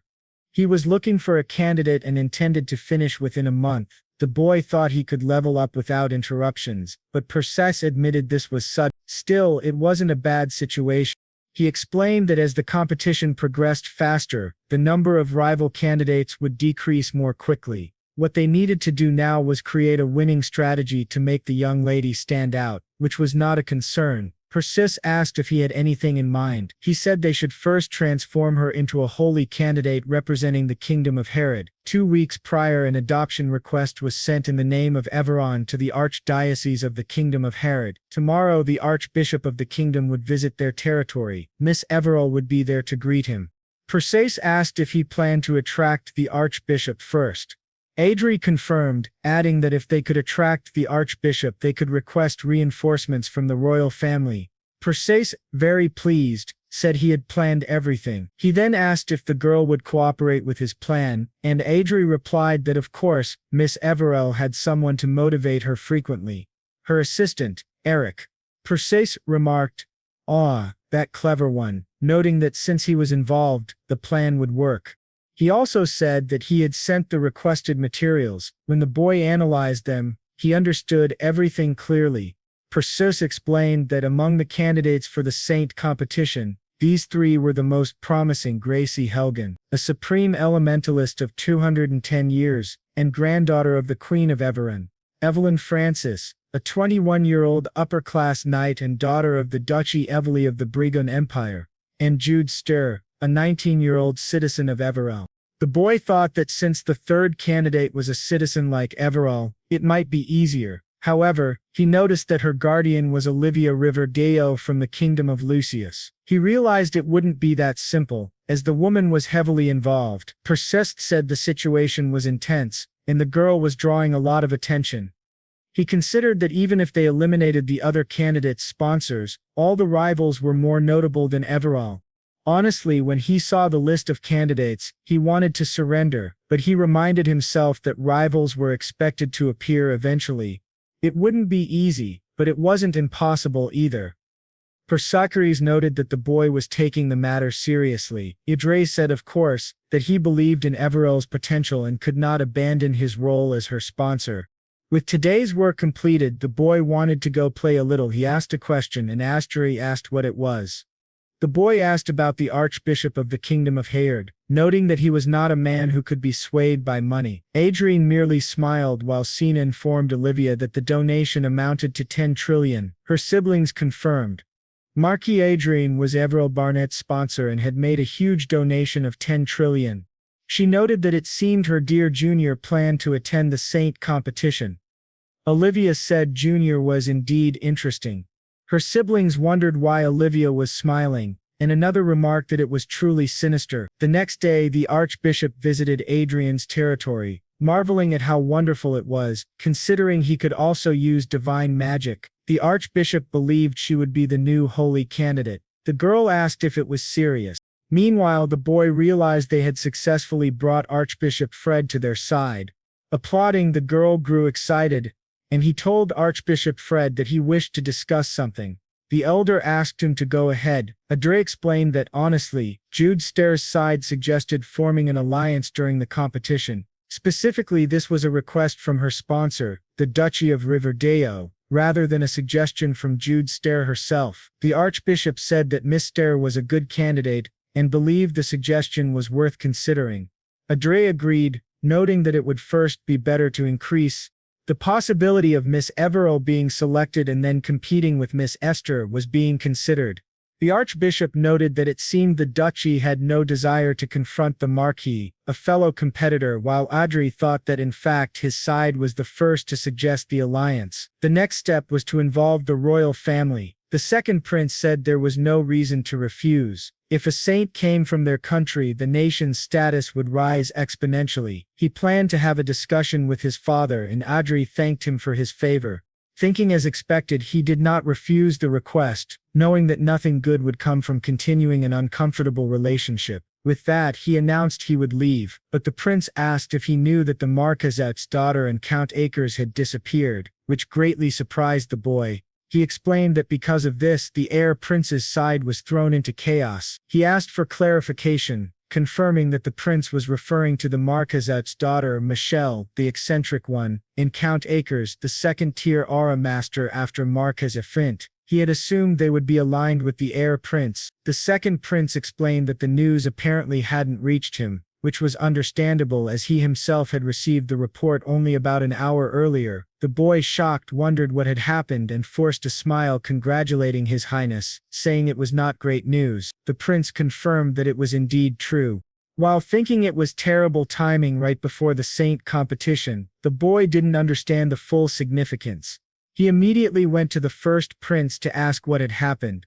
The prince said that judging by his expression, Lucas must have already informed him of the situation. He explained that the Marquisettes and Count Acres were cousins on the maternal side, essentially like brothers and very close. The boy noted that as nobles they shared similar political tendencies, but the prince added that Count Acres cared for Miss Michelle as if she were his own daughter, and had volunteered to be her personal bodyguard when he saw she would be traveling alone.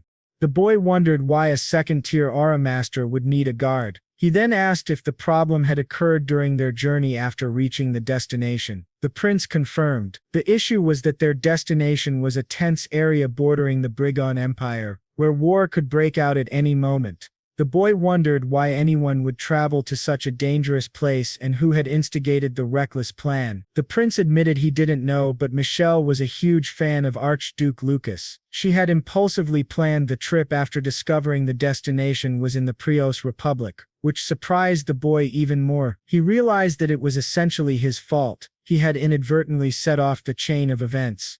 Meanwhile, in another location, Adrien was preparing to meet the second prince. She was instructed to stay out of the matter and not get involved.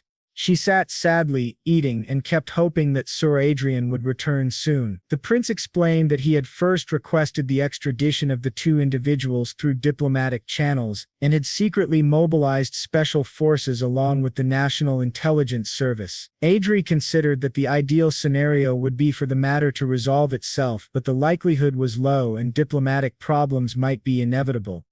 He was willing to risk such losses for the sake of the two individuals as he could not directly intervene.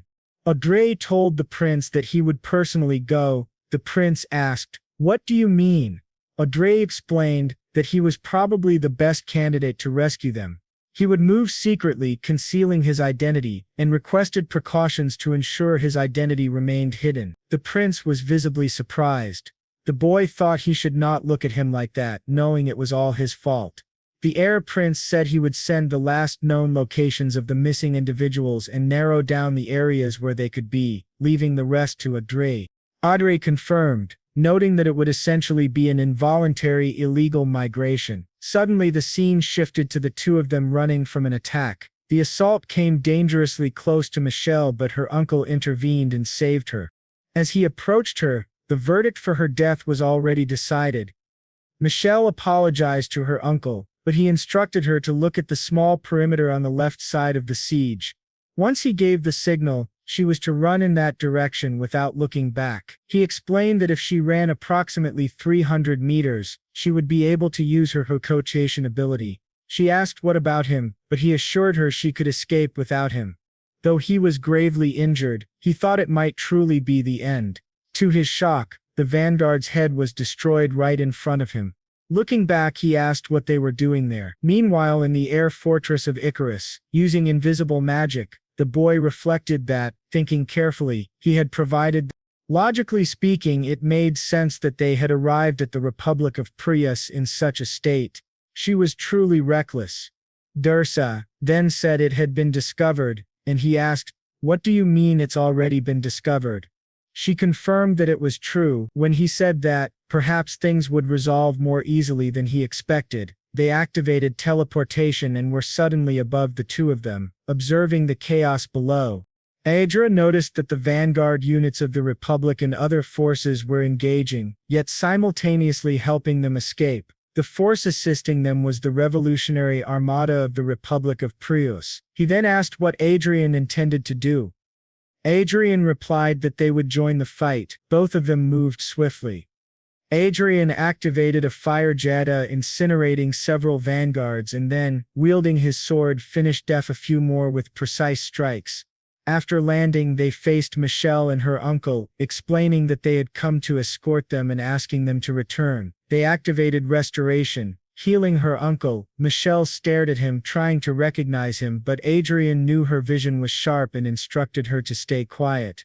Understanding, she complied happily and stayed silent. He told her they now needed to return, asking if everything was truly over, feeling relieved that it had been resolved so quickly. To their surprise, someone approached and asked what was happening. The man apologized but added that he had something to ask the young lady. He asked if she had accessed the meeting of Lois Farmont, shocking the boy, who wondered how she had done it. The man questioned if the meeting was real. She explained that judging by its format, it seemed plausible. However, upon a quick glance, the content was far more inappropriate than she had expected. The man said there was a small chance it could be real, but it was more likely fake. The commander speculated it might be a false meeting created by the original discoverer, which once again surprised Adrien, who considered whether he should eliminate everyone. At that moment he cancelled his powers, thinking that doing so without knowing the strength of the Revolutionary Army or who was behind them would be dangerous. Since no one knew he had discovered this, it was better to remain silent for now. The man pointed out that because she had approached the meeting, she couldn't have physically infiltrated the president's palace. She explained that she had accessed him online, believing the meeting took place in a virtual world, not the real world. By accessing Lee's 4-month terminal, she confirmed he frequently accessed a certain domain, which she assumed was the entry point to the meeting. Adrien thought, as expected of her, she was not ordinary and had investigated thoroughly. Had she not discovered it first, she would have become the owner of the meeting. The man remarked that she truly had a unique talent, only accessing 4-month terminal. Adrien interrupted, noting that the pursuit team would arrive soon, so they needed to conclude and escort these people. The man asked them to wait, saying he had not finished and that his commander had invited the two of them. Now in the Republic of Prius, at the northern glacier, he met with his commander. Adrien observed that the guards were all Lara masters. The man from earlier explained he was a citizen of Hebrews, visiting the northern glacier for the first time. The boy realized this man was Israel Oscar Prius, the Marquis Mage of the 7th Circle, a 27-year-old human, former prince of the Prius royal family, and commander of the Revolutionary Armada.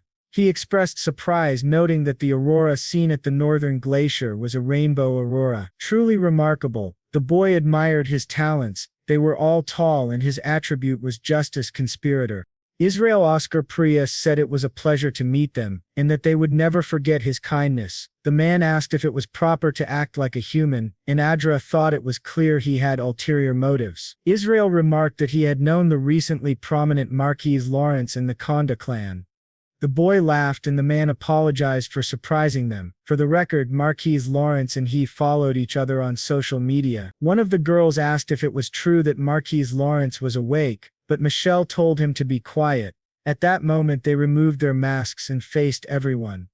Michelle asked if it was truly necessary, and Adrien asked the man how he discovered this. The man, a young man with long hair, said it was a secret they had exchanged. The boy realized that Israel Oscar Prius was indeed a clever man, surprising everyone.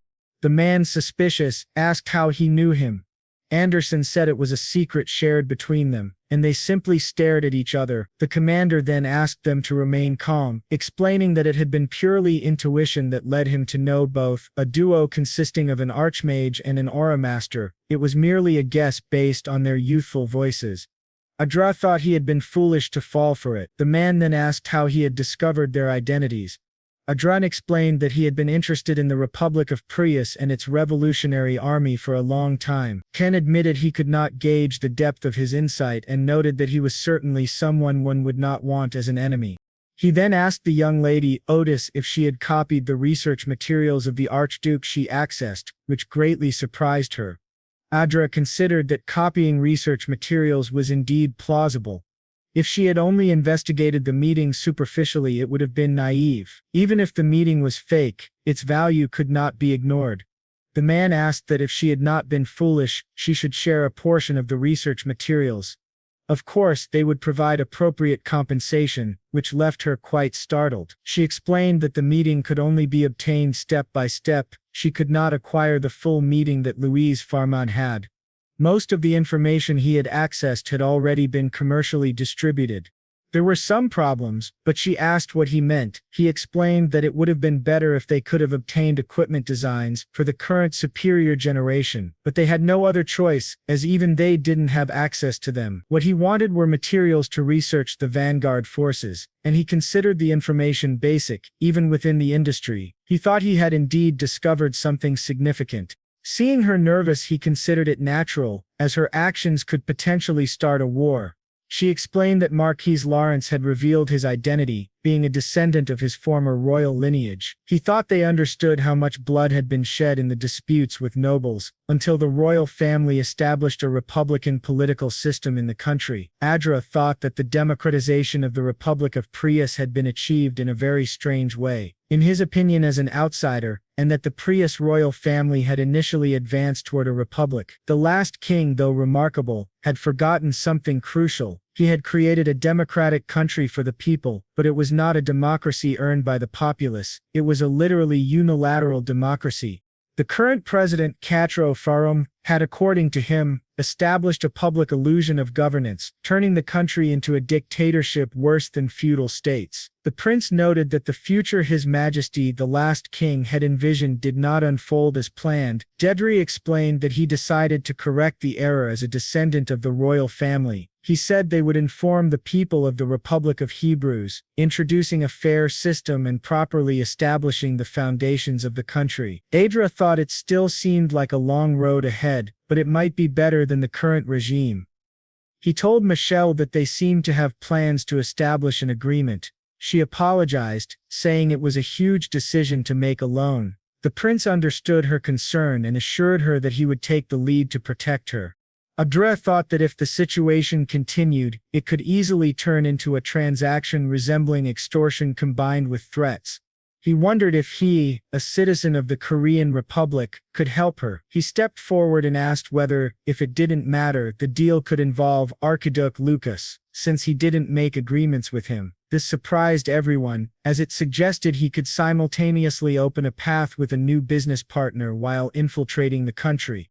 The prince noted that what they wanted was a vanguard force equipped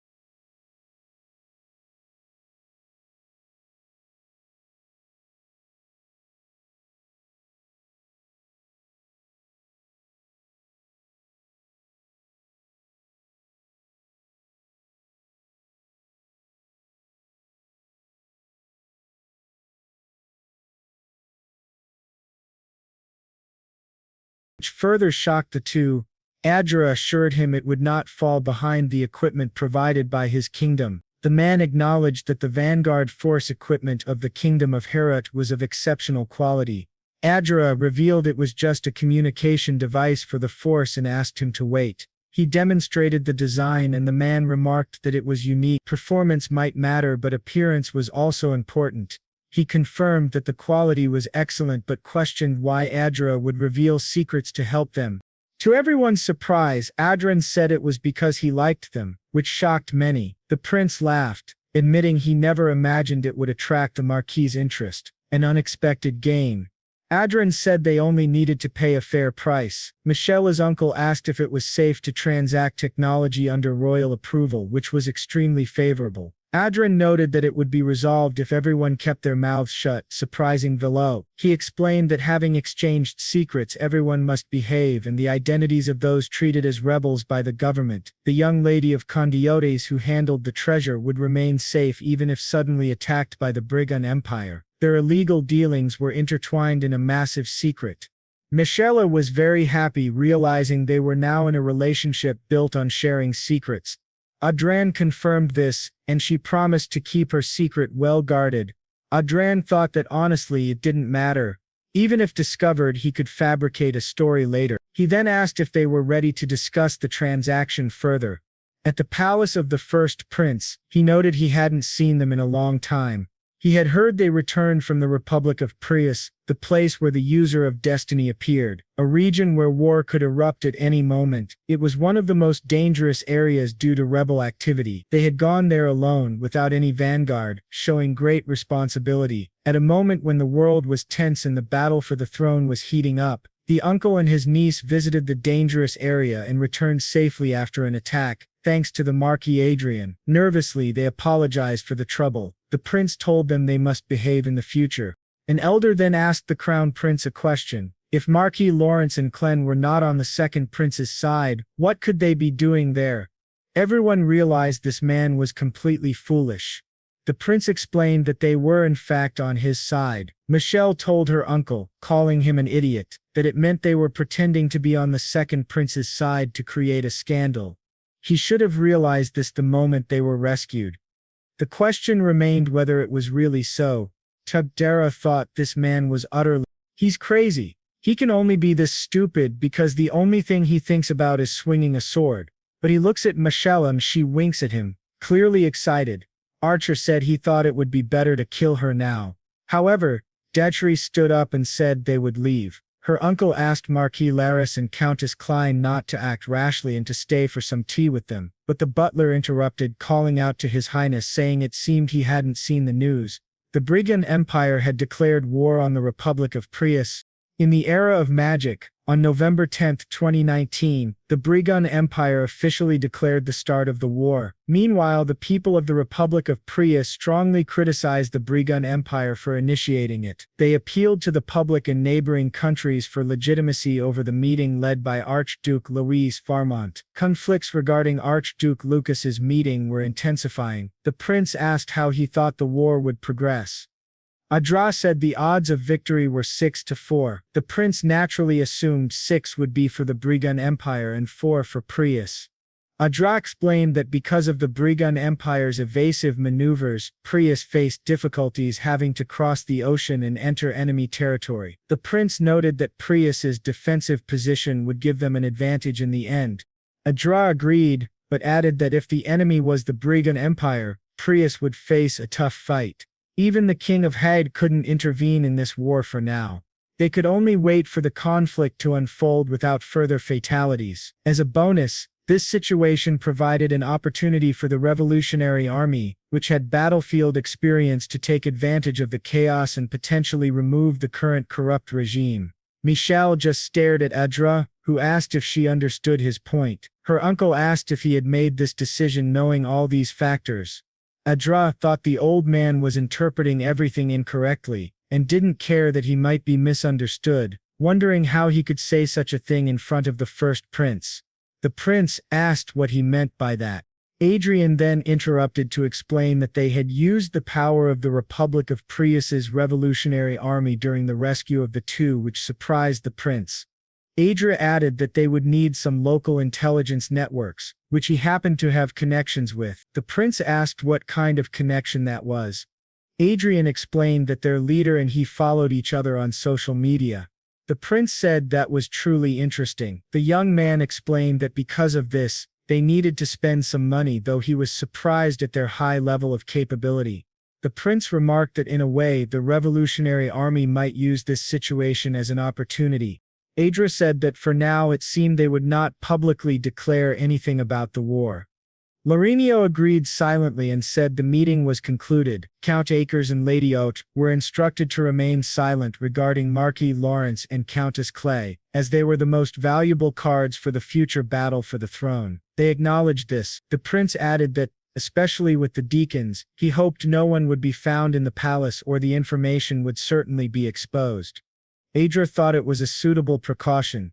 Michelle asked if she should stay as well, and the prince said he would feel relieved if she did. She agreed, saying she could stay without problem.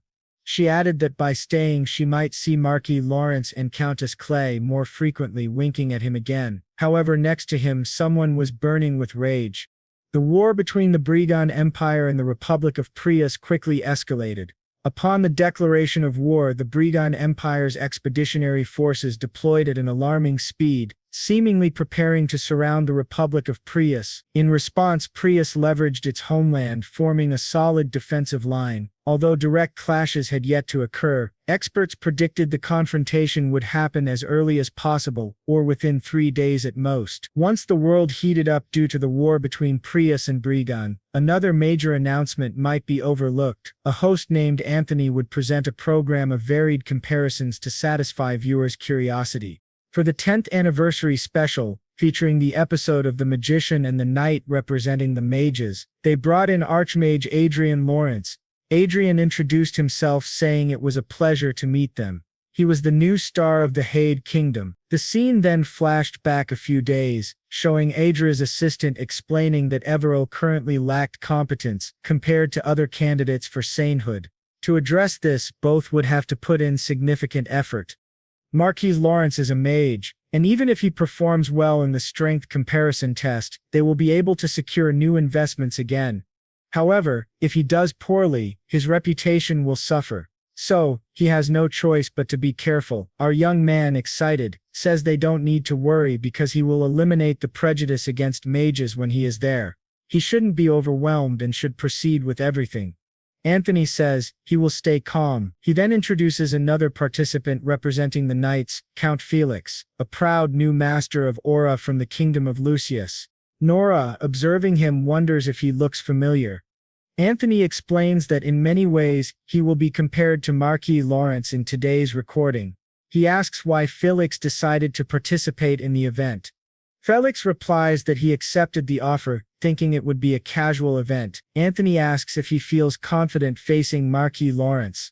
Felix says he heard that the Riverdale Duchy praised his exceptional talent, but now that he sees Marquis Lawrence, he believes her affection for her junior influenced a hasty judgment. Today he will show Marquis Lawrence that reality is not as simple as he imagines. At that moment, our young man recognizes Felix and thinks he resembles Cedric, even acting similarly. Anthony says that today's presentation will be a declaration of war and asks Adrien for his opinion. Our young man asks if his name is Count Adrien Felix. He has no idea who he is, as it's the first time he has heard the name, which angers him. Adrien, excited, thinks Felix is an interesting man who became a master of aura. The implication is that he is no ordinary person. The nervous presenter says this battle will be nerve-wracking from the start. They proceed to the test location for the comparison. The program director, enthusiastic, believes this episode will be a great success. The two are taken to an island with a massive duel arena known as the Isle of Duels. Today, specialists are invited to analyze and comment on their training. Loyal viewers who won the 10th anniversary event are in the audience. He approaches them and asks if it would be better not to use magic to compete. Knights prepare with equipment, while mages fight empty-handed. Felix says he doesn't mind. If Marquis Lawrence wants it, he can fight using only normal equipment. To his surprise, Adrien says he doesn't care and questions how he could lose to an inexperienced master of aura. Felix is shocked, insisting that Adrien is also an inexperienced archmage. Adrien replies that they are in no way equal, which angers Felix even more. Anthony announces they will begin the training, starting the countdown. Our young man faces Felix. The armored knight wonders why he's being stared at this way, realizing he will soon see who is on top. At 0, Felix charges at Adrien, yelling for him to die. Within seconds, Felix is completely defeated, his armor broken, and the Master of Aura loses. Anthony announces that the final spell was a 6th circle blade cannon and asks if Adrien memorized it beforehand. Adrien says no, he just cast it during the fight. He calls Miss Everil to heal Felix. She rushes to him, begins praying, and his body starts to heal. The audience wonders if these are angel feathers. Anthony remarks that he heard the medical team was invited by Adrien, but he didn't expect it to be a young girl. Adrien explains he preferred to call someone he could trust. The presenter asks if she is a bishop-level priestess at such a young age, which is shocking. Adrien clarifies that she was only baptized and hasn't joined the church, so her name appears only as a vassal of his house. Anthony is amazed because divine magic and the angel feather effect are typically seen only at the level of a bishop or the highest healer priest. Adrien explains she learned divine magic from Archbishop Fred of the Kingdom of Hay, and the angel feather effect stems from her remarkable nature. He confirms it is indeed her nature. Miss Everil is planning to participate in the Sainthood contest, which surprises everyone. Our young man thinks her participation is perfect. Her delicate voice and appearance perfectly embody the image of a saint he envisioned. She steps before the camera and says, "It's a pleasure to meet you. My name is Everil Real Barnett, and I am in charge of magical support today. I will do my best. Please don't hurt each other too much," making a cute face which surprises everyone. Our young man thinks he understands what just happened and realizes it's thanks to Eric doing an excellent job. After appearing on TV, Everil walks home, escorted by 2 guards. People watching wonder if she's the girl from TV with the lore. It seems she could become a saint, but she thinks it's too much responsibility for now. She is following Adrien's orders and striving to become a saint. She wonders if she can truly achieve this. A short time later, she works part-time at a convenience store, opens the door and says she's home. Her mother asks if she has really arrived. To her surprise, someone says it's lucky that Everil is here. This man calls her Everin and says it's been a long time since they last met. Everil, angry, stares at him seriously. The blonde man explains that he is her uncle and asks if she remembers him. Another person comments that her shoes are very expensive. They are real elven shoes. He heard that they are made by elves and cost more than 5 million per pair. The girl sitting there says that not only her shoes but also her dress and her phone are all very expensive items. They ask if it's because she is a candidate for sainthood and it seems the Lord likes her very much. The girl then asks, "Why are your relatives suddenly visiting us? They used to always act like strangers." Her uncle stands, holding a folder, and approaches her asking if her life has been difficult. He explains that he is there to reunite the family and propose a business plan. He shows her the plan and says it could be very profitable. Since it's a family business of the Everil family with a candidate for sainthood involved, it's unlikely for the plan to fail. Her security team behind her thinks this is unethical. However, the family matriarch approaches her and reassures her that they have no intention of pursuing the absurd plan. Her uncle asks why they don't accept it, and her father says it doesn't matter, they can handle things themselves without her help. Her mother agrees, saying they shouldn't even think about using her name, and if they do, she won't forgive them. He asks if she isn't being too cold toward her siblings. A man sitting behind adds that it's true. If they really think this is only for themselves, it's for everyone. He comments that she wasn't like this before, that she's being too cold. Every's father intervenes, explaining that 4 years ago they used the debt as collateral and fled. After a long time, they returned this way. Her brother insists that they are genuinely repentant and trying to make amends. Her father counters that if they were truly remorseful, they would have helped when he was struggling to repay the debts, instead of living well wherever they went. Her brother insists again that it wasn't intentional. They genuinely tried to pay off the debt. Even so, it's not right for siblings to continue quarreling over money. Everil steps forward, asking them to leave. She doesn't want to get involved. They will return to treating her as before, like strangers, which surprises everyone. Everyone stands and tells her she cannot speak this way to her elders. They are still her parents' siblings, who gave her life, and she should at least help them. As they argue, the security team prepares for combat. To the surprise of the 4 relatives, someone appears and asks who these shameless people are. Our young man appears beside Everil, startling her. She calls him Lord Adrien. Everyone kneels before him. The security team reports that Jasmine Traden, the 3rd commander of the 1st Company of Lawrence's Strategic Mobile Battalion, salutes the Lord, and Rick Castro salutes Marquise Lawrence. Everil's family, terrified, also salutes him. Adrien gestures, and with a snap of his fingers he paralyzes their bodies. He asks if they know the best part of being a great noble. Nervously they apologize, saying they are insignificant and could not possibly know. Adrien stares at them and says the best part is that he can do whatever he wants with trash like them, terrifying Everil's uncle. Adrien tells them they can move to the family castle, and asks if it wouldn't be nice to enjoy the luxury of having an extraordinary daughter.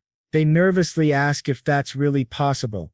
Adrien says he has separated Lady Everil's well-being from theirs. Nervously they agree to do so. Adrien looks at the saint candidate and gives her a thumbs up, making her nervous. She blushes, thinking she wants to be someone who can assist Lord Adrien. She wonders if showing interest in Adrien, who already has a fiancé, would bother him, but staying by his side as an aide is possible. She decides she wants to give it her all.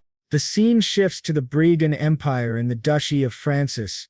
Someone watches the broadcast of the Mage versus Knight battle, seeing Everil as a saint. Duke Francis, one of the 4 greatest dukes of the Brigand Empire, finds this irritating. He thinks that if it continues, it will interfere with his plans to make Everil a saint. He calls his assistant Gregory, and from the shadows, the assistant appears. The Duke orders him to take action. Meanwhile, in Adrien's office, he receives a message. He notices it is from the Duchess of Riverdale. Reading it, she warns him to be careful with Duke Francis, as he is acting strangely. The scene changes to the emergency waiting room of Lord Lawrence's castle. As they talk, another knight, head lowered, is approached by Caravato, who asks if he is all right. He stares, asking if the other is speaking to him, and with a psychopathic smile, he says he forgot the other's name, and it's been a while. Sarah Pharma grabs the other by the arm, telling him to stop playing around and asking if he wants to interfere with his mission. He adds that people who make mistakes can end up badly. Damien, sitting nearby, agrees and asks if they can just forget about it. To everyone's surprise, they are told that the two are undercover spies. They are commanded to reveal themselves and asked how they dare infiltrate this place. The one who was sitting just stares at them with glowing eyes, paralyzing them and making them feel drowsy, causing them to leave the room. The angry man warns him not to forget because the target isn't Marquis Lawrence but the girl named Everil. They cannot expose themselves to unnecessary risks. The man sitting down says he is more serious than ever, but they will keep an eye on the castle. He had observed Marquis Lawrence from a distance. Another man asks if he looked extraordinary or something. The first replies, no, their eyes merely met. The man says he also looked into Lawrence's eyes several times, but the standing man insists it wasn't that. When he stared at Marquis Lawrence, it was as if he knew who he was. He is told to forget, it must have been his imagination. Suddenly an alert announces intruders in the east area. Everyone prepares immediately. All the knights rush there, reporting 5 assassins armed with force daggers. Meanwhile, the two hide and report that everything is going according to plan, and the target is in the last room of the east building near the Lord's office. When they open the door, 2 guards ask what Sir Damien and Sir Pharma are doing there. They are supposed to be guarding the Lord. Pharma responds that he saw there weren't enough soldiers to assist. Their superiors order them to stop. No one in the castle may approach Lady Everil except those assigned by the Lord.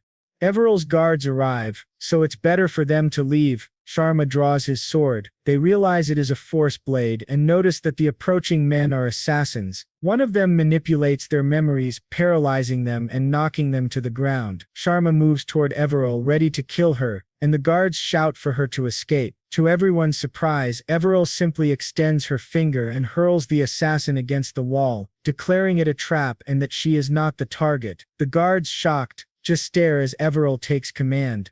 The assassins complain that their operation's information was leaked. To their surprise, our young hero enters the room, saying that it's even better. They've just discovered something and asks if their eyes haven't met before. He greets Gregory Haydn and Augustinox. He comments that he didn't know an organization that only exists in fairy tales actually exists in the real world. He asks if they aren't the Blue Moon, which shocks the two. Knox says they have no choice but to follow Plan B. Gregory agrees. The two then transform into their true forms. He notes that no enemy who has seen their real appearances has survived. They intend to turn this place into hell. Our hero remarks that it's quite exciting and asks Archie for her thoughts. She says they have 5th Ruano syndrome. It's explained that the Blue Moon is a legendary organization surrounded by mysterious and bloody rumors. They established the foundations of the Brigon Empire alongside the royal family and were forced to work in the shadows of the dragon. People question if they are real and where they are located. The Lasu organization are demon followers, created before the era of magic in 2019. Everyone knows of the Blue Moon, but no one truly understands it. Its mystery and fame make it like witches on Earth, often depicted as villains in Hondel fairy tales. Adrien initially thought it was fictional, but it seems he was wrong. He faces Gregory Haydn, 39, a master of aura, with August Knox below him, a spiritual Ziri of mental class. Adrien realizes that the Duchy of Francis may be unknowingly using them, but they likely are using the duchy as a temporary hideout. Even as a facade, having 2 special members of the Blue Moon close to the Duchy of Francis is fascinating. Knox asks if Adrien really knows their whereabouts, but Gregory tells him to shut up. Adrien wonders how this works, and how they call their support. He thinks they may be more naive than he expected. Adrien concludes that they are not exactly his partners, but he understands them very well.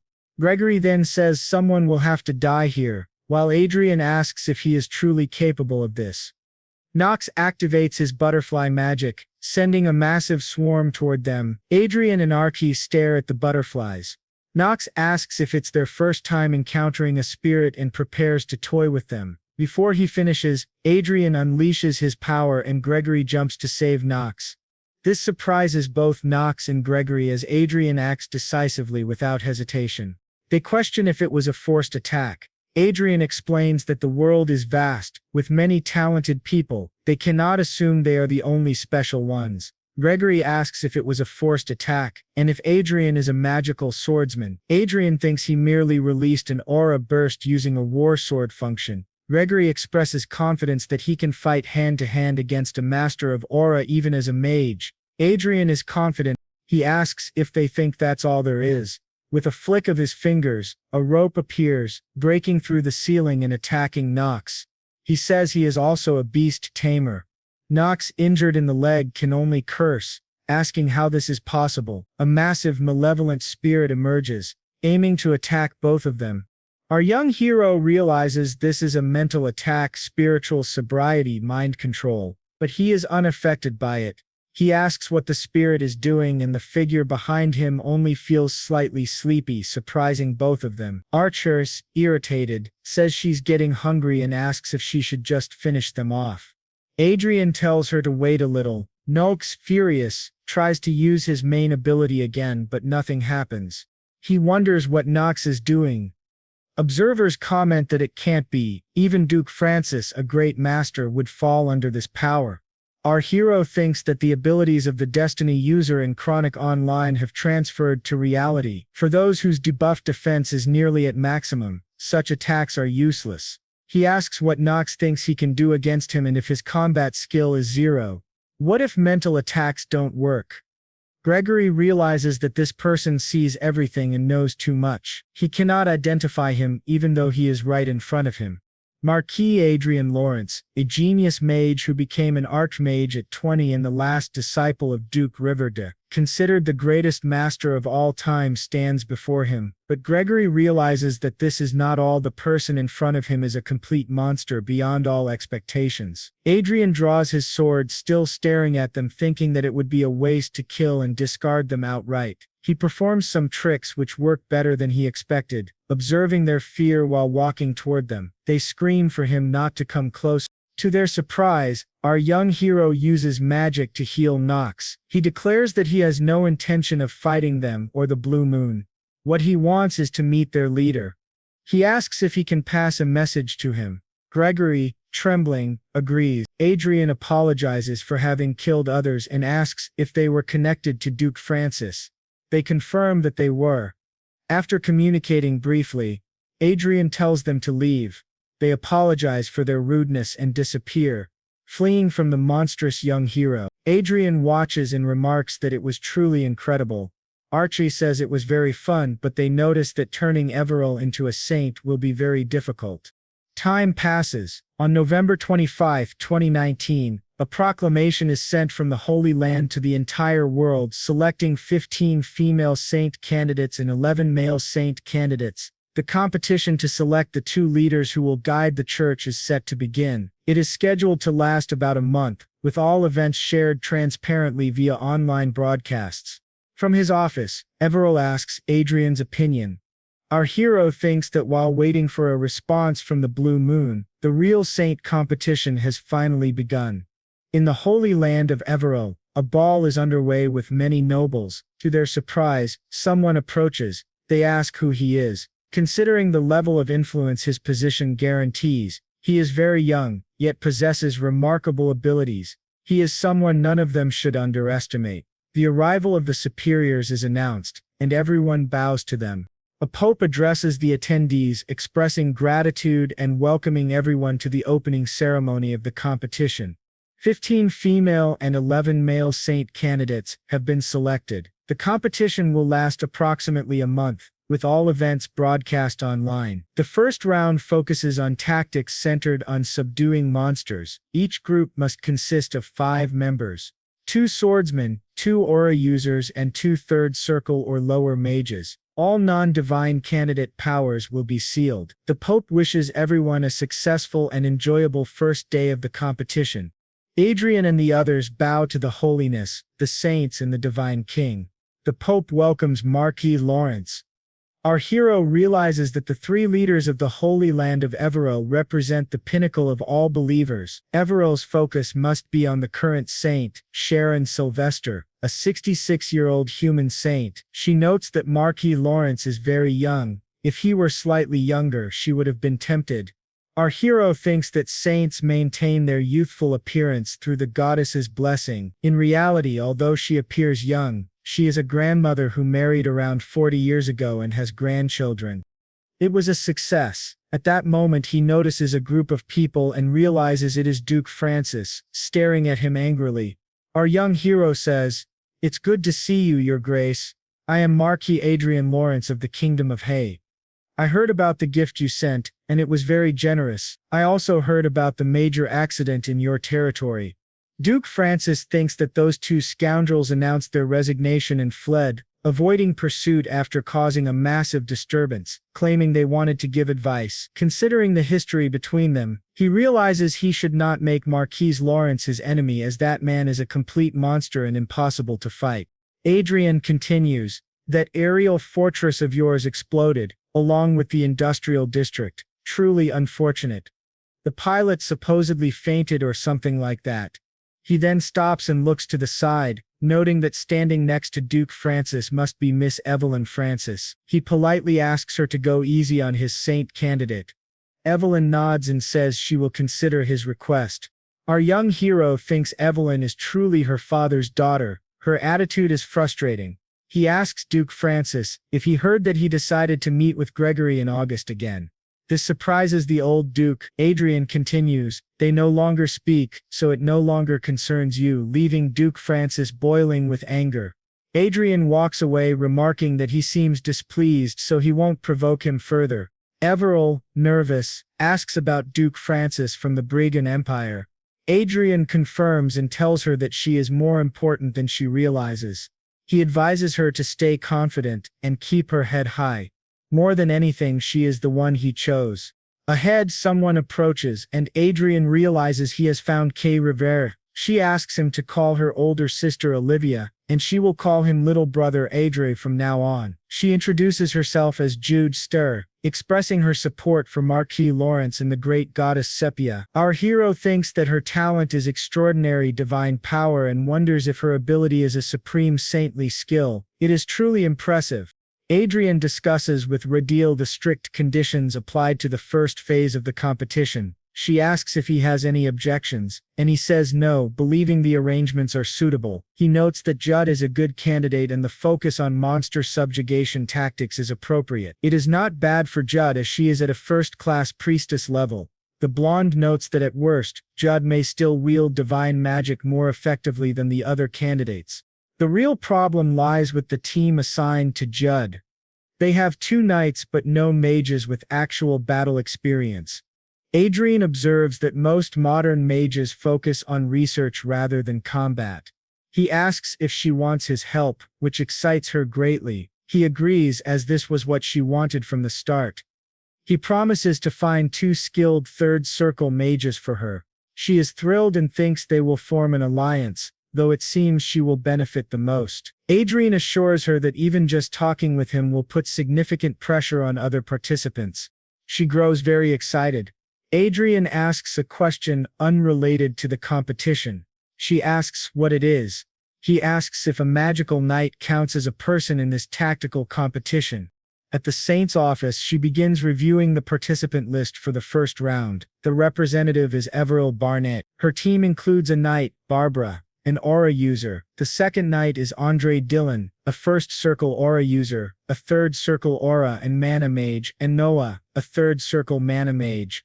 She laughs as her assistant asks what they should do. She responds that he is truly interesting. Her assistant points out that having a knight who can use magic will likely cause complaints from other candidates. She replies that it is their fault for not clarifying the rules and they must allow it.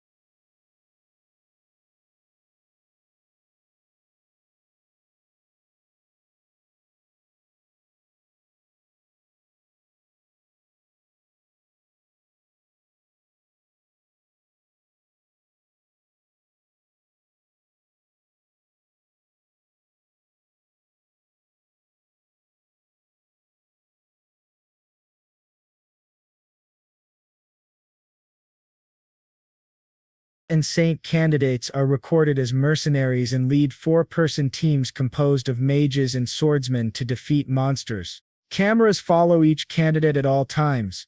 The competition is broadcast live on TV and online. Each candidate has their own channel, and the audience size can be tracked by the number of supporters. The knights behind Lady Everil point out the monsters they captured, offering them to her if she wants. She is surprised but asks them to use the monsters to complete their mission. Many creatures are available and she asks the others to hold back while they jostle for her attention. She approaches the filming crew and asks if things can be left as they are. The crew member replies that he isn't sure as this has never happened before.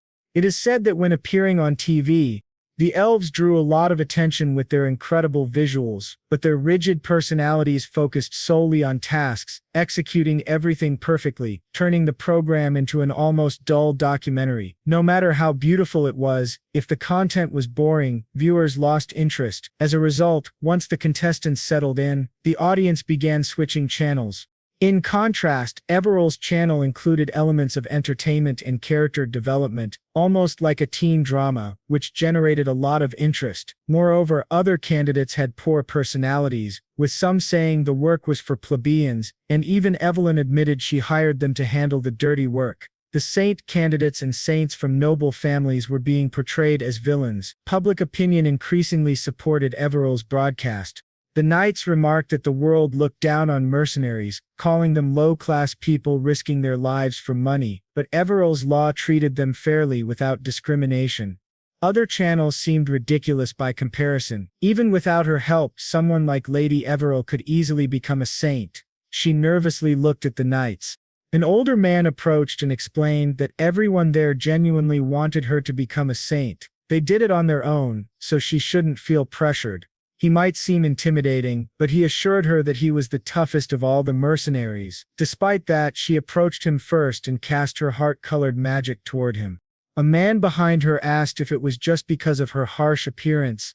He even had an argument with Lady Everil at the start, which upset her greatly. They began bickering again while she stood embarrassed silently watching them. Another knight mentioned that they had also gathered monster corpses and requested that she take them. She insisted that all creatures fought to survive and that it would be wasteful to let them go unused. The knight explained they were putting on a show for her. Everil, nervous, promised to do her best while the knights were excited. They remarked that this was truly like a teen drama.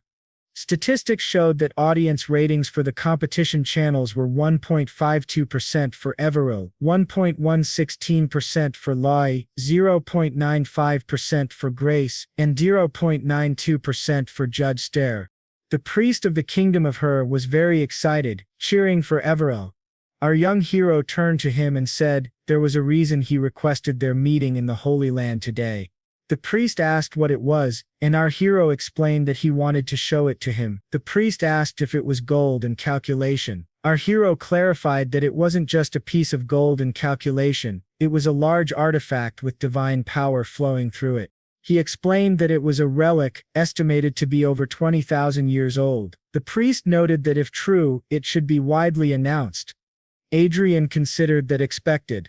Upon seeing the relic, he understood how to use it to benefit Everil but didn't want to exploit it that way. He added that with an exceptional artifact it might be possible to repair the relic. The priest asked if he truly wanted to revive such an ancient relic, and Adrien confirmed it was possible. There was a sacred magic circle inside, seemingly from the mythical era. Only part of it was destroyed, the rest remained intact. The priest asked if he would recruit a skilled artificer.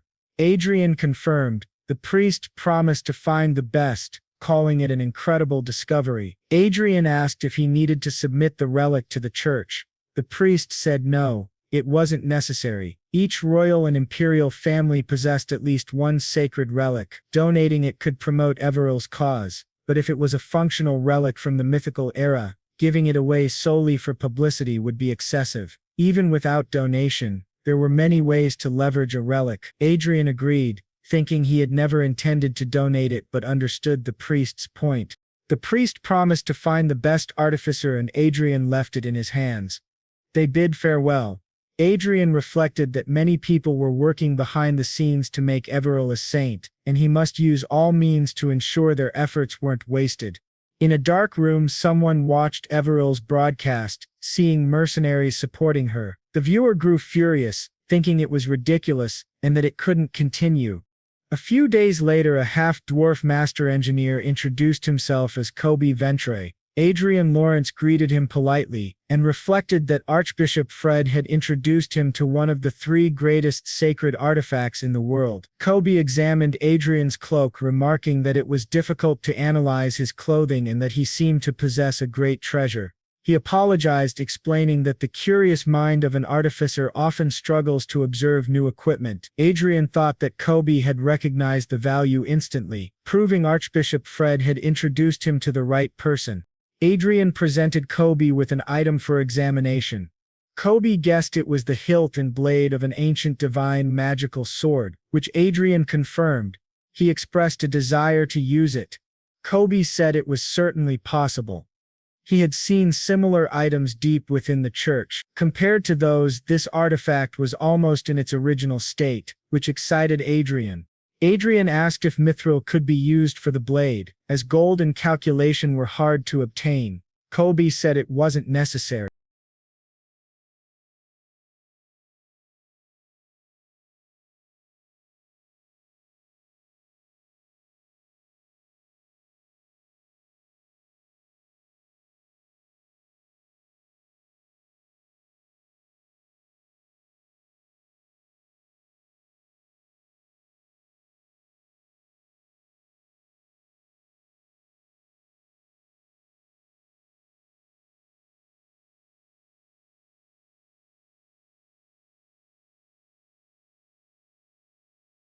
He means is that it doesn't actually need a physical blade. If he is correct, a blade of divine light will be created from the divine bloodstone. Adrien remarks that it sounds like a magic sword, but Mio replies that this is on a completely different level from something so pretentious. According to what he has read, this type of sacred blade is comparable to an aura blade and is far more powerful against demons. This surprises our boy even more. He is told that in addition, it is a very versatile item that can convert all kinds of energy into a blade. It does not matter if the energy is magic, aura, divine power, or even elemental force. They then wonder how such a valuable item could have been in the possession of a country viscount. Dean says that if he had not had the opportunity to read about sacred relics thanks to the former saint, even he would not have known what it was. There is a high probability that not even the viscount's 3 subordinates knew its purpose, which explains why people thought it was just a broken sword. Wadri asks how much it would be worth if it were functioning. Manhwa says that, at the very least, enough to buy a large city, and that it is difficult to even put a price on it. This shocks our boy, who thinks he has truly won the lottery. He then asks if it can be repaired. Manhwa replies that he will first need a divine bloodstone and new tools. Adrien transfers money to him, but he asks if that is not too much. The lady says he should think of it as payment for his effort, and if he can repair the sword, he will pay him double. Manhwa agrees, saying it is only fair considering the item's value, and asks for a week to do his best to repair it as an engineer's honor. After Quadri leaves, Manhwa smiles to himself, thinking that if he can obtain a mana blade on the same level as a sacred blade, he could become a magic knight or perhaps even adapt it into a magic spear. That would be incredible. Just then he receives a transmission from Arsia. They ask what is happening, and when he inquires, Arsia says that Miss Everil has been kidnapped. This shocks our boy. Now, at the border between the Sen Empire and the Land of Dragons, Everil is being held within a sacred barrier. 2 men watch and wonder how this is possible, as their attacks cannot even touch her. Apparently she is bound to a type of 8th circle magic artifact. They say that all they need to do is eliminate the candidate for Sainthood. They thought it would be easy, but things are getting out of control. One tells the other to stop talking and attack her mind, explaining that even magical constructs have a weakness to mental attacks. One of them says he has never heard of that, and asks if it is true.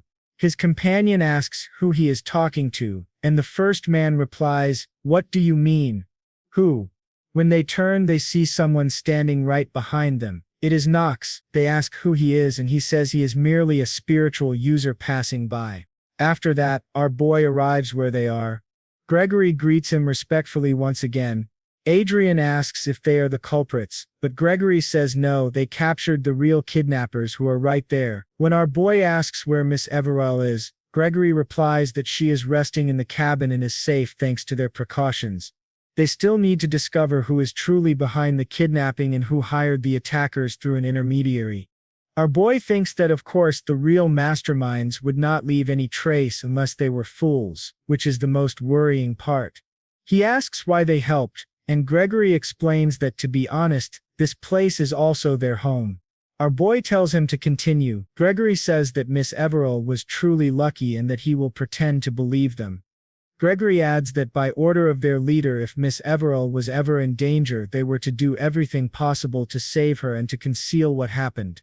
Our boy asks what he means, and Gregory says it was the first time he had seen their leader so angry. Their leader said the Duchy of Francis no longer had any value to them and ordered them to move their base. What happened earlier was their own decision without their leader's involvement. Gregory confirms that the Blue Moon Group receives very few orders from their leader aside from what is necessary, and they are granted almost complete autonomy. But since the last assassination attempt, the entire Blue Moon has been instructed not to harm anyone connected to Marquise Lawrence or Arsia Klein.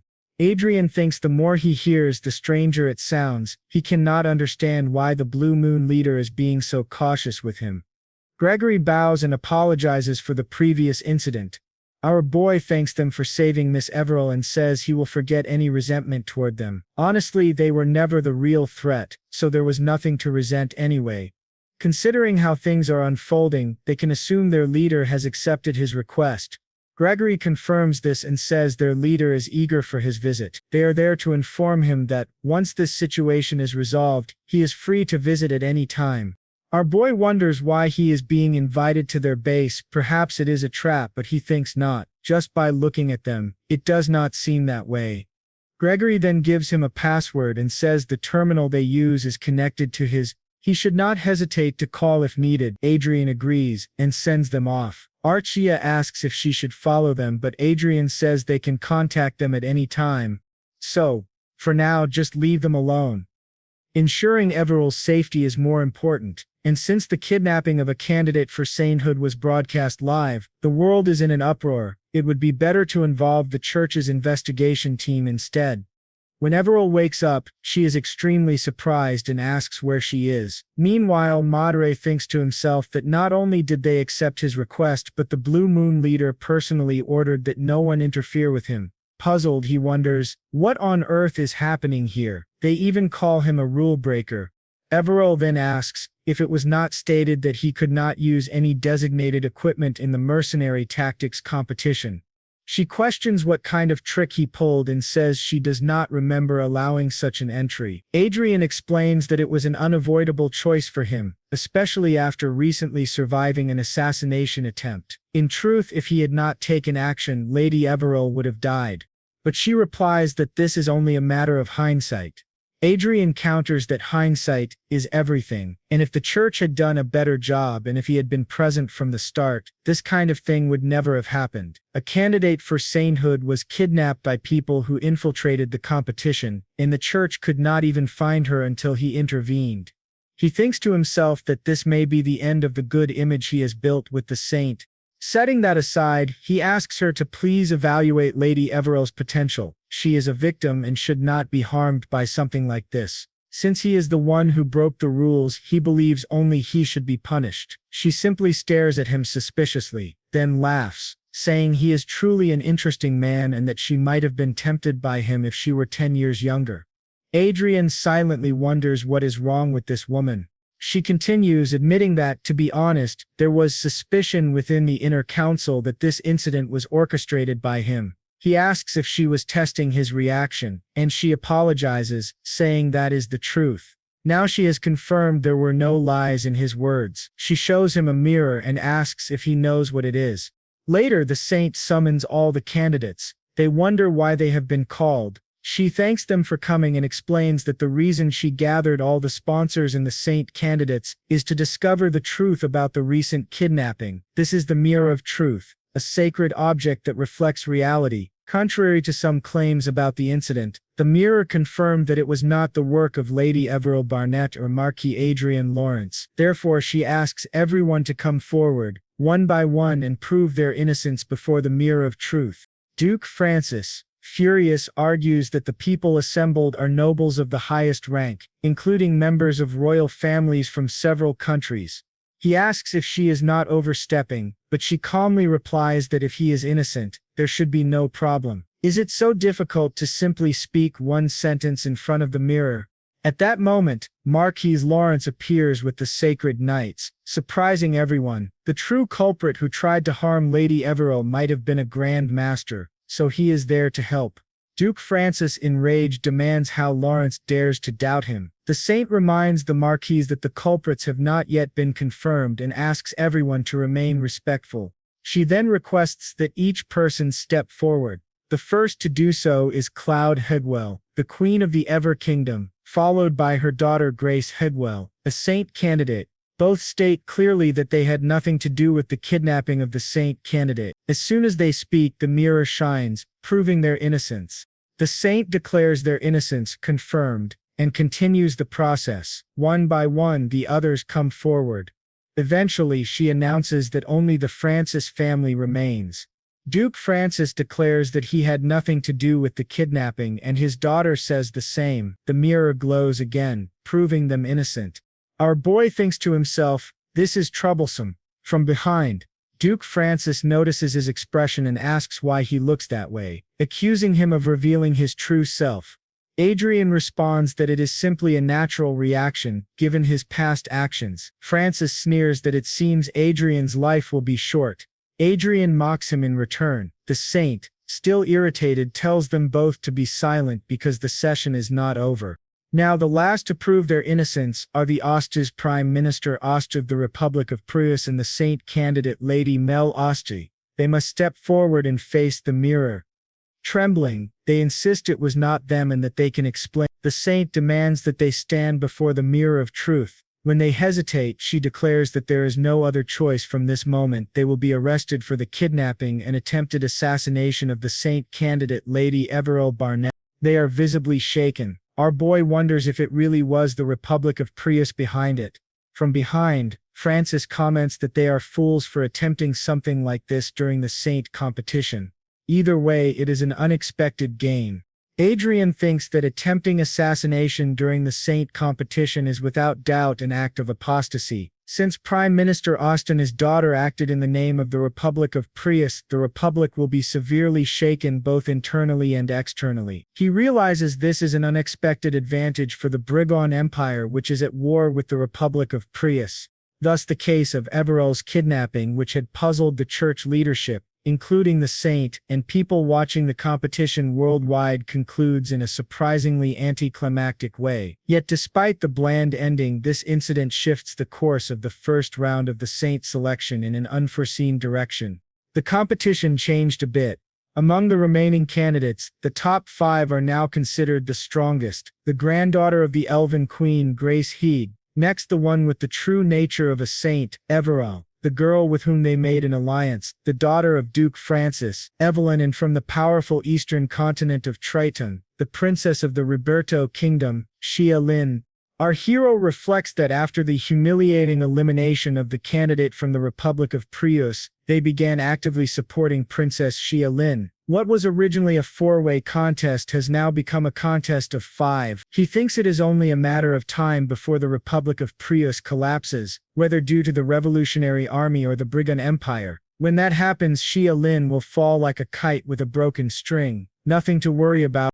He then calls Arsia to join him. After the kidnapping incident, public awareness of Everil and her popularity have risen even higher. He officially launched the strength enhancement equipment he developed, the Fenger 1. There were no problems in his territory, and the magic tower was running smoothly. He no longer had to worry about Everil. At last he could relax for the first time in a long while and enjoy each day to the fullest. It was during this period of calm that he met the leader of the Blue Moon, Gero de Varson. Our young man wonders what relax even means, since he barely remembers the feeling. Adrien, wearing a polite but fake smile, comments that the refreshment is excellent. The Blue Moon leader replies that it is indeed, explaining he prepared it with double the care since someone as important as Adrien was visiting. While the saint quietly eats her cake without a care, both Adrien and Archery think the situation feels very strange. This man, Baron Jar Varson, is an aura expert, 49 years old, from the Sen Empire and lord of the Vathan barony. His current disguise, Adrien observes that he is clearly a remarkable man, possessing 4 high-level talents: administrative skill, learning ability, political influence, and command. Yet he wonders why Varson's status reads as favorable and ally. It seems the information on the display does not fully apply to him. George Jar Varson orders the 2 attendants to wait outside, surprising both of them. He adds that he does not need protection, so they should not even think of eavesdropping, and tells them to leave immediately. After their initial shock, they obey and depart. Once they are alone, Adrien says that no one is listening now and demands to know who Varson really is. George stands and Adrien wonders what is happening, but then George kneels before him, saying it is an honor to meet the one who follows the great mage Manuel Lucas and carries on his legacy. Adrien is stunned. Adrien asks if he knows Archduke Lucas, and George confirms it. Lucas was the former master of the Blue Moon. Adrien realizes this meeting was never just about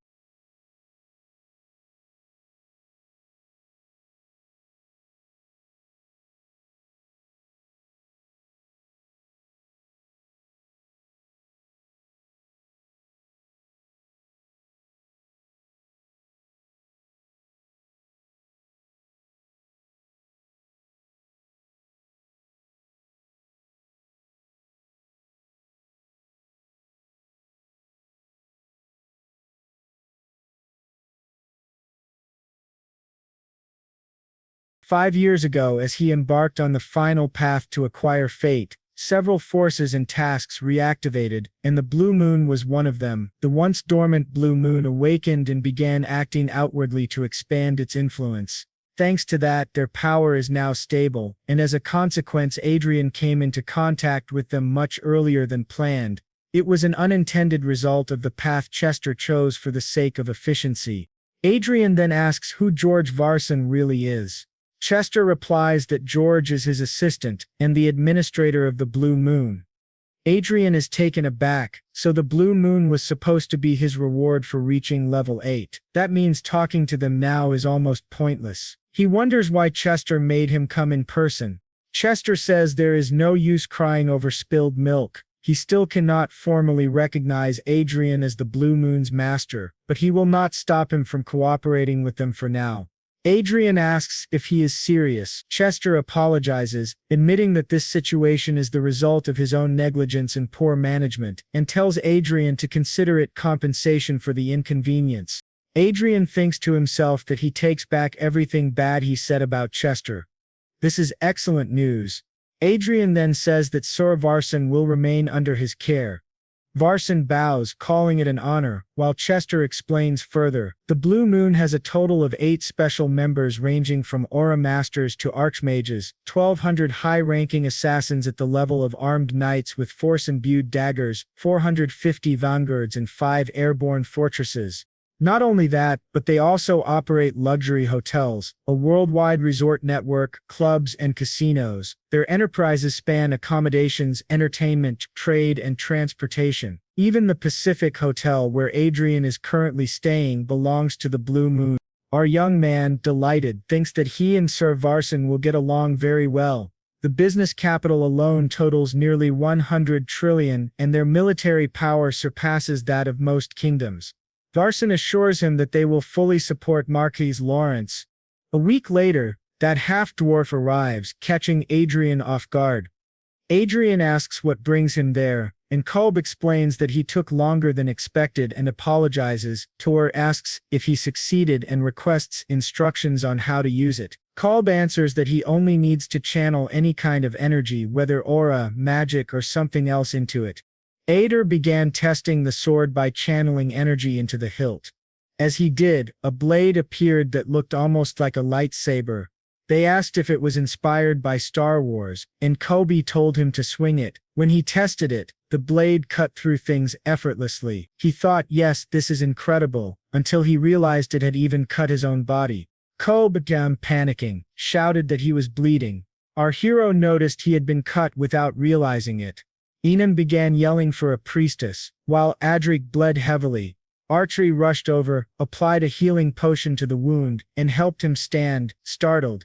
Adder heard Archery remark that he clearly needed much more training. Kobe approached, concerned, and asked if he was all right. Adrien replied that of course he would not die so easily, though he thought to himself that this was the second most dangerous incident of his life, after the assassination attempt on Rondell and Anna. He looked at the sword and a notification appeared asking him to choose a name for it. He asked Kobe if the sword already had a name, but Kobe said no because Adrien should name it himself. Adrien chose Excalibur, and the sacred sword was registered with many powerful effects. He was thrilled, thanking Kobe for helping him obtain such an incredible weapon. Kobe still looked worried, but Arsia assured him Adrien would be fine and suggested he get up from the dirty floor. Adrien, however, was already thinking about the advantage this weapon could give Everil in the upcoming competition. The scene then shifted to the mercenaries, who were crying for Lady Everil and insisting she must become the saint. Thus the first month-long round of the Saint competition came to an end. Adrien watched the tough mercenaries weeping and thought he would never get used to seeing such hardened men act that way. The rankings were announced. Grace Higvin first in tactical points, third in audience votes, second overall. Judster, fourth in tactical points, second in audience votes, second overall. Xia Lin, fifth in tactical points, fourth in audience votes, fourth overall.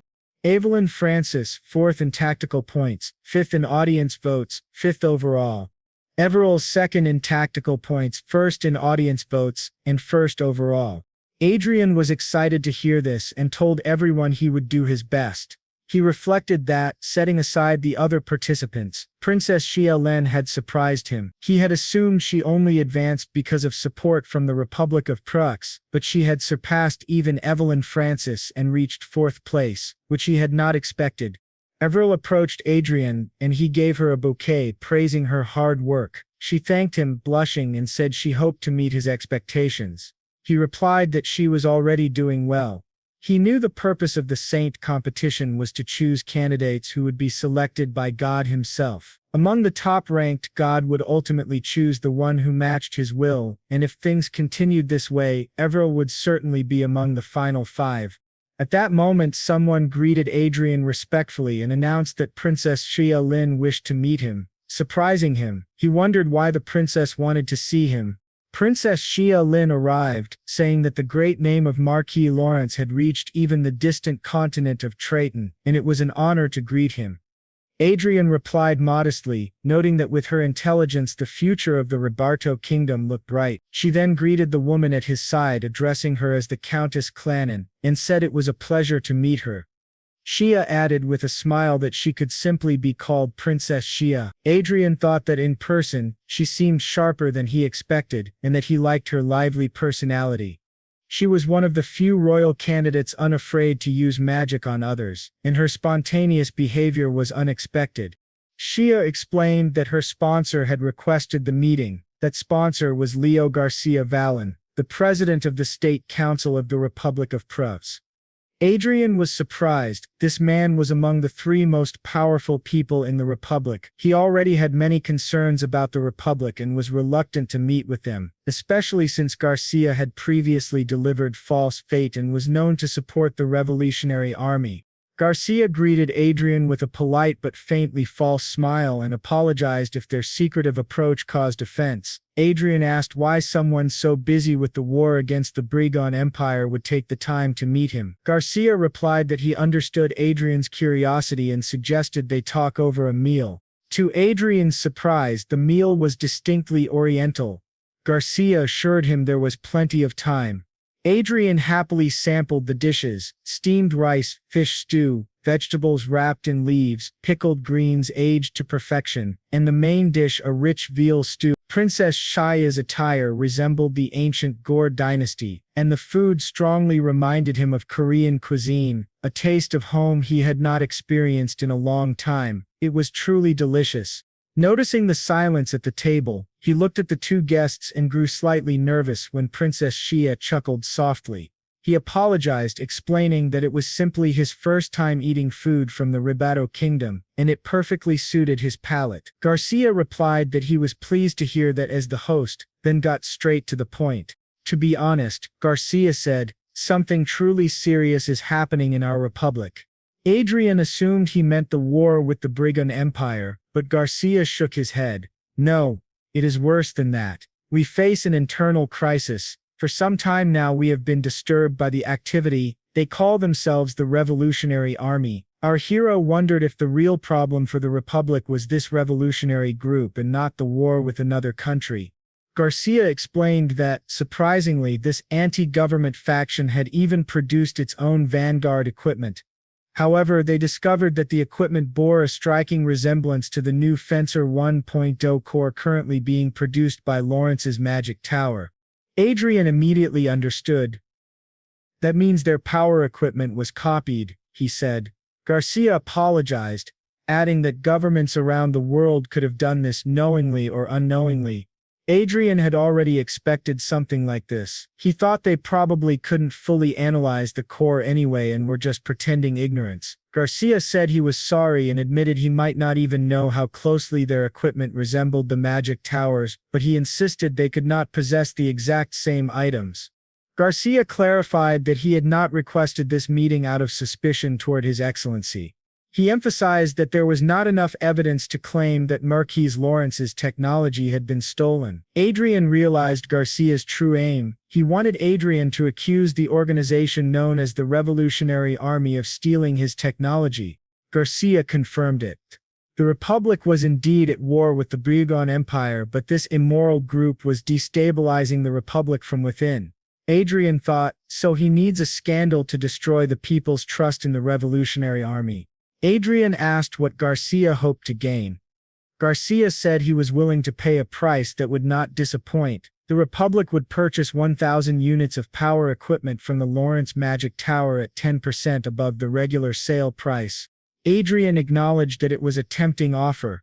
He turned to Princess Xia Lin and asked what she thought. She hesitated, speechless, while Adrien, confident, pressed her again, wondering if it was right to harm the Revolutionary Army merely to benefit the Republic's politicians. The princess looked nervous and finally said she did not think it was something he should interfere with. Garcia was surprised, but Xia continued, explaining that as a representative of her nation she must take the side of the Republic of Pros without expressing her personal opinions. Adrien thought this was a skillful answer, showing loyalty to the Republic without revealing her own stance. It reminded him of his previous life when he had to watch the maneuvers of powerful countries. He respected her for it. Garcia insisted that Adrien didn't need to think too hard. If he simply nodded in agreement, he would gain more than 50 trillion in profit, and obviously he would accept. Obviously, Adrien replied, startling Garcia. As I said, I need to think carefully. I will refuse your offer. Garcia demanded an explanation. Adrien silently prepared a spell, wondering if Garcia might attack if crossed. He then calmly explained, we are on the continent of Deperon. The Brigand Empire and the Republic of Pras are at war, but the continents of Dian and Terteron are far apart, divided by the sea. Why would I take action that could cause the Brigand Empire's defeat? I share a continent with them. I have no reason to solve the Republic's internal problems when doing so would disadvantage Brigand. Garcia was shocked by the clear geopolitical reasoning. Adrien continued, besides, the Marquis must put his own interests first. Supporting the wrong side could lead to enormous losses. Shouldn't the Republic's government resolve its own internal issues? If the public prefers to listen to the rebels, there must be a reason. I'm sure you can resolve it easily if you truly try. Garcia's face darkened. Furious, he stood and left. Adrien thought the man was rather rude. With the intruder gone, he invited the others to enjoy their meal in peace and finally savored the food. The next day, a man shouted a warning. Marquis Lawrence, you must consider the consequences. Look at what your excellency posted. It was a picture of Adrien, Arsia, Princess Shia, and Chief Garcia at their secret meeting. Someone exclaimed that such sensitive information should not be shared during wartime. In response, the Republic of Prusse declared economic sanctions. Ignoring the situation, the Marquis risked repeating a serious mistake. Adrien reflected that this high-level noble meeting, described as a countermeasure session, was turning into a full hearing. His post had spread rapidly across the world, causing an uproar not only in the Republic of Prusse, but also in the Kingdom of Hyde. Because of this, new laws about stone and bullet trade were introduced.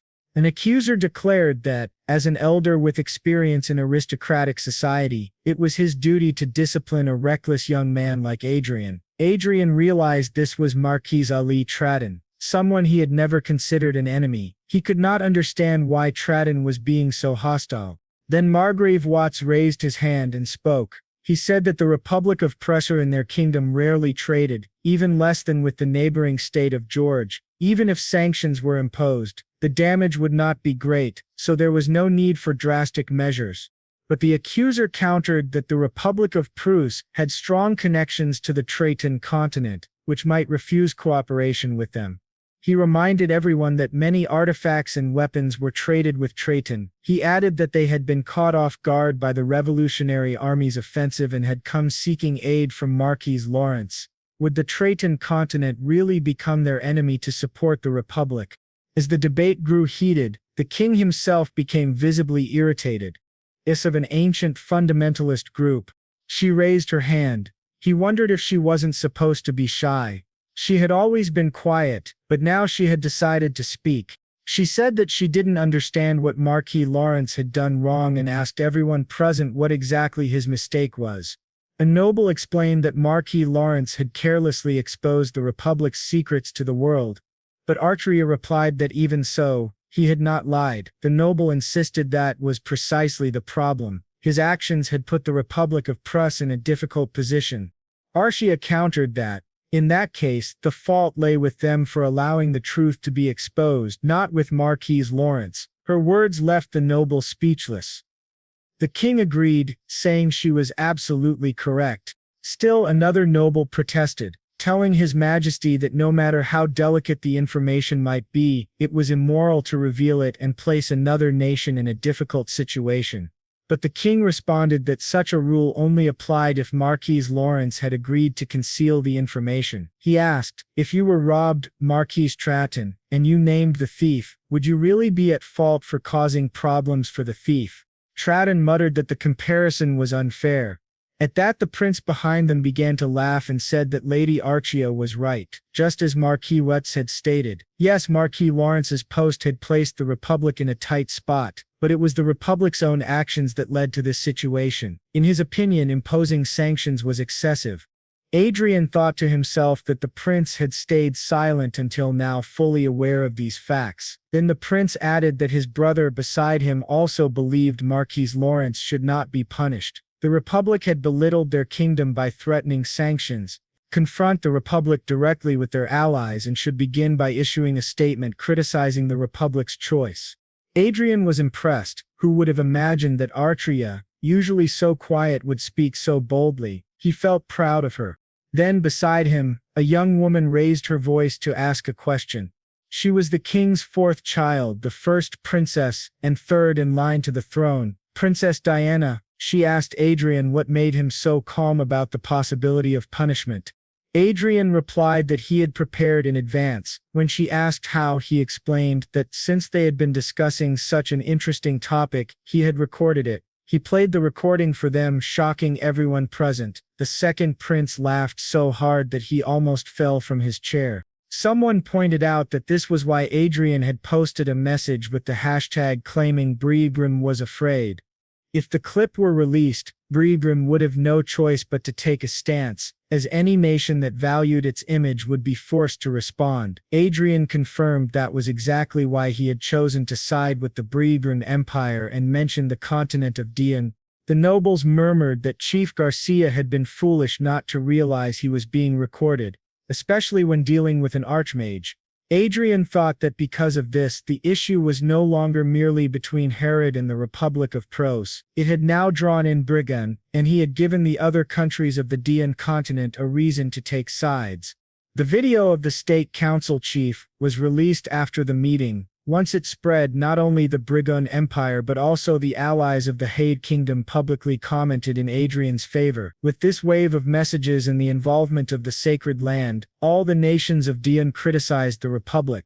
Meanwhile, Princess Xia watched the news and admitted that it was frightening. Her maid asked what was so scary. Xia said that Marquis Lawrence was only a year older than she was, yet he was already shaking the world. Unlike her, who had nothing beyond the title of princess, he possessed real power. Her maid smiled and said that a man like that would be perfect for her princess. Xia agreed for a moment, saying such a man would indeed be ideal, then caught herself and grew annoyed remembering that he was already married. The maid quickly apologized, insisting she had only been speaking carelessly. At that moment, another maid entered and respectfully announced that a message had arrived from the Holy Land. The second round of the contest would pair 2 participants at a time. Xia asked in surprise if that was true. The maid confirmed it. The next stage would be a forced confrontation. Xia immediately asked who her opponent would be. The maid informed her that she had been matched against the young lady sponsored by Marquis Lawrence. Princess Xia was visibly shocked. Soon afterward, they were led to a studio where crews were setting up structures and positioning cameras. This would be the site of the second round of the competition. Unlike the first round, which had lasted more than a month, the second would take place on an outdoor stage on the Holy Mountain. Each candidate for Sainthood would have only 2 hours to display her abilities in front of the cameras. In short, it was time for them to demonstrate their talents. Princess Xia turned to her team and said that she was counting on them today. Adrien replied that they were counting on her as well. She smiled and said that she should have been the one to say that. To be honest, she admitted she was a little afraid of His Excellency, considering all that had happened recently. "What do you mean afraid?" Adrien asked. "You shouldn't feel that way. I may not look it, but I treat well those I care about." The princess brightened and teasingly asked if that meant he liked her. Of course, Adrien answered without thinking, surprising them both. He then noticed her attire and remarked that she looked like a dancer. Xia laughed and explained that today's theme was an enchanting dance. The senior aide, curious, said he was eager to learn more about these enchanting arts from the Triton continent. Just then, the princess's assistant interrupted, saying it was time for her to begin. The group bowed and promised to return to their places. Adrien told her that they would cheer for each other and put on a good show. After she left, Adrien and his companions continued their conversation. The princess's assistant commented that if Lady Everil was her opponent, they had little to worry about. Despite gaining attention in the first round thanks to her many fans, Everil had been an ordinary commoner before entering the contest. From what the assistant knew, Everil had no special talents to display other than the divine magic she had learned in the Holy Land. Process. And she feels something strange about this Adrien, and she cannot stop thinking about how mysterious he is. Then the director calls everyone, saying that the contest will begin in 13 minutes, and the 2 candidates must prepare. Backstage, she keeps thinking that she needs to become a saint. No matter what happens, she must be the strength of her country, even if only for now, and so she walks onto the stage as the director tells her to begin. During her presentation, several local songs are played and she dances traditional Oriental dances. She dances so well that she surprises everyone. Her movements are smooth and elegant, yet some even resemble the fierce attacks of white tigers. Our hero, watching from behind, notices that this art of enchantment may only be of the 4th cycle at most, yet her performance is as impressive as that of an archmage. He is sure that Princess Xia will receive a good score in the second round of the competition. However, he also knows he cannot afford to lose. At that moment, Princess Xia looks to the side and is shocked to see Everil welcoming everyone to the convenience store Ford, with a sign that reads LJ Convenience Ford, branch of the Holy Land. Everyone wonders if that is really a convenience store. The young man enters and says he would like to make a purchase. Everil responds, saying it will cost 5,000 lots. The audience has no idea what that means and wonders if it is some kind of joke. While the boy continues asking questions, Others begin entering the store as customers, experiencing this rare sight of a saint candidate working. Everil greets them all warmly and serves them with great hospitality, which delights everyone. The directors comment backstage that she truly is an excellent worker. The cameraman says that although it does not have the brilliance of spiritual enchantment arts, he always feels good whenever he sees this. Adrien behind the scenes thinks that this was exactly the reaction he expected. The focus was to portray her as a familiar presence, no different from ordinary spectators. Instead of relying on forced talents and performances, the goal was to highlight Everil's unique qualities in a fun way. He admits the idea came from his friend Eric Jones, not himself. The audience, however, begins to complain, saying it is boring and wonder if they will really show her working in a store for 2 whole hours. Meanwhile, Shia continues dancing, thinking that they are trying to make the saint candidate look familiar, but in the end it may be too monotonous, and people will turn back to her performance. To everyone's surprise, Adrien declares that they cannot simply show her working. The whole presentation needs a beginning, development, and conclusion. Suddenly, with a snap of his fingers, a magical cycle appears, and everything changes. The director and the audience are shocked when a new figure appears, Arsia dressed as a demon, thinking only about sweets. Seeing Arsia completely transformed into a demon stuns the crowd. Annoyed, she begins her scripted lines, declaring herself the demoness of gluttony, who eats 3 meals a day plus snacks. She introduces herself as Arkelin and in the name of the demon claims she will consume everything there. Everyone is stunned by her bold performance. Inside the convenience store, Arsia yells that she is a demon and demands everyone leave through the emergency exit. She then declares she will eat all the snacks in the store. Everil, however, draws her weapon, saying she will not allow it. Arsia charges at her, demanding she hand over the food. Someone asks if this is just an aura illusion, but another realizes it is real. The cameraman worries if Everil will get hurt, but the boy assures him not to worry as she is prepared. Everil invokes the light and the object she was holding transforms into a sacred saber. The narration explains that she can defend herself with her holy blade. Archery attacks again as part of her performance, but Everil, though nervous, remembers her training. Guided by the boy who trained both of them, she blocks Arsia's strike once more. Archery retreats a few steps, mocking her as a mere cashier.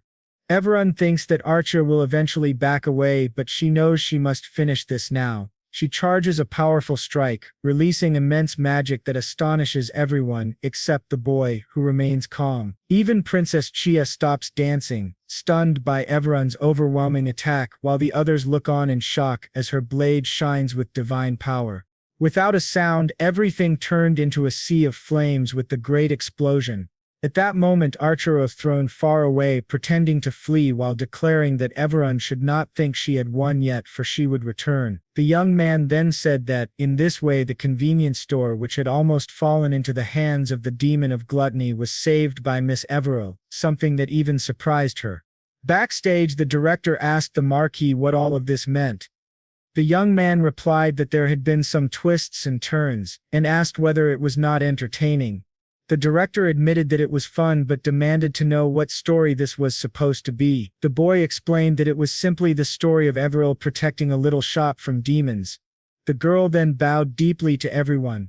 Grotto reminded the audience that Everil's sword was real, which shocked everyone instantly. Even Chia stopped dancing, completely stunned, and the current saint herself was both shocked and furious as she glared at the boy. He said nothing, nor did the other 3 backstage. The saint declared that Everil's points would be deducted, and soon the news spread across the internet. The Holy Contest Committee had indeed reduced the points of candidate Everil. Back at home, the girl apologized, but the boy reassured her, saying it was fine. This round had already been very disadvantageous for her. Yet she still did well, though they received fewer points than expected. The familiar image strategy had worked, since they received excellent evaluations from the audience. He told her not to worry, and Everil, hearing this, felt very happy. The boy thought that the contest was finally reaching its end, but to his surprise there was a knock at his door. When he opened it, Perseus entered, addressing him as Your Excellency, and saying he had news. As the boy reflected, he realized that the contest, which was supposed to end in the third round, had been extended due to an unexpected incident. Perseus informed him that the Republic had defeated the Empire in the war. Meanwhile, in the Empire of Brigon, the old king was furious. He ordered the mobilization of the main army, determined to erase the Republic of Prios from the map immediately. The scene then shifted to the Republic of Prios, where Garcia, drunk and dispirited, appeared. Someone addressed him as president of the State Council, Garcia, which startled him. He demanded to know who they were. The hooded figure accused Garcia of enriching himself by plundering the people, instead of serving them as a public official should. In the name of the Revolutionary Army, he would be held accountable for his crimes and punished. Shocked, Garcia realized that the GPS referred to the Revolutionary Army, which had been assassinating prominent figures recently. He fled in panic, but soon found a swordsman blocking his path, blade drawn. Another hooded man behind him apologized, saying they would have to kill him there. Elsewhere, the boy explained that these were the lots revealing the secret base of the Revolutionary Army. The prince remarked that he had indeed collected a great deal, while another hooded figure cautioned that they could not seize large buildings, otherwise the scale of suspicion would increase. The prince added that the boy and the hooded figure would make a fine team of assassins. Still, he confessed that this was unexpected. He had thought the boy was joking when he said he would support them, never imagining that he would actively help. He looked at Marquis Lawrence and Countess Clen, and the scene shifted back to a few days earlier. At that time, the boy had received the news that the Republic of Prios had achieved a great victory against the Brigon Empire. Thinking about it, he became discouraged. His view was that the best strategy for the Republic would have been to use the terrain to wear down the enemy's weapons, troops, and finances. But this overwhelming victory had wounded the pride of Brigon, which would now turn into blind hostility that could destroy the Republic. He asked Perseus about the difference in strength between the Republic and the Empire. The soldier reported that, because of the Empire's defeat, they had lost 92 aerial fortresses and 2,300 vanguards. The Republic had also suffered heavy losses, but only about 20% of what the Empire endured. The boy was surprised, realizing that the Republic was stronger than he expected. He recalled Marakan, commander of the National Guard, who had a great reputation. Perseus confirmed this, saying that Marakan had originally wanted to prolong the war to minimize troop losses, but this decisive victory seemed to be the government's order. Motivated by elections, the boy thought bitterly that those fools had ignored the greater priority, preserving the nation's safety. Perseus then explained that the Empire still had 3 times as many troops as the Republic, including 600 aerial fortresses and 15,000 vanguards. The boy calculated that, combined with giant units, the Empire had 708 aerial fortresses. Even if the Republic gathered all of theirs, they would only have about 500. Perseus corrected him, saying the actual number was closer to 460. The boy grimly concluded that it was over. No matter how selfish he had been, his mistake now endangered the survival of 500 million people. From the beginning, the core of this war was the Republic of Prios, carrying a false destiny. He realized he had made a huge mess, and that he alone would have to clean it up. That meant he truly had no choice but to support the Revolutionary Army. Returning to the present, the lady asked whether the meeting with Marshal Arsen had gone smoothly. The prince confirmed that it had. They had agreed to meet the next morning, and Arsen was someone with whom they could communicate. Moreover, he even despised the president and the politicians, and he would join the Revolutionary Army as well. The boy said it would be a relief, and that so far everything had gone well, but the prince replied that there was still something troubling him. The boy asked if it was about President Farmont and Louise Farmont. The prince confirmed it. The problem was that they had not been able to capture the two of them, and the presidential palace where they were staying was heavily guarded by aura-masters, archmages, 2,000 vanguards, and 10 aerial fortresses. It was almost impossible to enter without being noticed. As for Lucas, the user of destiny, he was also a problem since they needed to capture him alive. He could be used to negotiate with the Empire. If they joined forces with Arsia, it might be possible to seize the capital, but achieving victory in a short period would be very difficult. The longer the battle dragged on, the more time it would give the president and the politicians to escape from their grasp. In short, all they needed to do was secure new recruits before the battle began. This statement greatly surprised the prince. Meanwhile, at the presidential palace, one of the president's soldiers begged him to consider reinforcing the front lines, as many troops were currently stationed at the palace. He suggested at least sending some of them to the battlefield, but the president, furious, asked whether the war was not the soldiers' responsibility. He warned the man to be careful with his words. Important figures had recently been assassinated by the rebels, and now he was suggesting weakening their defenses. The soldier then asked if instead they could at least allow the high officials and politicians to stay in the palace for their safety. But the president snapped, asking if he had lost his mind. They could not even know who these people really were. They might be spies. The functioning of the presidential palace would not change.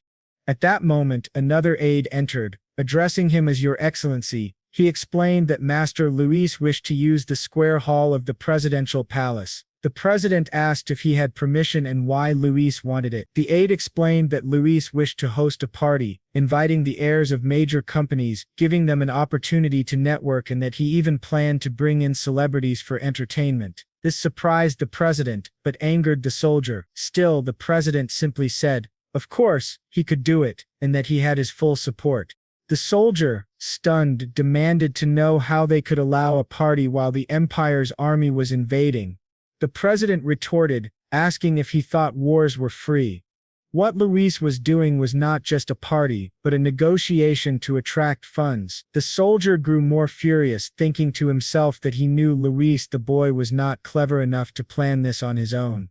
The president, irritated, ordered him to leave immediately. The soldier left, thinking that the country was truly doomed. At the party, people danced as music played. A woman approached Luis, asking if it was really a good idea to hold a party while the imperial army was invading. Luis scoffed, asking what the war had to do with him. Wars were fought by soldiers. Even if the enemy invaded the palace, they did not need to worry, because the user of destiny, Archduke Lucas, would protect them all. After a long night of drinking, everyone was drunk. Suddenly a loud noise woke Luis. To their horror, vanguards stormed in, declaring it was a surprise attack. A massive unit of vanguards had breached the defenses of the presidential palace and were already inside the capital's fortifications. Panic spread among the guests. One girl asked Luis what they should do, but he shoved her aside, ordering the vanguards to protect him. He declared that he was the future of the republic and must survive for its sake. His selfishness shocked all his friends as he abandoned them and fled. Luis, guarded by several vanguards, ordered them to escort him to the underground bunker. But suddenly, an explosion erupted in front of them. 3 of his guards rushed ahead to shield him. Enemy vanguards appeared, asking whether they were guards of the presidential palace. Recognizing Luis, they charged at him, shouting that corruption had spread too far in the country, and that even the Farmand family would not be spared. Luis trembled with fear, but one of his vanguards grabbed him and urged him to escape. He frantically asked where General Lamanos, the head of national defense, was. The guard replied that he should be near the bunker. Luis ordered him to tell Lamanos to hurry and confront the traitors inside the castle. But the guard told him the truth. The national forces near Marshal Arsia had already joined hands with the revolutionary army. This revelation shocked Luis. It was not the Brigand Empire attacking, but their own national defense forces. As they ran, debris collapsed around them. Another vanguard called out to Your Excellency, guiding him into an elevator leading to the bunker. Inside, Luis fumed, furious that he had to humiliate himself like this. 2 vanguards stared silently at him while Luis cursed them as miserable worms, promising they would not have a peaceful death. When the elevator doors opened, President Farmand stood there, facing his son. Luis, he said. Luis ran to him, asking if he had a plan to deal with those vermin. Surely he must. If the palace exploded, they could kill everyone and escape in the end. But Luis noticed his father was nervous and asked what was going on. And then it seemed that someone at his side said that he had thought Luis was only a dumb scoundrel. but in the end he turned out to be nothing more than an idiotic fool. Louise, trembling, asked who he was. Our boy then introduced himself as Marquis Adrian Lawrence, and beside him was Countess Arsia, his fiancée. Behind the president, another man spoke, saying that he was his friend. Louise suddenly realized that this was Israel Oscar. The man declared his full name, Israel Oscar Prius. He asked Louise who had given him permission to speak his name so carelessly, since it was the very inspiration of the nation. This made Louise increasingly nervous. He asked how they had all managed to get there. Instead of answering, the Marquis simply smiled with satisfaction. A few hours earlier in the president's office, the president had greeted him warmly, saying he had not expected to see him there. Marquis Lawrence, eloquent as always, replied that he also had not planned to come of his own will. In truth, it had not been difficult to find the president, since they had much interest in him. The president asked if he wanted to do business, and said he hoped it was worthwhile since he had set aside time for a marquis who did not even have good relations with him. The boy smiled and replied that he would like what he had to show. He then revealed 2 stones. The president, shocked, asked if those were force cores. The boy confirmed, explaining that they were Grimista force cores 1.0, crafted in Lawrence's own magic tower. The president was astonished, asking if this technology was being used by the rebels. The boy explained that, yes, they had discovered the rebels were indeed the thieves who had stolen his technology. Excited, the president requested a formal declaration condemning the Revolutionary Army. The boy asked what kind of declaration he wanted. The president explained that he wanted an apology addressed to His Excellency, who had been falsely accused. In return, the boy offered 2 gifts. First, a list of companies whose stocks would rise 2-fold at the very least, and 10-fold at most. This stunned the president. The second gift was the location of the leader of the rebel group calling themselves the Revolutionaries. The president demanded to know how he had obtained such information, but the boy said the source did not matter. A soldier then confirmed that the reported location matched the intelligence they had gathered. The boy told the president he believed he could defeat the thieves who had stolen his technology and asked if he would not do so. The president, overjoyed, replied that of course they would. After all, the rebels were a criminal organization that could not be ignored. He thanked the boy for his help. Meanwhile, the boy thought to himself that this was perfect. The president no longer suspected him of anything. But suddenly the president felt uneasy as tremors shook the building. He shouted, demanding to know what was happening. His vanguards rushed in, reporting that it was a surprise attack. An enemy vanguard unit was storming the city. The president immediately ordered everyone to the underground bunker. The boy asked if the teleportation restriction could be lifted, but the president apologized, saying it was impossible. Arsia clung to the boy, pretending to be terrified. The boy wondered how such a small force had managed to bypass the Brabant Empire's siege. What could he do now? He could not pretend not to know them. After much thought, the president concluded that they had no choice but to go together, with Arsia still acting the part of a helpless maiden. When the boy later explained all of this to Louise, he was horrified, realizing they had all fallen for his trick.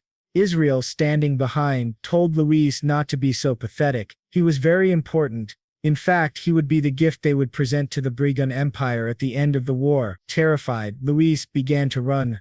Israel smirked, saying there was still one more thing to be done. Louise screamed, demanding to know where the guards were.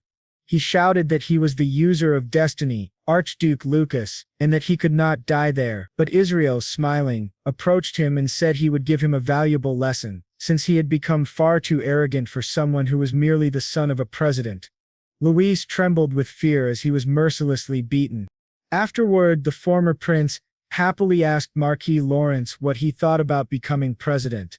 Both the boy and Arsia were stunned. Israel then asked if he would like to become a naturalized citizen. But Adrien scoffed, asking if he had lost his mind. Becoming president was only a 5-year position.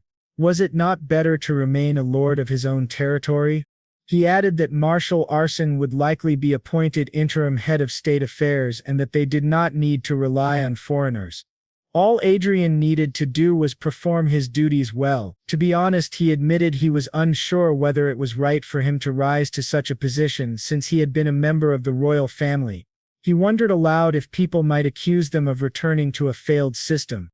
The boy responded sincerely, saying it would be a lie to claim there would not be protests, but the truth was that there was no one more suitable than Commander Israel to lead the country. He added that Marquis Arsia had disliked the idea of a military leader, fearing it would be close to dictatorship. Israel agreed, saying it was indeed a heavy burden to bear. Adrien added that, for him, it would be perfect if Commander Israel became president, since it would make cooperation easier. Israel asked if he was leaving already, and the boy said yes, he had many matters to attend to in his own country. Israel then stopped him, and everyone bowed deeply in reverence. The commander declared they were immensely grateful to him. The boy felt embarrassed but remained silent. He said that at the very least he deserved this courtesy, and our boy agreed, though he admitted he had been acting in his own interest as well, but in the end he had still helped them. Waiter thought to himself that even if Israel held power, things would not be so easy. The citizens, after experiencing a revolution, now had excessive expectations for a prosperous future. There would also be conflicts with the supporters of President Farmont. Still, there was no need to worry too much, since Israel was highly competent. He remembered how the crowds had celebrated the revolution in their country. A few days after the revolution of the Republic of Hybris, in the royal estate of the Kingdom of Mage, our boy was calmly drinking his tea when several notifications arrived. He thought about how the revolution had ended with the fall of the corrupt Farmont family. Leading the revolution, Israel had temporarily assumed control of state affairs until the next presidential election. The former president, Farmont, the very symbol of corruption and deceit, had been sentenced to death by a jury, while his son Louis Farmont was handed over to the British Empire under a false identity in exchange for peace. Our boy was rather pleased, thinking that everything was going smoothly. With the Republic's affairs resolved, he could now focus on the holy contest and continue leveling up in the game without worry. Yet he grew irritated because just as he thought this, someone beside him spoke, saying that His Excellency seemed bored. Adrien sighed. Because of the second prince, he now had to involve himself in useless social ties. Adrien replied that he was not interested in hunting. The man beside him said it was a pity.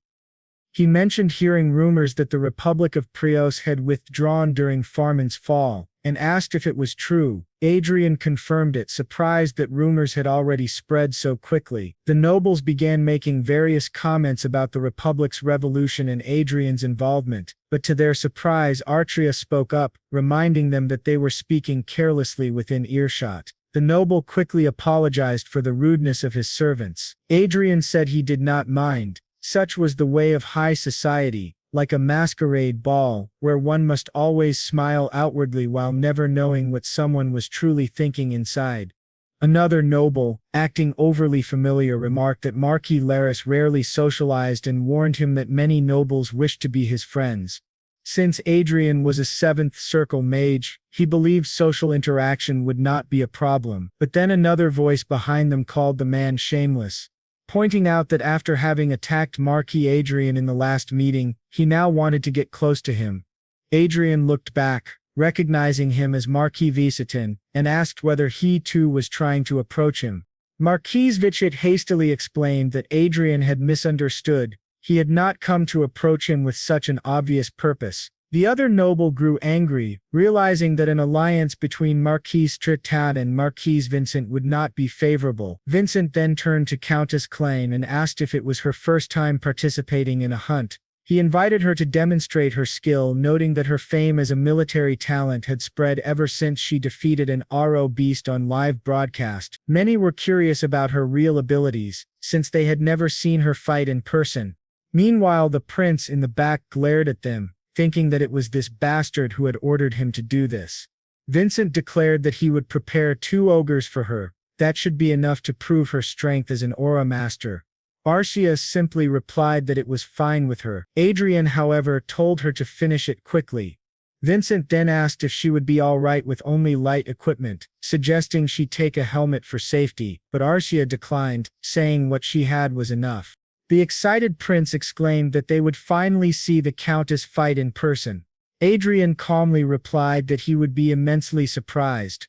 Soon 2 ogres, each 2 to 3 times larger than her, were released. They charged at Arsia. She remained calm, raising her shield in front of her. Within seconds the prince was left in shock, his mouth hanging open, as Arsia sheathed her sword and announced she had finished. Both ogres lay completely defeated. On the way back home, Adrien began laughing, saying he wished he had recorded their faces. The more he thought about it, the funnier it seemed. Those men had subtly belittled Arsia for being the only female aura master in the country. This had served as a lesson for them. Adrien congratulated her, saying she had done a good job, but then he noticed she was unusually serious, and had not spoken. He asked what was wrong, but to his shock, Arsia's body suddenly collapsed to the ground. Adrien panicked, wondering what was happening. The driver, startled by the noise, asked His Excellency what was wrong. Adrien told him not to enter, and the driver obeyed. Adrien quickly supported Arsia, deeply worried as he asked himself what was happening. She had fainted out of nowhere. This had never happened before, and now she could not even open her eyes. After several tense moments, Arsia finally opened her eyes. Holding her head in confusion, she looked down to see Adrien's worried face. He immediately asked what had happened. Arsia explained that when she was struck during the fight, her connection with the Hollywood system was suddenly cut off, causing an error. Everything had crashed for about 10 seconds, though she did not know why. Adrien, greatly relieved that she was awake, asked if she was all right. She assured him that she was fine. She had only fainted from the shock and her body was unharmed. Still, Adrien remained troubled. The Hollywood system had never experienced a single error since its creation 50 years ago. Thanks to its perfect stability, it had become trusted worldwide, even by public institutions, financial organizations, and the military. For such a flawless system to experience an error was no ordinary problem. He told the driver to return to the castle at once. Meanwhile, Adrien thought to himself that, although he still did not fully understand it, being granted administrative access to Hollywood had been one of the rewards of his mission.